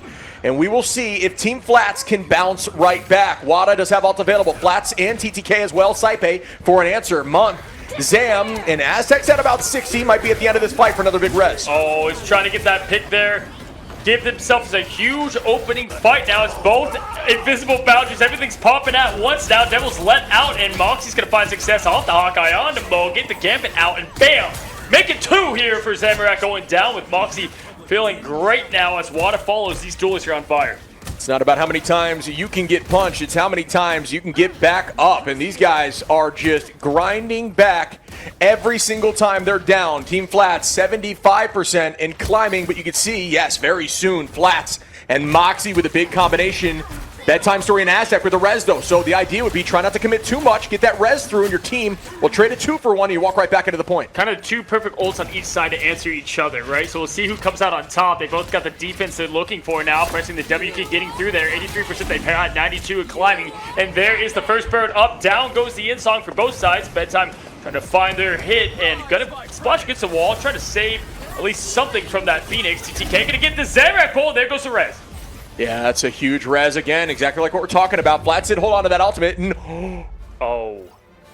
they didn't touch. That one goes to Team Flats. Wow, bro.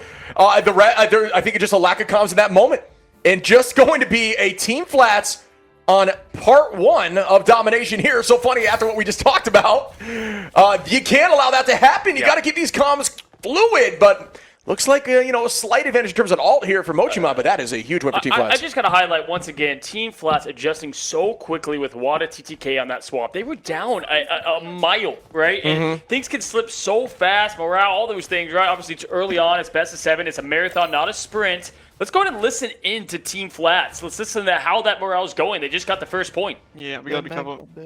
You can, whenever they go with Gambit and they overextend, you can look to ult someone. Like, cause I will put my invisible so they can't see like inside. So it's gonna be hard for them to counter it. 2 support ults. Okay. That's some. I try to get Mango out early for Prism. Yeah. Or I could just grab him while you go for it. Why did you call your dives? I'll throw a stun in the back as well. I think it's IP ult first regardless, no? Yeah, ult first. Don't need more, need more. Invis no push. We can take the space, they're giving it to us. Oh, they link. Back away a little bit, we'll look for it. Pickle, so fat.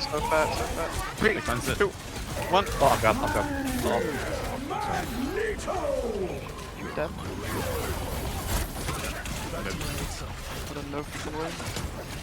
And you can see there the call of all the cleanse is coming through, and it does end up doing just that, coming back in with the Meteor M. And then bedtime with that switch over to Namor gets one. Zamorakin is going to find one once more, and now Mochimon took that personally. Take this point quickly. That was a really good ult from Flats, but unfortunately unable to get them all together. That's why the Gambit, the card wielder, is so dangerous. Yeah, that is definitely a presence that you got to be afraid of. A ton of ults going to be available here for Team Flats now. Going to have to come back through the Emma and Invis. It's all about can they get value through that. And the Whale's going to be available here shortly. The Horn of Proteus, which is one of those alt names that you're like, no, that's not what it's called. But it is. One of the few I just never say. I'm like, it's the name, or it's the Whale, the Moby Dick. But either way here, we got 4 ults ready for Team Flats. Going to open up with the TTK and the Trance. And Zamorak going to match it, man. Love that aggressive play. Month is on the ready. Aztec has that res again, man. So looking at a pretty spot right now for them in Mochimon. And shout out to the new Emma skin. We get an eye on right here. Haven't seen this one yet either myself. Cool to Gooners look are at. absolutely pumped. Yeah, exactly. And here goes another go at it. And goodbye. Wada going to dive in heavy. Find 1 on the front line. Make it 2 here on Aztec. 3, 4. Are you kidding now? Come on. Wada is going to clean up the whole team. And no res is available just yet, as it was used recently from Aztec. And that is what makes him so lethal. You know, hey, Spider-Man, don't need him right now. Going to go and just get it done with the Devil now with the recap 10% climbing. Flats does have that ult yet again. Mo can be close though with the Gambit in response. So got to be careful there and what they might be able to put together. Bedtime Story is going to be so lethal when supercharged with the Gambit. 3, 2, 1. Both teams are ready. Yeah, and once again, a good switch up there, changing things to try to find an effort more towards the back line. Going to be 53% for Mochi, 29 here for Team Flats. And here goes ults for days. Strangling Prison comes in. Out goes the Invisible Boundary. The combo from Moxie, able to find Aztec once more, who does have that res available. Excuse me, as Pestilence gets one. Aztec back in the fight. No ult available just yet. TTK finds one on BTS. There is no self-res there, because it's not Warlock. We're still going to see a back and forth as Bond gets committed. Absolutely here now, going in full aggression underway. 50%, 53, 53 now as things are locked up. Once again, Team Flats losing early, gaining momentum later, and that has been the key to success for them as TTK Trance ready to go. Outside of that, no combos to follow up. Month can and will use this Invisible Boundary a bit more aggressive if needed now. Aztec once again just farming up this res very fast. A lot of ults going to be available once more from Mochi in this fight. We'll see if they can be counteracted by Team Flats or if they will take this point back. 80% here for Flats so far is a big number. A little bit afraid of that right now, making it a one-fight situation. Moxie on an off angle. TTK able to find one now and make that 3. Are you kidding me? Holy shit, that is a clean sweep by the entirety of Team Flats. Absolute dies, man. 4 down, disgusting. And just like that, just complete dominance from TTK. And I believe that the res was interrupted. It was committed. I'm not quite sure. Say, yeah, it must have been, right? Wow, that was insane value as out goes the Strangling Prison. That one not managing to get too much unless Mo cleansed it in the moment.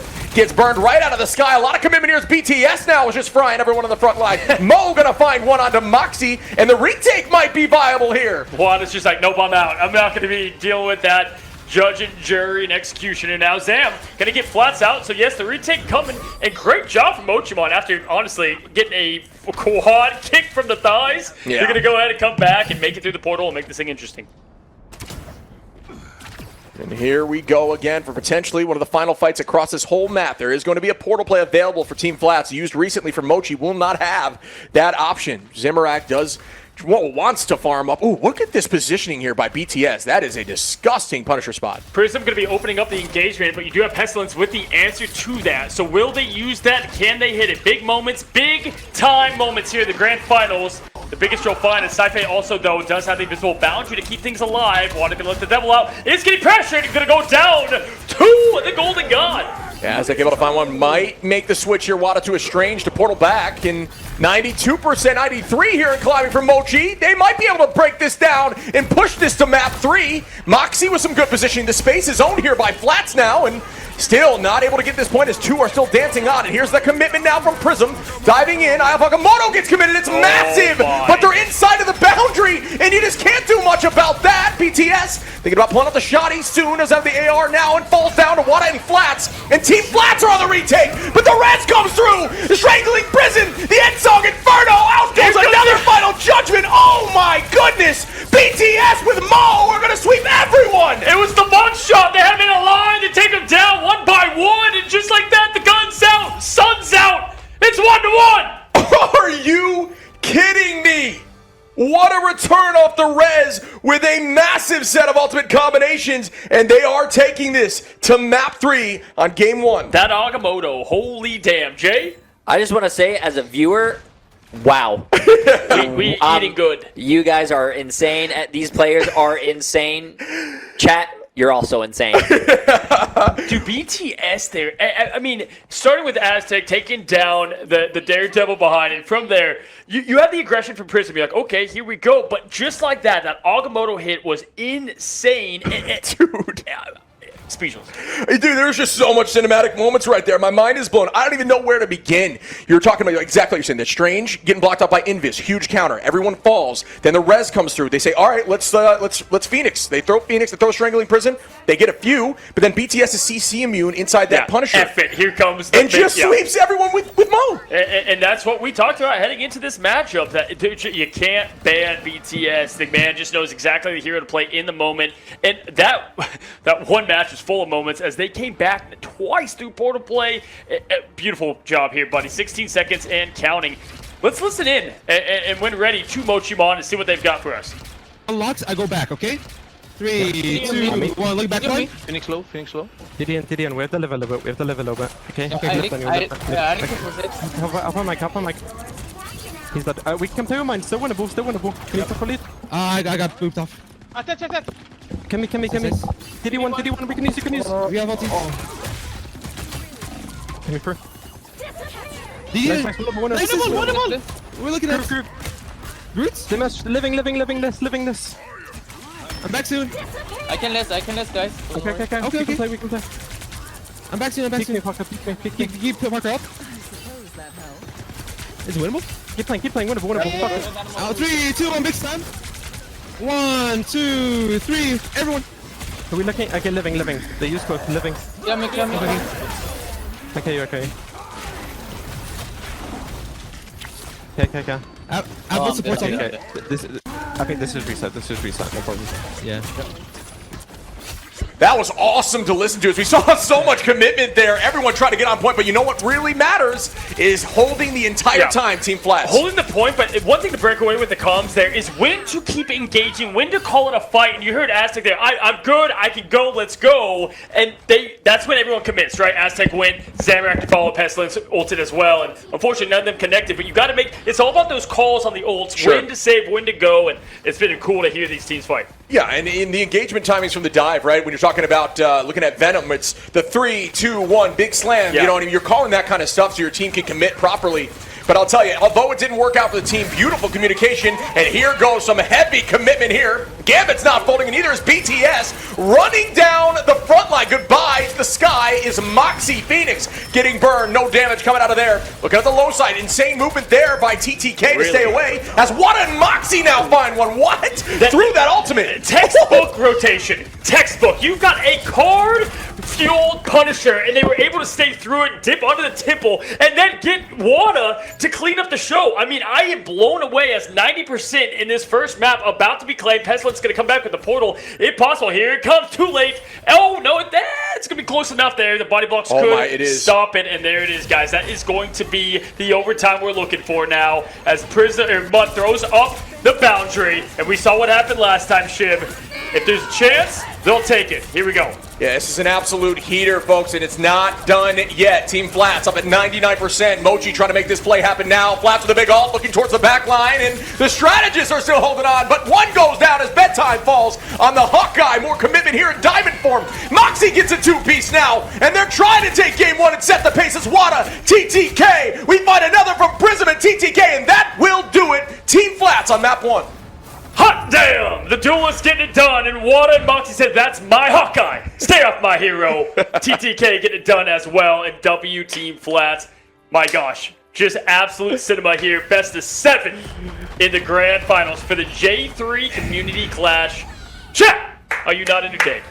Absolute heater for game one, and I would expect nothing less. Wow. Talk about an excellent kite right there into the combination of Final Judgment with that Raging Royal flush. TTK, well-deserved MVP, leading some of that comms. But again, you talked about how beautiful that kite was. Dude, I have to say it again. That won them so the entire good. map. I mean, the rotation is one of the big things. Like, comms is huge, but being able to use the map to your level and being able to get out. We just said in the show match, what ults are you most scared of? Punisher, right? Yeah. Because you usually have to turn the other way and run, and to know where all to go, come back, when to be aggressive, Wada being just that too. So we're seeing a look here at the finals. TTK obviously just showing off at this point. 16 elims, 30k up, and 16s downs across the board.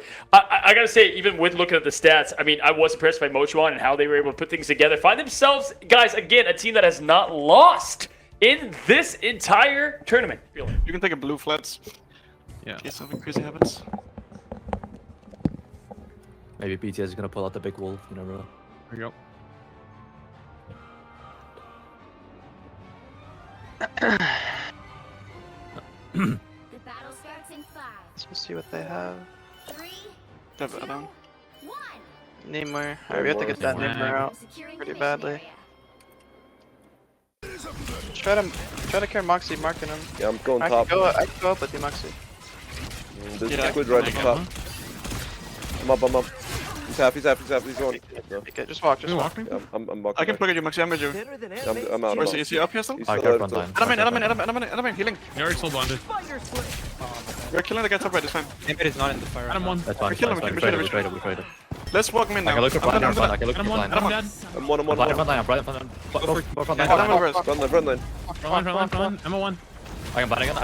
I blinded everyone. Everyone in the back line. Everyone. Walk on that. Yeah, tipping earlier. Can we tap to the left? Peek. Switching over to Mochi now. Hold close. Yeah, we can hold close. Try to get free fights, okay? Hold close. Okay. We can push on mine first, okay? Yeah, just like that, it was so cool to see Saipei say, hey, we're going to walk this, we're going to go forward, push the aggression. Listening into Mochi here a little bit more as we close that comm, and just cool to see both teams react to that. They said, hey, listen, let them cap that, we'll hold this here on point 2. Yeah, and hold close, too. They're just going to guarantee themselves 3, maybe 4 fights. They're going to fight them right outside the door, but they're already getting pushed back. Team Flats is looking so good on the aggression right now. They just cannot stop this momentum, and out goes another pick here onto BTS, who is going to be playing that Star-Lord. Bang! Down goes the Phoenix here from Moxie. Nobody going to fall from that. Aztec is going to have his res here, so they're going to be able to play a bit more aggressive. You've got the Legendary coming out to play shortly here. Mo's on lock as well, so get ready. The cards will be flying. And we'll see how they answer. Prom's going to have something to say about it. They're going to look for the opportunity. Aztec now trying to get pulled there from Wada. Turns his eye back on the prize of his Vanguards, keeping them up there. And Here we go. The legendary special itself. One down, Wada, goodbye in milliseconds. Yeah, that is a crazy combo. Trying to find one with combination, and so much damage goes out. Goodbye, Saipe in that moment, despite being on top of that ultimate. That is just raw DPS. Well done by BTS and combination to find some value there, but the point is still moving, folks. Spectacular spin gets a two-piece on a Month-End Aztec, and that cannot be overstated. How strong that is as TTK gets one more. Mo going to trade there on Wada, but at this point, numbers are heavily down here for Mochi on defense. Fun little fact for Star-Lord mains, when you're in ult form, your reload is faster, so you don't have to use your flips. It's actually a waste. You want to save those for iframes, and then your reload is going to be the same, which is crazy. Never knew that. I was using flips. Something to note there. Yeah, that's a good call out there, buddy, as we see some more commitment. Aztec able to find one onto Moxie. The nice headshot there, trying to retake position here. Staying on the tried and true. Adam does have res available, but man, they are moving quick here. Very close to point two. Pestilence with ultimate, down goes one. And the res is there as Zam is back in the fight. Does have Psionic, and it is launched immediately. Here comes Bedtime Story now. Is able to find one with the legendary, the Galactic Legend, trying to deal some more damage onto Flats, who just seems immune right now. Good off-angle damage as Mo takes out TTK, and this should be a retake here from Mochi. Moxie just getting out of the line of fire there with the quick telepathic transportation. Now Bedtime once more finds more, just like that. They said, we can hold this, and damn, they do it just there. And we will begin once more on this next fight. Team Flats with a slight ult advantage, but you know what ult matters most is that Rage and Royal Flush here from Mo. But there's really no major combination here for the side of Mochi. So they won't be able to just guarantee themselves a few picks. Instead, it's going to be more of that neutral running in heavy with that extra card damage. But TTK looking to clobbering time, potentially something like that Gambit. Shut that down fast. Saipe has an answer here with Invis. Going to launch it early on, and they're going to try to find one as they hit the sky, and they do take out Pestilence even though he has ult available. That is a huge pick. Make it 3, why don't you? Team Flats cleaning up. Yeah, we've been seeing how they prioritize their ult. It's always Saipe first into Prism. They don't ever lead with Prism, which a lot of people do with the Cloak and Dagger, but now it's going to be Wada cleaning up the rest. Flats gets point 2. Moving forward, open them gates. We're here. 3 minutes, 47 seconds on the board. They did use Prism's ult there, so they got to farm their strategist ults. If you are Mochimon, you heard both. Time to play aggressive here, right? Because you know they have nothing to answer when it's going to be this legendary. Absolutely. You got to find value now, and you got to slow up the pace because 3 minutes and 33 seconds, buddy, is one of the most we've seen here when it comes to Central Park for this point. Oh, and we've seen Wada do this before. Why not again? Oh, great kick. Almost makes it, but still goes down as Wada is consistently holding that angle.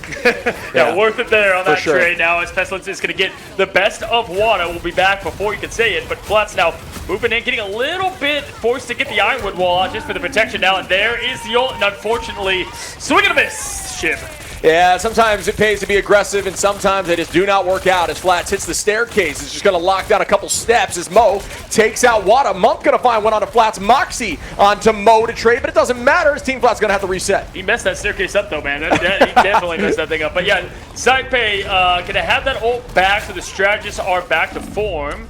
TTK has the ult as well. So again, look for Saipe to start, TTK to go in, see what they can pick, and then go with Prism if that fails. Exactly what they've been doing now for a couple of matches if you've been watching closely, and here we go.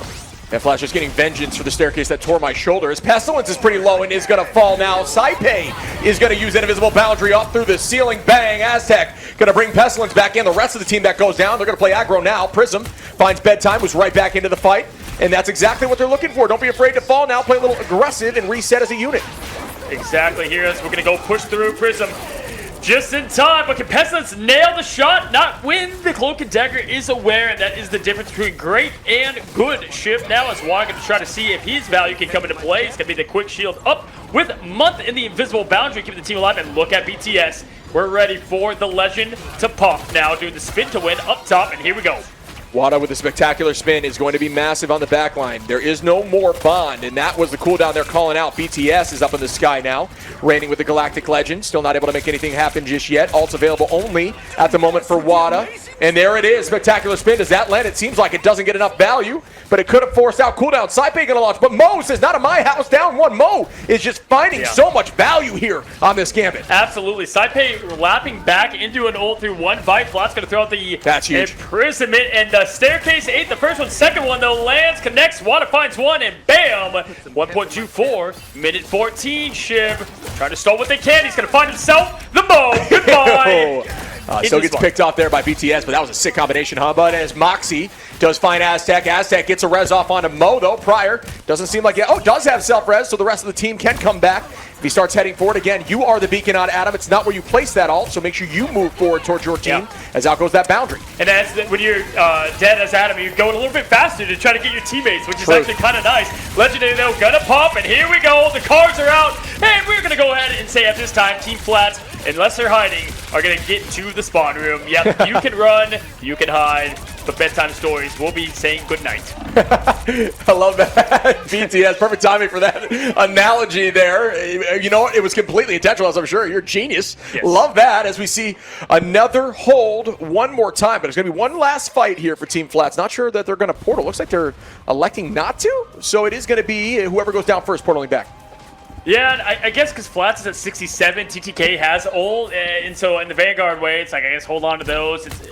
I would have liked to maybe see a portal here with 5 seconds. Going to have to go ahead and push in, and at this point, good rotations. Bedtime Story getting Wada out, which is fine for the pick. It's Team Flats, but definitely going to slow things down. Yeah, that might be the portal play unless Wada just wants to die back. TTK, clobbering time goes out. Flats very close to ult as well. Wada's holding on to Saipei, commits that ultimate down. Goes Moxie, but nobody's fallen. Saikai lied. Saipei finds one. On to Pestilence in the front line. Is that going to be the answer here as Wada is trying to get that spin? Huge ult here by Flats. Baby. Can they clean this up and find more? Yes, they do. That's a 3-piece for all 3 points. Team Flats push it the entire way. Yeah, take that staircase. My God, absolute made up for the one in the middle ground there. Beautiful job. I got a little nervous when Wada did not go to Strange. It made me a bit uncomfortable. Man, what awareness. Teams comms through the roof.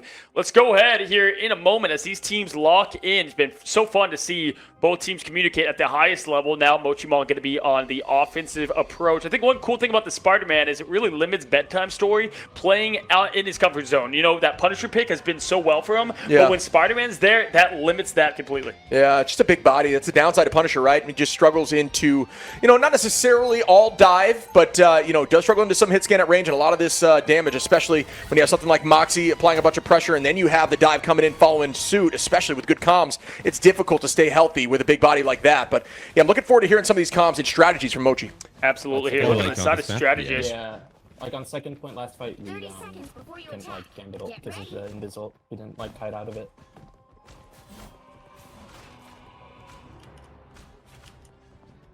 Alright, all good, boys. Not bad. It's only like 30. Here first, come on. Okay, yeah. I win how.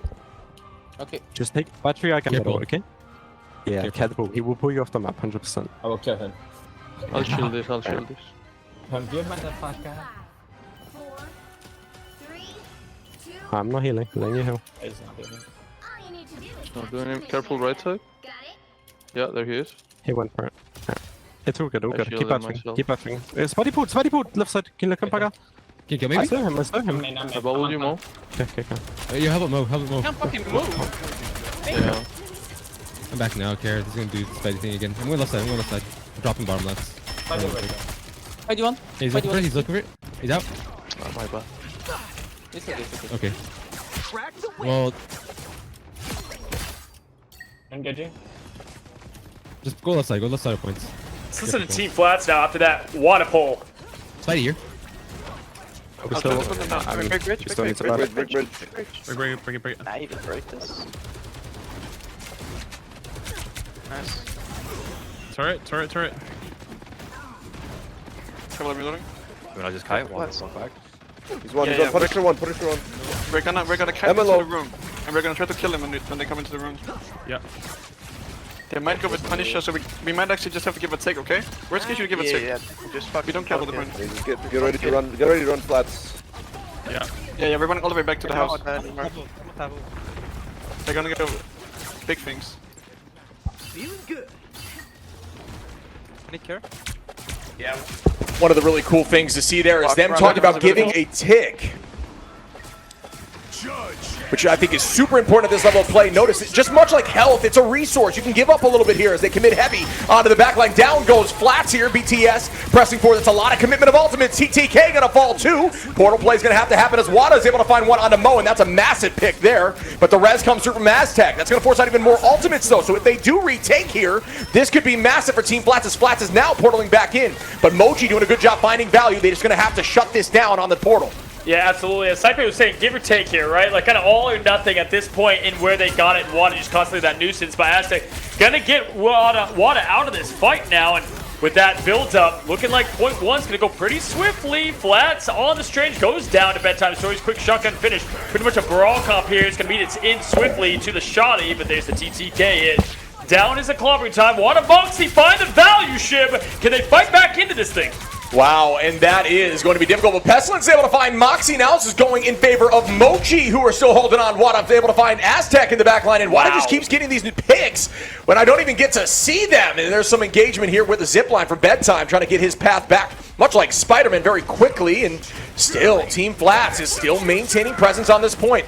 The last tick is available, and BTS has ultimate again. Are you joking? That is fast, and does fall there to Moxie with some great natural cover. And what do you know? Wada fighting Aztec again. Come on now. Absolute beauty masterclass in defense here, as the point is just seconds away being capped. Good job with communication. Somebody's on it at all times, while Wada and Moxie can do their thing. Saipei wants a piece of the action too, and there you go. 56 seconds. Wow. Team Flats is so locked in. Yeah, they really did a good job just dancing backwards, giving those ticks like they talked about, and then making sure they touch before the very end. Still holding on for tick 3. One last fight potential here for Mochi before they have to guarantee Portal. Mochi needs to step it up now. They do have a couple ults, but there will be a bunch by the end of this first. Yeah, you are going to have Mo with the ult, but Prism can answer, right? So let's see if Pestilence can then go and see what he can. There's everybody getting a piece of the pie. Good job from Gambit, and wow, deletes Wada in midair.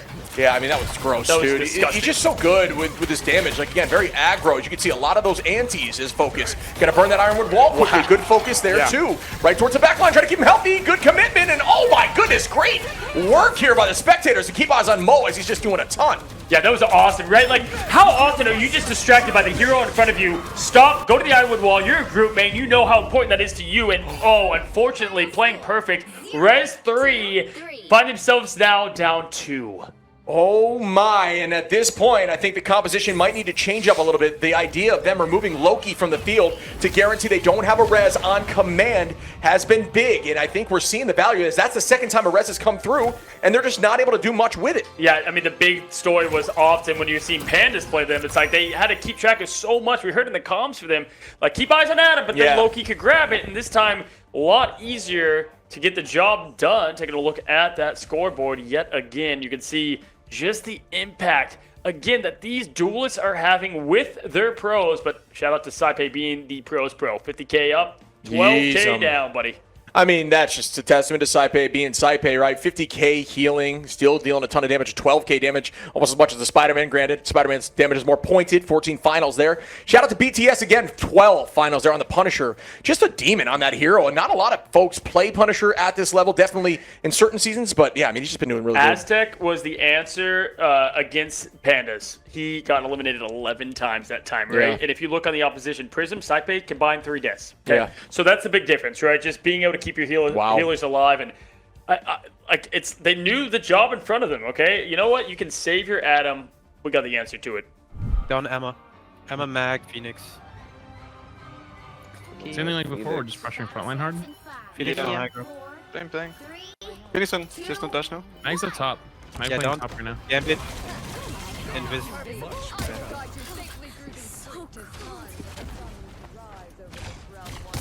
Magno self bubble. They're giving a lot of Giving me space. so much space here. Yeah. I mean, I kind of just. I'm on Mag. Mag, no self bubble. Phoenix behind you, Phoenix behind you, Phoenix behind you. Mantis, Phoenix in. I'm pushing with you. I'm dead. I'm dead. In the corner, I can bubble you. Big bubble, big bubble. Invis one, Invis. I can pull 3, 2, 1. They're in. I'm. Oh, Too much into their comp. Yeah, they're Gambit half. Oh, my bad. I'm There's something one. Phoenix on the left, Phoenix on the left, Mantis, No bubble right now. on the left, Phoenix Mantis on the left. Oh. Now, Mochimon. I am back. 3, 2, 1, back up. We're close to back, okay? Andy's gonna look to me. Andy's gonna look to me. Look back one. Actually, Daredevil behind. Daredevil behind. Did he? I need to touch, okay? But I really I want say 3, 2, 1. I'm dead. I'm dead. 1 point. I cannot repel this. Oh no, I don't need. What do they use? I see. Can we TP and flip with supports? Can we TP? Walid? Yeah, I'm with TP. Okay. Okay. Yeah. We get like 3 good fights and then. Like, Yeah, and you can see there, I mean, early on, you could see Team Flats talking about they're giving him so much space off the rip. I really think Mochi is kind of just playing on their heels right now. You gotta own that front side. Space. It's There's just too space, much. and then there's a football field. Like, Yeah. they have the entire street, and there comes a teleport a little bit later now as Zamark's going to try to line up and do a little bit of a cutoff here. And here we go. Mochimon going to come through the back and see what they want to roll with, but they're ready. TTK ready for it. I don't know if I love that portal play. Yeah, it was just a little too far off. I mean, it actually allowed for a bit of a push there because they had 3 on point. It was just kind of scooching quickly. You got to almost put it like right on the backside of point and try to hold it early if that's the plan, but just a little bit away here. Zammer's in a dangerous spot. 40 HP in a dream, not for long as TTK puts an axe in the head of Strange, and Zam's going to have to drop axes. Moxie and Wada find 1. Make it 2 for Moxie onto Mo. And Team Flats' momentum has not shaken at all from these first 2 matches. They have put the pedal to the metal and just taped it down with the boulder, bud. It has been absolute masterclass work from Team Flats, which been fun to see. You know, I've seen Flats in and out of tournaments, and to see him play at this level in the grand finals with the team behind him. Moxie, the respect, my guy, that I have gotten just from what I've seen you put together here has been immense. Water with the ult, letting the devil out shortly, as they're going to have an ult to answer. We'll see what they do. Yeah, Aztec does have the Resurgence available. Pestilence as well on the front side. There's that ult used early to match right back from Wada, and Wada goes right down there. Good work by Aztec on that. Mantis was saved here in this first match so far between the two. Actually, match 3, excuse me. As Pestilence has the Meteor M, likely going to save that a little bit, but not sure for who, because there's not a lot you can eat from this opposition. Have not seen Zamark and Royce play Thing all that much. Kind of interesting. Team Flats did this exact thing against Panda, pushed it all the way through, made Panda kind of work on point 3, and then ended up losing, right? So, like, don't call anything too early here, as now Moxie going to get a pick on Aztec, though, to make that statement sound absolutely foolish now, as we're going to continue pushing. And match right back now as Month is going to put up the invisible boundary, stalling a bit, and good pick there by Month, doing it again onto Wada. Good play to ensure that you're not going to stress too much from that dive. A lot of presence again as Pestilence takes out Moxie, and Mochimon now are stepping up in this moment, making big plays. Here goes TTK's commitment. As you see the Eternal Bond, and out goes Gambit now from Mo as they're running down towards the back line, trying to find one here onto Saipe, who's going to drop back but not live for too long here, as he is getting chased down, but this movement from Saipe, very clean. All their cards on the table. Hit 21 there as they get Month with the trade on the strategist and hold one more time, which was desperately needed. That would have been a nice stagger. Wada able to escape by skin of his teeth there. And looking at it, I think now you could reset, right? Take a breath, try to get that space back. You do have the clobbering time set up. Outside of that, not much, but looking on the side of Flats, they don't have an answer. Yeah, I'm with you. Not a lot of ults available at all here. Clobbering time could be the game changer here from Mochi on the defense, using that relatively early and farming that quickly, especially around this point. You can farm that ult very fast, especially if you're hitting a 5-piece bedtime, able to find Wada early, and that is the 3rd time in these fights in a row that Wada has been found early on, building towards his ult. See now, you can see the clobbering time available with the combination of Bedtime Story could be a huge threat. Yeah, that's what we're probably expecting here as Bedtime Story continues to throw those Tritons and get that space. Saipe hit low, but not out. Does have the invisible boundary, though, so Saipe's not caught in it. It's a waste of both, right? We'll see his positioning is always so perfect here as Saipe is going to make sure to play a little bit safer as he knows he is the answer. But Prism coming around, too. We know Saipe starts, Prism finishes. We'll finish our look here at the teams as we're getting a good look at BTS.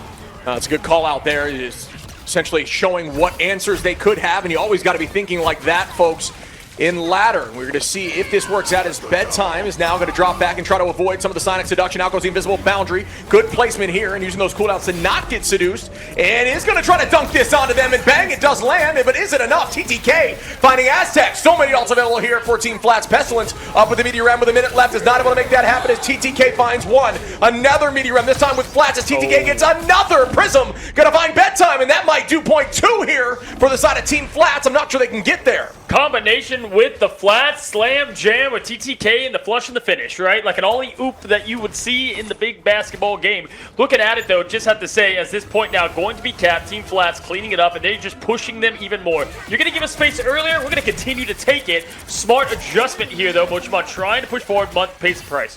And notice there, folks, at this level of play, as soon as they get those KOs, they're moving directly past the point, trying to stop them from getting to the point by all means necessary. No way they can touch if you're up there at the spawn, and it's working out because now they're going to clean up a few more, chasing them out of that spawn. TTK gonna get one. Flats doing the same thing onto Mo. Flats again, come on now. Fighting Pestilence, TTK on a bedtime, and they're trying to walk this all the way with 1 minute and 34 left. The king of metal right there with the Magneto getting 1 and the 2, and Cypher just doing so much for this team. These shields and the places that he's able to drop them for the protection. Earlier I saw Samurai throw the thing down on the ultimate, and he didn't even use the ult. Threw it down the shield. The Poseidon was throwing there, and the side of BTS was not able to connect now with the backs against the wall. Minute 13 seconds left. Yeah, a bit of a change up in composition here, but it looks a little panicky to me, buddy. It's just been pretty frequent almost every point, trying to find a new solution. Although I do agree that that's necessary. We'll see if this works out now as they're starting with the Raging Royal Flush. That could be huge here with the whale comes in from BTS, finds Moxie.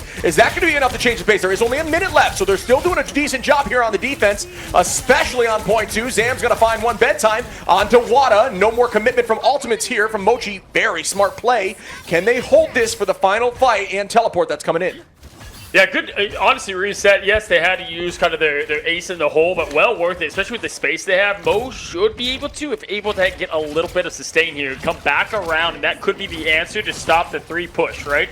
So we'll see what happens now as Saipei and Prism are locked and loaded. Moxie can follow, and Wada in there as well. Flats had a big meteor in earlier with the Olyu. Can they do it again? There is a big time forcing the ult. There's that good of an aim ult coming into Zamorak still finds Moxie. Yeah, good call there, buddy, as that was a huge play. Saipei and Flats have ult available, and we see one coming in from the side of Mochi. Pestilence holding on. Bedtime almost has ult again. Month with a great answer here from the Daredevil, who's also in danger. Good pick by Mo to find Wada, and they're still maintaining presence on the point. Mochimon doing a great job, and the downtown whale from Bedtime gonna find Moxie. Bedtime again is popping off here, finding Saipei, built a little different, and that's some insane timing from Flats onto the top side, actually landing it on Mo there, getting that pick, who was dashing through. Bedtime with one more pick, Pestilence and another. OT ticking down as the portal comes through. Recap is there. Now here's the overtime. They're going to get the shields up and ready. Birds in the sky. Moxie dives down, finds someone, but no connection there as Wada gets himself the trade on the Vanguard. Look at the time is ticking, and every meter will matter, especially if it's not the 3-point cap here as they make their way around. TTK has the trance, and outside of that, neutral to the name. Mo, though, ready to put all the cards on the table. It's the grand finals, baby. Let's see it. This is a huge call here as Gambit's going to start off with the Raging Royal Flush coming in heavy. Tackle going to land now. TTK tries to match right back as the meteor ram hits the sky. Bang! BTS with a 2-piece. Is it going to be more with the whale? It does not manage to land heavy, but still looking at the back line. That's enough to get him off the point. You really have to remember, okay, we can only match. We have to really try greed, yeah? We have to really try greed our routes and only match. But we're good. On attack, a bit different. Like, we can like to push and force, but like forcing with ammo is also really good. But all good. We're chilling. Yep.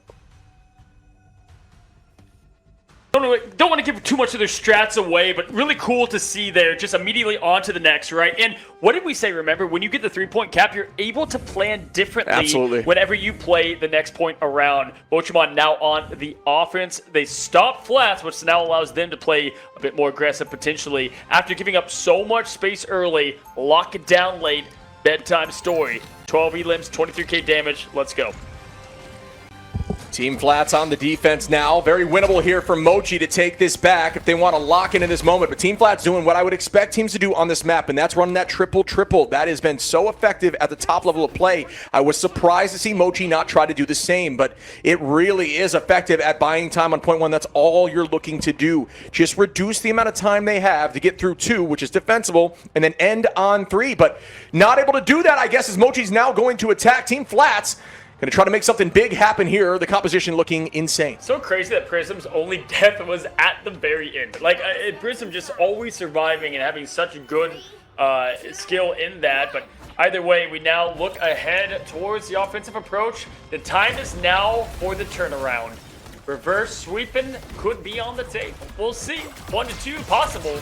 Now Saipei is going to go ahead and keep his team up and afloat. Taking a look now. We do have the Rocket Raccoon for water, as stated.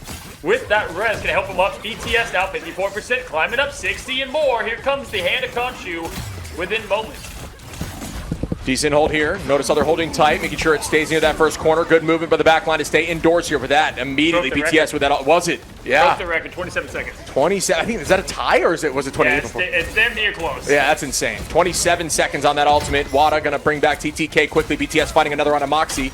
And this, BTS is so good on Moon Knight, and when he has the opportunity to play it, will absolutely shine. So good play there. Pestilence now heading right towards the back line. The patty caking has begun. Not worrying about it too much. Notice not even looking at Pestilence. Looking right past him, just raw trust as they, don't break the Sia there. Surprised that wasn't collapsed as Bedtime Story finds one more on the TTK. Portal potentially coming in here to fight one more time by the ambulance to guarantee 3 fights, but Zam, Mo, and the entirety of Mochi are looking very good on this attack. Full backline, triple strap, more like triple duel is there. Yeah. Each one getting a piece of the pie, as we like to say. Telly coming out. We'll see how they decide to go here. They could get the cutoff on Zam. This would be big. Things are going to go that route. Here they go. Go after Zamorak. Let's see what they got.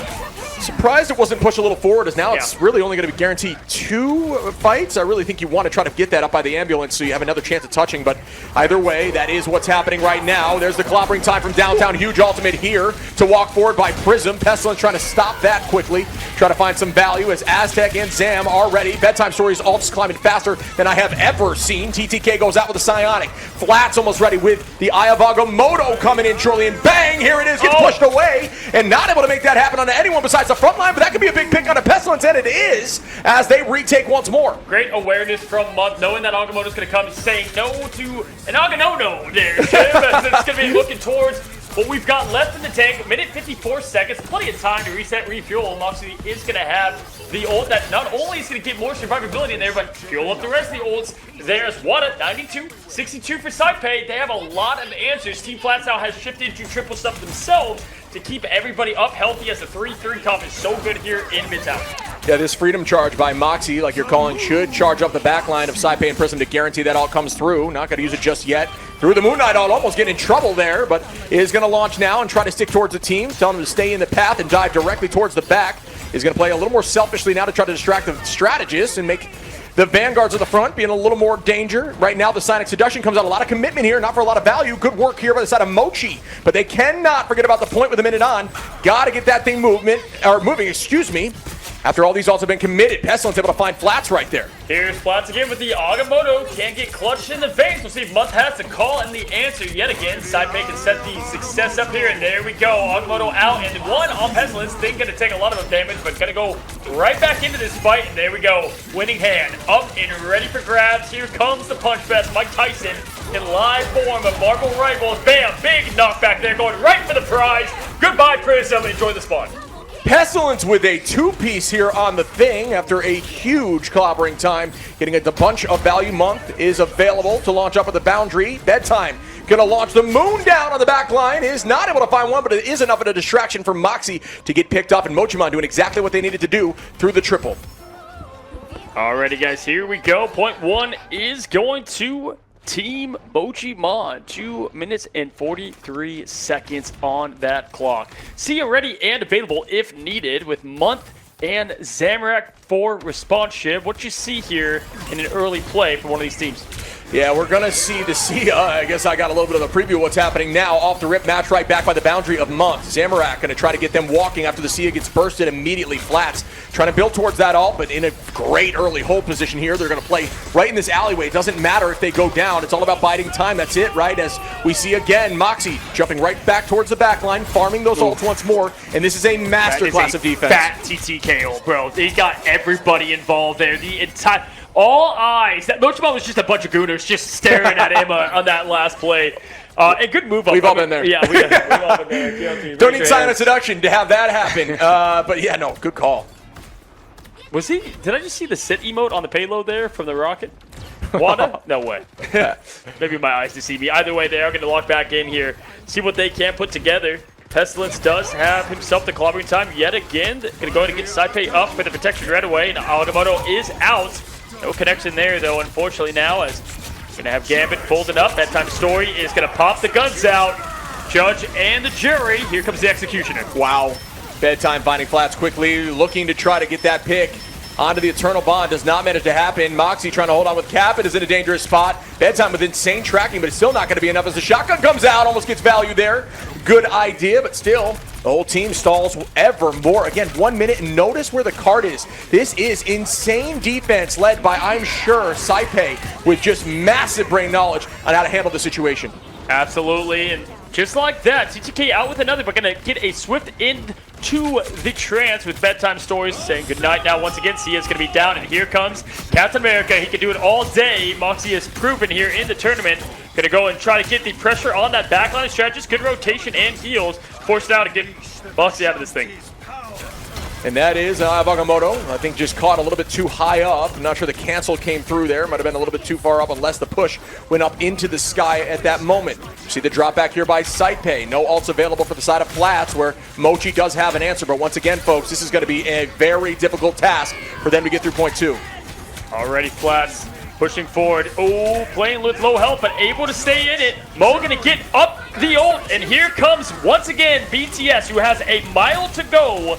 If they want to get point 2 cap, Flats is going to pay the ultimate price, but absolutely huge defensive effort. Looking like Helm's Deep out here. Bedtime Story on TTK is going to find 2 now as Moxie goes down with a shotty out. Damage boost is available across the board. Pestilence and Month have an answer now, and so does Prism. But outside of that, Wada's the next closest. Not much else for Team Flats, but 2 strategist ults is enough to buy time, and the portal's going to come in to hold them tight once more, guarantee another fight after this. Yeah, the portal's going to be exactly what you wanted this time around, right? Point 1, a little bit back. Now you're going to force a lot more fights, right? With Flats, not only getting the portal out, but getting Pestilence to follow. Flats is going to go for more here as he charged up with that Dark Magic, 71-81. Here's the big pop, AoE just buffed, and going to try to find Bedtime Story, the biggest threat. Saipe gets the exclamation point on that incredible Citizen. Thor paying the ultimate price as well. So there it is, ladies and gentlemen. Let's listen into Flats getting the dubs. That was so fucking jump. I had a drop pack from like the beginning of the fucking game, or I don't know what it was. So I was trying to b-hop into them, and I just... fuck it.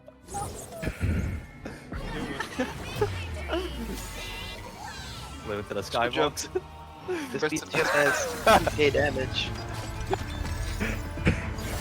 He was talking about that ult in the sky that I was mentioning. I was like, maybe it was an invis push, but I'm pretty sure he was up a mile in the sky. He just mentioned a little bit of a slip up there. It's so funny. Yeah, absolutely. And again, always, once you get the vibes of the win, 60k damage on the BTS, but does not matter as a team match themselves. Prism, 58k on the healing as well.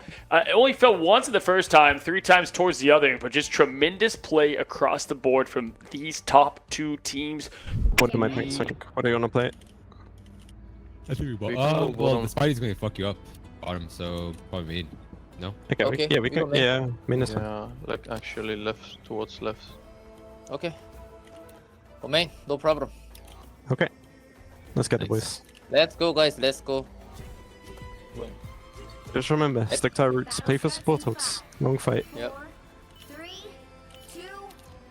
Careful here, okay? Careful there. If they play Spidey, they're gonna be there. We like TP as well, Karen. Bottom right, NG. Okay. Yeah, I believe this one. Okay, I can you I'm walking main, guys. Walk. Yeah, but he's fine. I'm shooting Mac top. Look at Mac on top. We let them come to us. We let them come to us. Angie back, yeah. Okay. Somebody's sleeping. Point, okay? I start touching point, but I need healing. I'm really low on 1. You touch, I bubble you. Wait, I got mag by the way. Whipped him in. No mag bubble. Angela on HP. I'm below. I'm at HP. Okay. Hey, let's go take a listen into Team Flats now on the flip side. I'm back on DD, I'm back on DD. Shooting backline. Back on DD. I'm shooting Emma. Top on the right. Cloak one, cloak.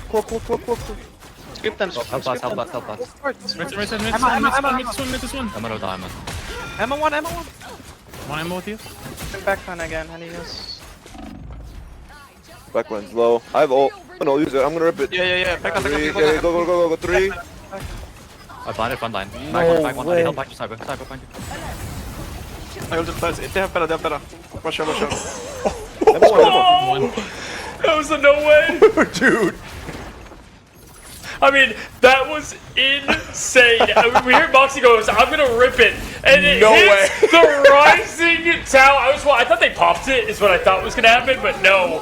That was insane. You know what might have happened is the bird might have actually broke the middle structure on the path, and then it guaranteed pulled it up. That's just incredibly unlucky. No way. Yeah, there's a chance of that happening, which That is was just a calm wild. response. And actually, that does show how calm you have to be, right? Like, obviously, in calm, I'd be like, what the fuck? You know, but Moxie just like, a quick no way, moving on. Yeah, absolutely. And they did actually lock in and take that back even after that mishap, which, again, I don't even think that's a mishap. That's just insanely unlucky there. But that chat. Yeah, but that's that calm right there, the calm mentality. They still take that, win the map, being down one early on from Mochi. They just are getting this done, It was the stairs on Central Park against Flats. Look at the walls of Wakanda. It's environment v Team Flats. Went up almost a near good fight compared to Mochimon. No, just kidding. But 21% and climb.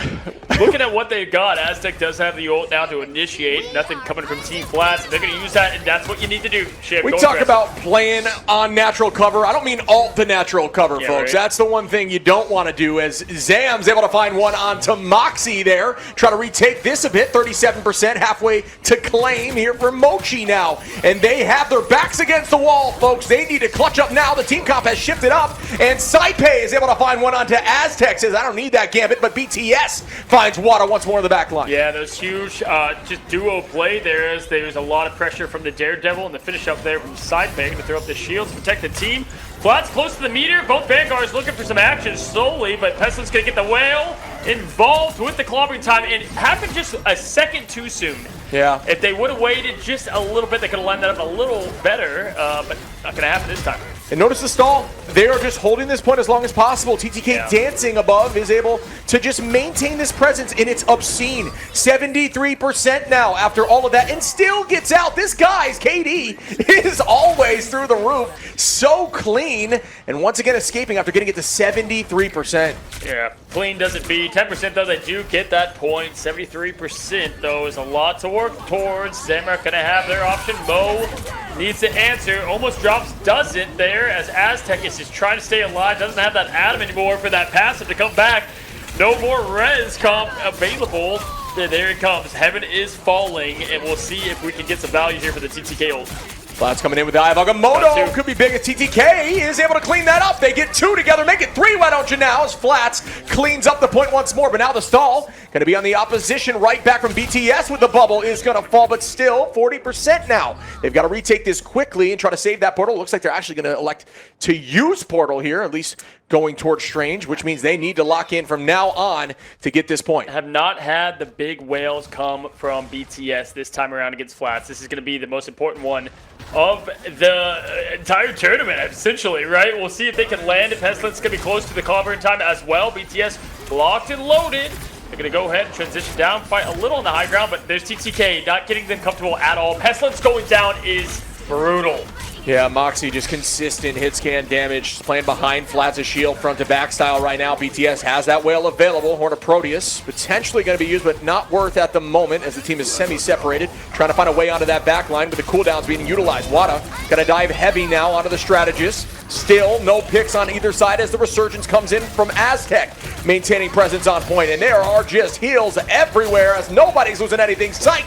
I lied as Moxie finds one with Wada. Make it two from Wada. Prison's gonna find one as well. And that could be it for this point as Team Flats are clutching up.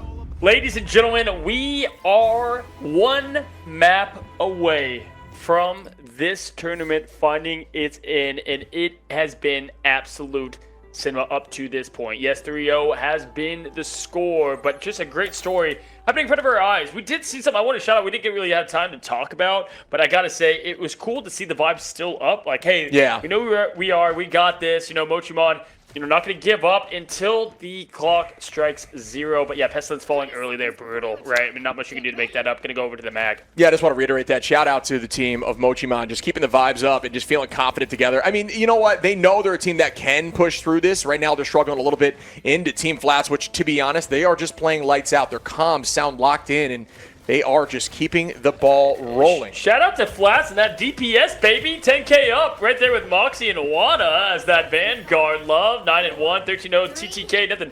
Nothing different there, buddy. Just that sustain and no fees has been crazy.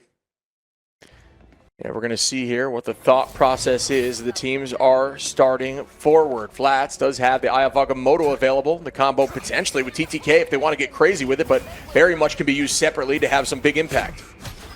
Already, This is the chance to become legends here, at least in Jay3's eyes, as it's going to be the grand final champion underway. Ships taking off, points opening up.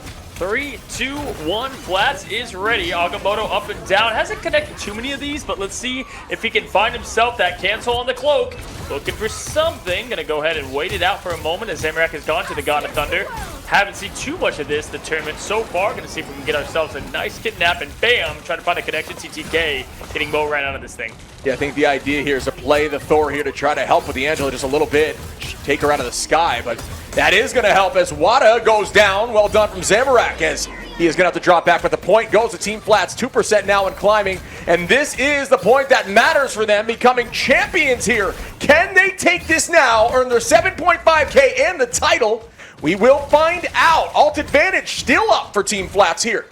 Yeah, absolutely. And someone want to shout out, TTK got that pick on Mo after the ult, right? Which is insane. And here we go, right? Back against the wall. They're changing it up. Mo now going over to the Phoenix. They've been 2 strategists as of now. But going with the 2-2-2 comp, again, trying to mix it up. Meteor M available here for Pestilence, trying to get this point relatively quickly. Backs are against the wall. The question is, will they be able to come out of this cornered animal situation and get a W on one of these map Saipei commits? Flats doing the same with the big eye of Agamotto, but no one falls just yet, as there is some answers. Aztec is going to launch here with a Resurgence. Zamorak has ult available, same with Pestilence. Moxie taking a quick nap mid-finals as Aztec gets that cleaned up there, and Moxie falls, but the point is still Team Flats, and this is what they've been doing so well. This macro-micro play, just stalling point for days. Trying to get that space, and there is the cap, right? Anything can happen from here, right? But the God of Thunder available, not the strongest ult in the game, but can be clutch at the right times, right? So going to go ahead and rotate back to the team. This is definitely a space you always see pushed up. There is a couple areas to be found, but TTK going to go towards the top end, 96% for that Heaven's Retribution.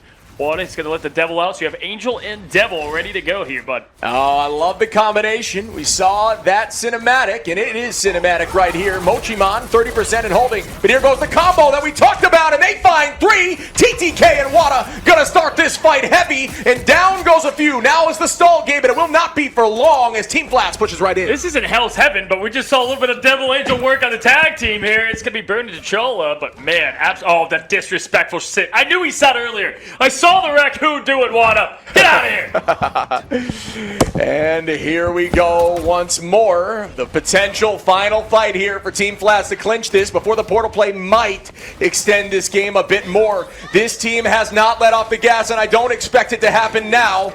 And Zamorak gonna start off with the God of Thunder. Bang! That lands on Moxie. Is low, but still holds on as BTS now is gonna pull out the Hawkeye. Everybody trying to find a solution in this last few moments here, but the point is at 93%, and they cannot keep their eyes off it now. Where desperation goes into confidence. BTS on the Hawk trying to get something. Mo's gonna go up with the Phoenix Bird, land down in song to try to start the beginning of this comeback now with Month going up with the strategist ult, not going to do much with the protection. And now BTS low, looking, waiting. Water finds Month chip. Downtown with the Meteor M does not land. Also being used as BTS finds one. Pestilence goes down. Zam able to find one, but TTK gets a two-piece, gets batted away here by BTS. 16 health in a dream. OT incredibly low. This could be it, folks, as they are all falling. We did it. Nice. Wait, we did it. Wait, that's it. That's it, bro. Oh, let's go. The curse is finally broken. I didn't go last place. Yo, actually a miracle. Congrats. I didn't go last place. I didn't go last place. Almost 3 times in a row. What a miracle. What? The curse has been broken. Saipei Flats just continue to find L's in these tournaments, but this is a 4-0 finish. I'm Cozy, this is Shiv, and that is Team Flats that come out your J3 CC champions. What a show. W's in the chat for a performance, a lower bracket run, Shiv, a thing of beauty. Yeah, absolute cinema here. Not only 7.5K richer, but taking home the first ever J3 Community Clash Team Flats. Flats, TTK, Moxie, Wada, Prism, and Saipe. Absolute demons out there in the finals. Beautiful work. Listen, I've seen from Saipe before when they were with VP and they went in on like a team with very like locked in emotion. But I love like Saipe, like, okay, GG. And then I think it was Flats was like, guys, that was it. Like, we did it. Didn't hit him. That's what you want to see. Jay, we've got you here with us, man. I mean, what do you say for Team Flats coming all the way back, breaking the curse? Stanley Yilnats taking 0 to the top of the mountain. Madam Zeroni, curse broken. I'm gonna be honest with you. I'm very excited for that team. I'm proud of them. I mean, TTK playing for his KD right there, you know, going 26-0 just like he does in my comp games. Doesn't care about the win there though. But to be honest with you, they did fantastic. I did not think the finals was going to be a 4-0, especially from the team in the lower bracket. No, absolutely. TTK coming off 2 W tournaments Wow. back to Wow. back. I Back to mean, back. I think we're seeing a little bit of a winner's strategy here. Next draft I see, you just know the next creators can make. TTK, I'll take him. Thank you very much. Listen, guys, it's been a lot of fun. Thank you so much for being with us, Knuckleheads, man. And enjoy yourselves. Happy rivaling out there. You have another, 10 days or so in Season 6. 6.5 around the corner. Elsa Bloodstone and more. Netties, W to you guys. Can't wait to see what you are cooking up. Massive W to Netties for hosting this, or for doing this, everything. Absolutely. Hey, We love for all y'all. allowing us to do this. Have a good one, guys. Have a great one. Till the next one, guys. Happy rivaling. And I love you, boys. Let's go! Okay, friends, YouTube thinks you might like this next video, so let me know if they're right.